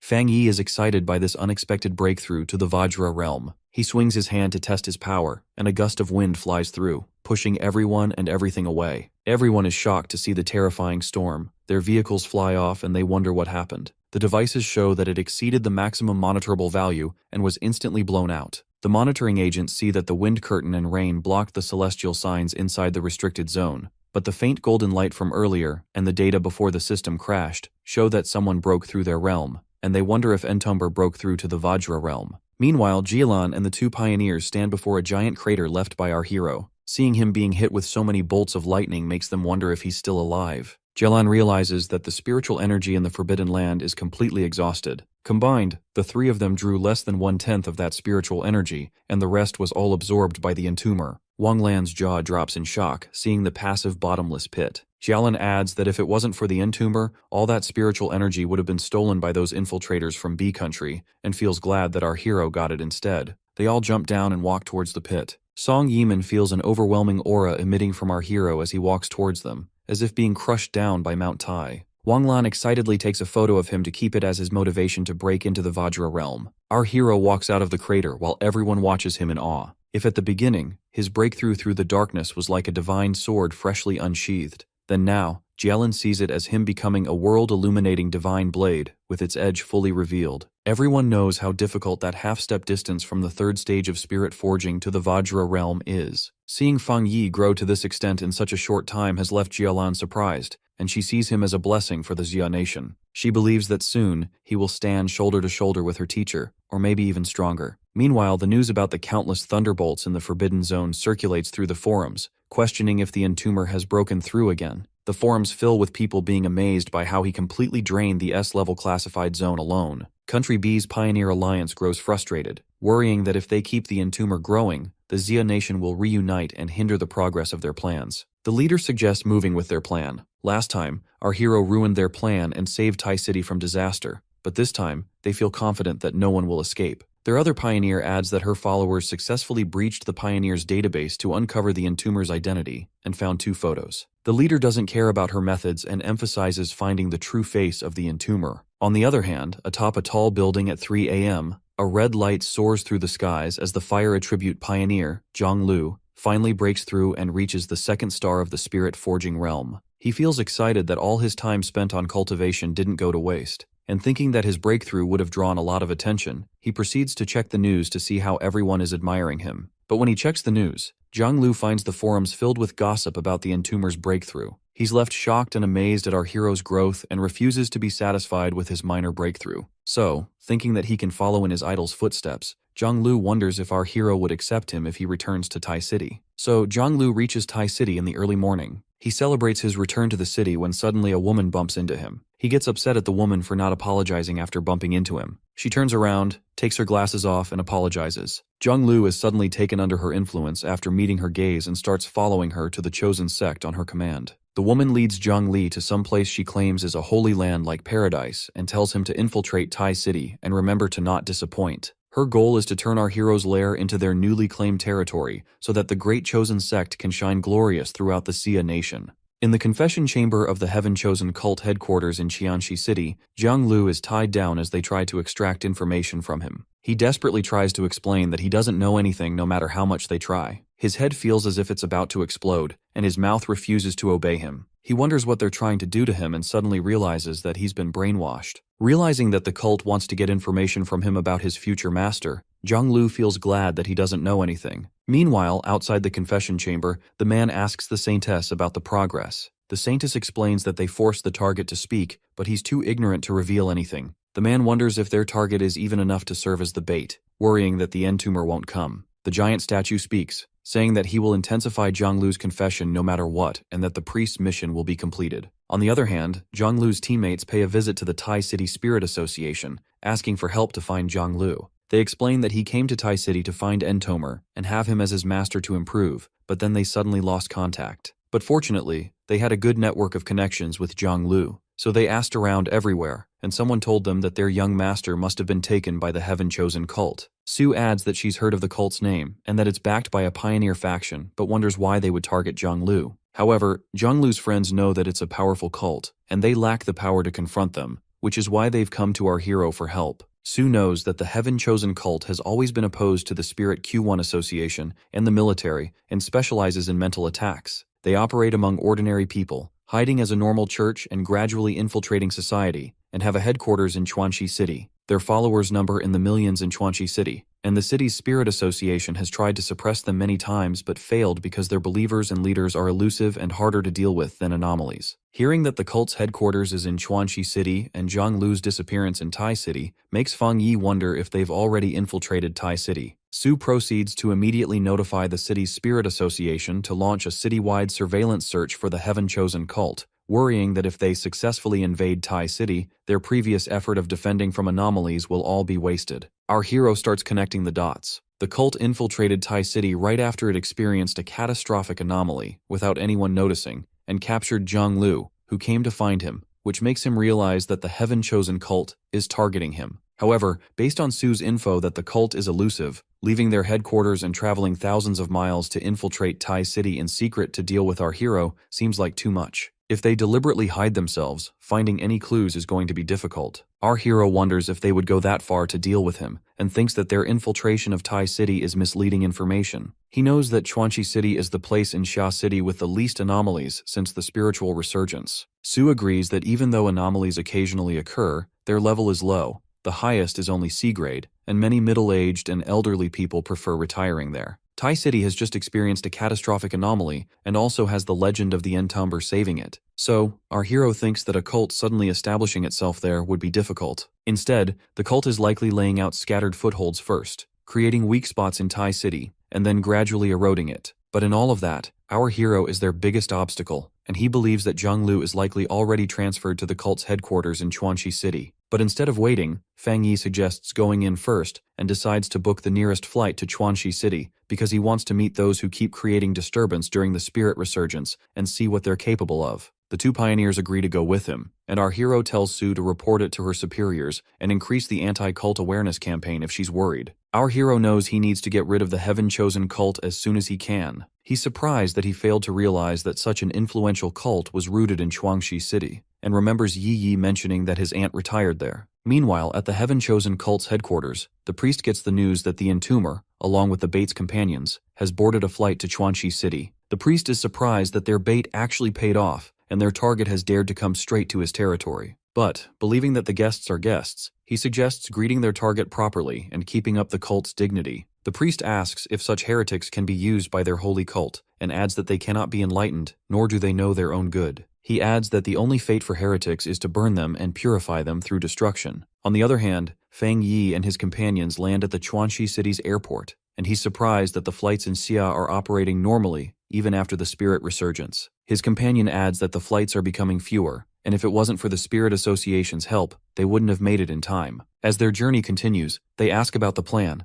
and our hero tells them they just need to wait. The two companions are left shocked, but then he quiets them, saying that the enemy has come to them. The ghosts start surrounding them, and our hero cautions his companions and tells them to not look in their eyes to avoid hypnosis. The pioneers close their eyes and prepare to fight. The woman hovers over our hero, wondering why he's not closing his eyes even though he told his teammates to do it. Our hero realizes she's a 2-star spirit creation realm and decides to reward her. Suddenly, the attacker is left shocked, and our hero's illusions take over her mind. Fang Yi hits his opponent with the turbid spirit pupil technique. The woman is caught by surprise after seeing his illusion technique because her files had no record of it. The illusions start swarming in and try to restrain her, but the woman breaks free. Feeling confident of her church's illusion magic, she starts returning the favor. She boasts about the priest's blessing and tries to attack our hero. However, Fang Yi continues his illusion attacks, and dark spirits start hovering over his opponent. As the woman is caught by the illusions, restrained, and tied to a cross, she wonders how the illusions can make her feel so much pain. She wonders how her techniques failed, thinking that she's different and chosen by the divine and yet being slaughtered. As she remains tied to a cross, the woman wonders who she is or where she is. The dark spirits start eating her, and as she sits before our hero, he realizes that she will die if he goes a step further. So our hero decides to get some clues from his opponent before killing her. He asks her to spill everything she knows and the purpose of her church. The woman explains that the priest said they have to eliminate their greatest obstacle, the entomber, and then they can accomplish their grand plan. Fang Yi then asks her about the grand plan and where the priest and Jiang Lu are. The woman tries to reveal her plan and the priest's location,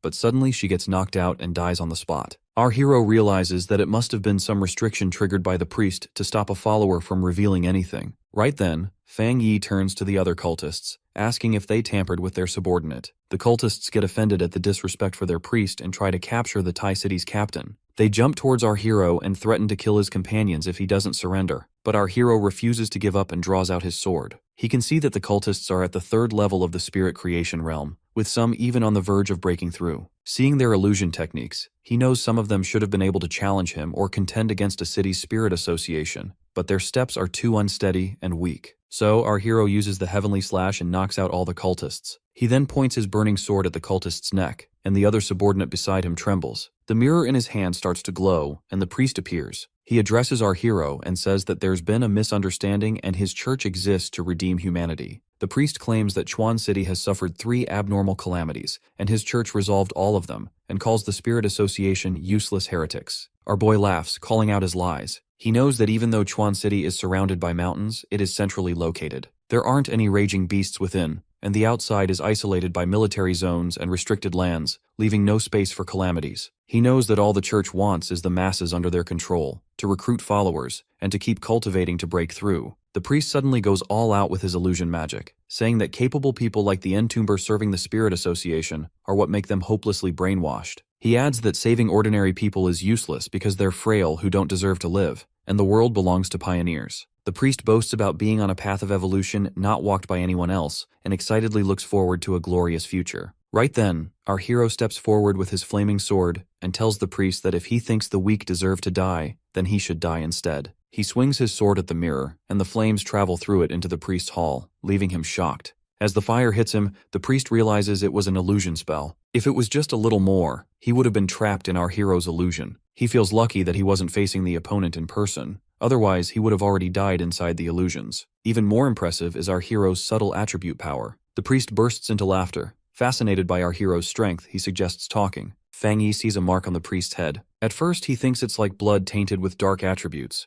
but then he realizes that it doesn't look like blood at all. Unfortunately, the priest's body isn't there, and the test attempt just showed our hero that his illusions can't drag him into illusion from afar. He tells the priest to withdraw from Sichuan City in 3 days. Knowing that he can only intimidate them for now, he plans to pay back with major action if the cultist goes back on his word. Our hero also demands for Jiang Lu to be released, but he also knows the church's style, and they would never withdraw easily, and he plans to counter them move by move. The priest agrees to our hero's terms and assures him that their chosen ones have withdrawn from Sichuan City. As for Jiang Lu, he promises to package him up and return him in 3 days as long as the priest can leave safely. Our protagonist agrees, and the priest leaves after saying his goodbye. Suddenly, the priest releases a full-blown illusion, affecting only his subordinates. The cultists start burning and scream in agony, begging to be saved. They scream in pain until they pass out. Our boy turns to his companions, who lie knocked out, and wakes them up. He assures them that Jiang Lu will return safely in 3 days, because he wasn't the main target. But next up,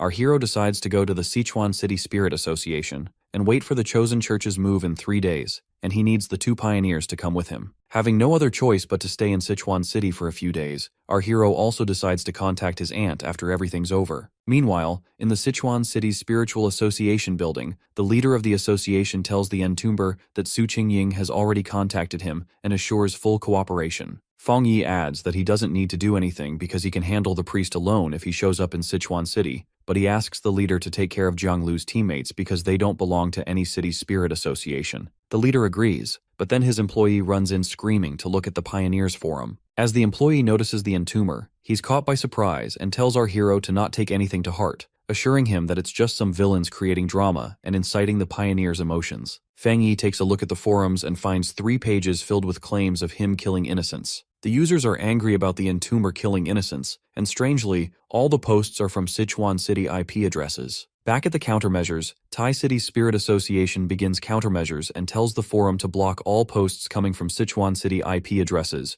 worrying that the chosen sect will end up becoming a great calamity if not eliminated soon. Meanwhile, the priest addresses his people, claiming that he's seen the future where the chosen ones will be imprisoned within a cage of blazing fire, struck by thunder, and burned by crimson flames, not in a divine punishment, but by someone maliciously obstructing them. The priest tells the cultists that they have endured countless hardships on their path of the chosen to save the world, and the entomber, with his hypocrisy, deceives the masses and has murdered their own people, and now it's their turn to eliminate those who obstruct them. Soon enough, the people of Sichuan City start protesting, with a video of the entomber beside a cultist who screams in agony. They start chanting about the chosen church being the savior of the world and tell people to not be deceived by a facade, reminding them that the devil appears in the form of a savior. The cultists continue their chants, claiming that Thai City is already suffering and now the entomber has come to destroy Sichuan City. The cultists storm outside the city's spiritual association building, claiming that the so-called strongest savior has never protected them. Our guy watches the people revolt and realizes that the Sichuan City Spiritual Association has no support from the public. The association leader feels that he has no solution left and tells our hero that he can't do anything. Our boy assures him that he never had much hope in their abilities, and calls the church's use of civilians as weapons a petty trick. Meanwhile, the church's pioneer stands in the crowd, feeling eager to see the entomber's reaction. She grins in mischief, knowing that she has control over the city's people, and if our boy wants to destroy her chosen sect, he will have to destroy the city first. She tells her people that as long as the opponent retreats seeing the difficulty, it'll be enough. They can move and let the people stall him for a while longer. She tells them to return Jiang Lu to them, claiming that the church has always valued loyalty. As the cultists throw Jiang Lu on the ground, an explosion goes off in the building, and our hero steps out, reminding them that he warned them of the consequences if they didn't get out of Sichuan City in 3 days. The cultists are caught by surprise, wondering why he showed himself, thinking he would be afraid of the chaos. The woman realizes that she miscalculated and takes her guise off. She admits that if she had known that her opponent was hiding something, she would have killed Jiang Lu, but with so many people involved, she wonders if he even cares about their lives. However, Feng Yi tells her that his cultivation technique specializes in countering dark attribute anomalies. He swings his sword and burns one of their cultists. Then he leaps towards the priest and tries to land a strike, but she blocks it with a shield. Our hero confronts her, saying that he knows she isn't human. The woman is shocked, realizing that she can't escape, and reveals her third eye.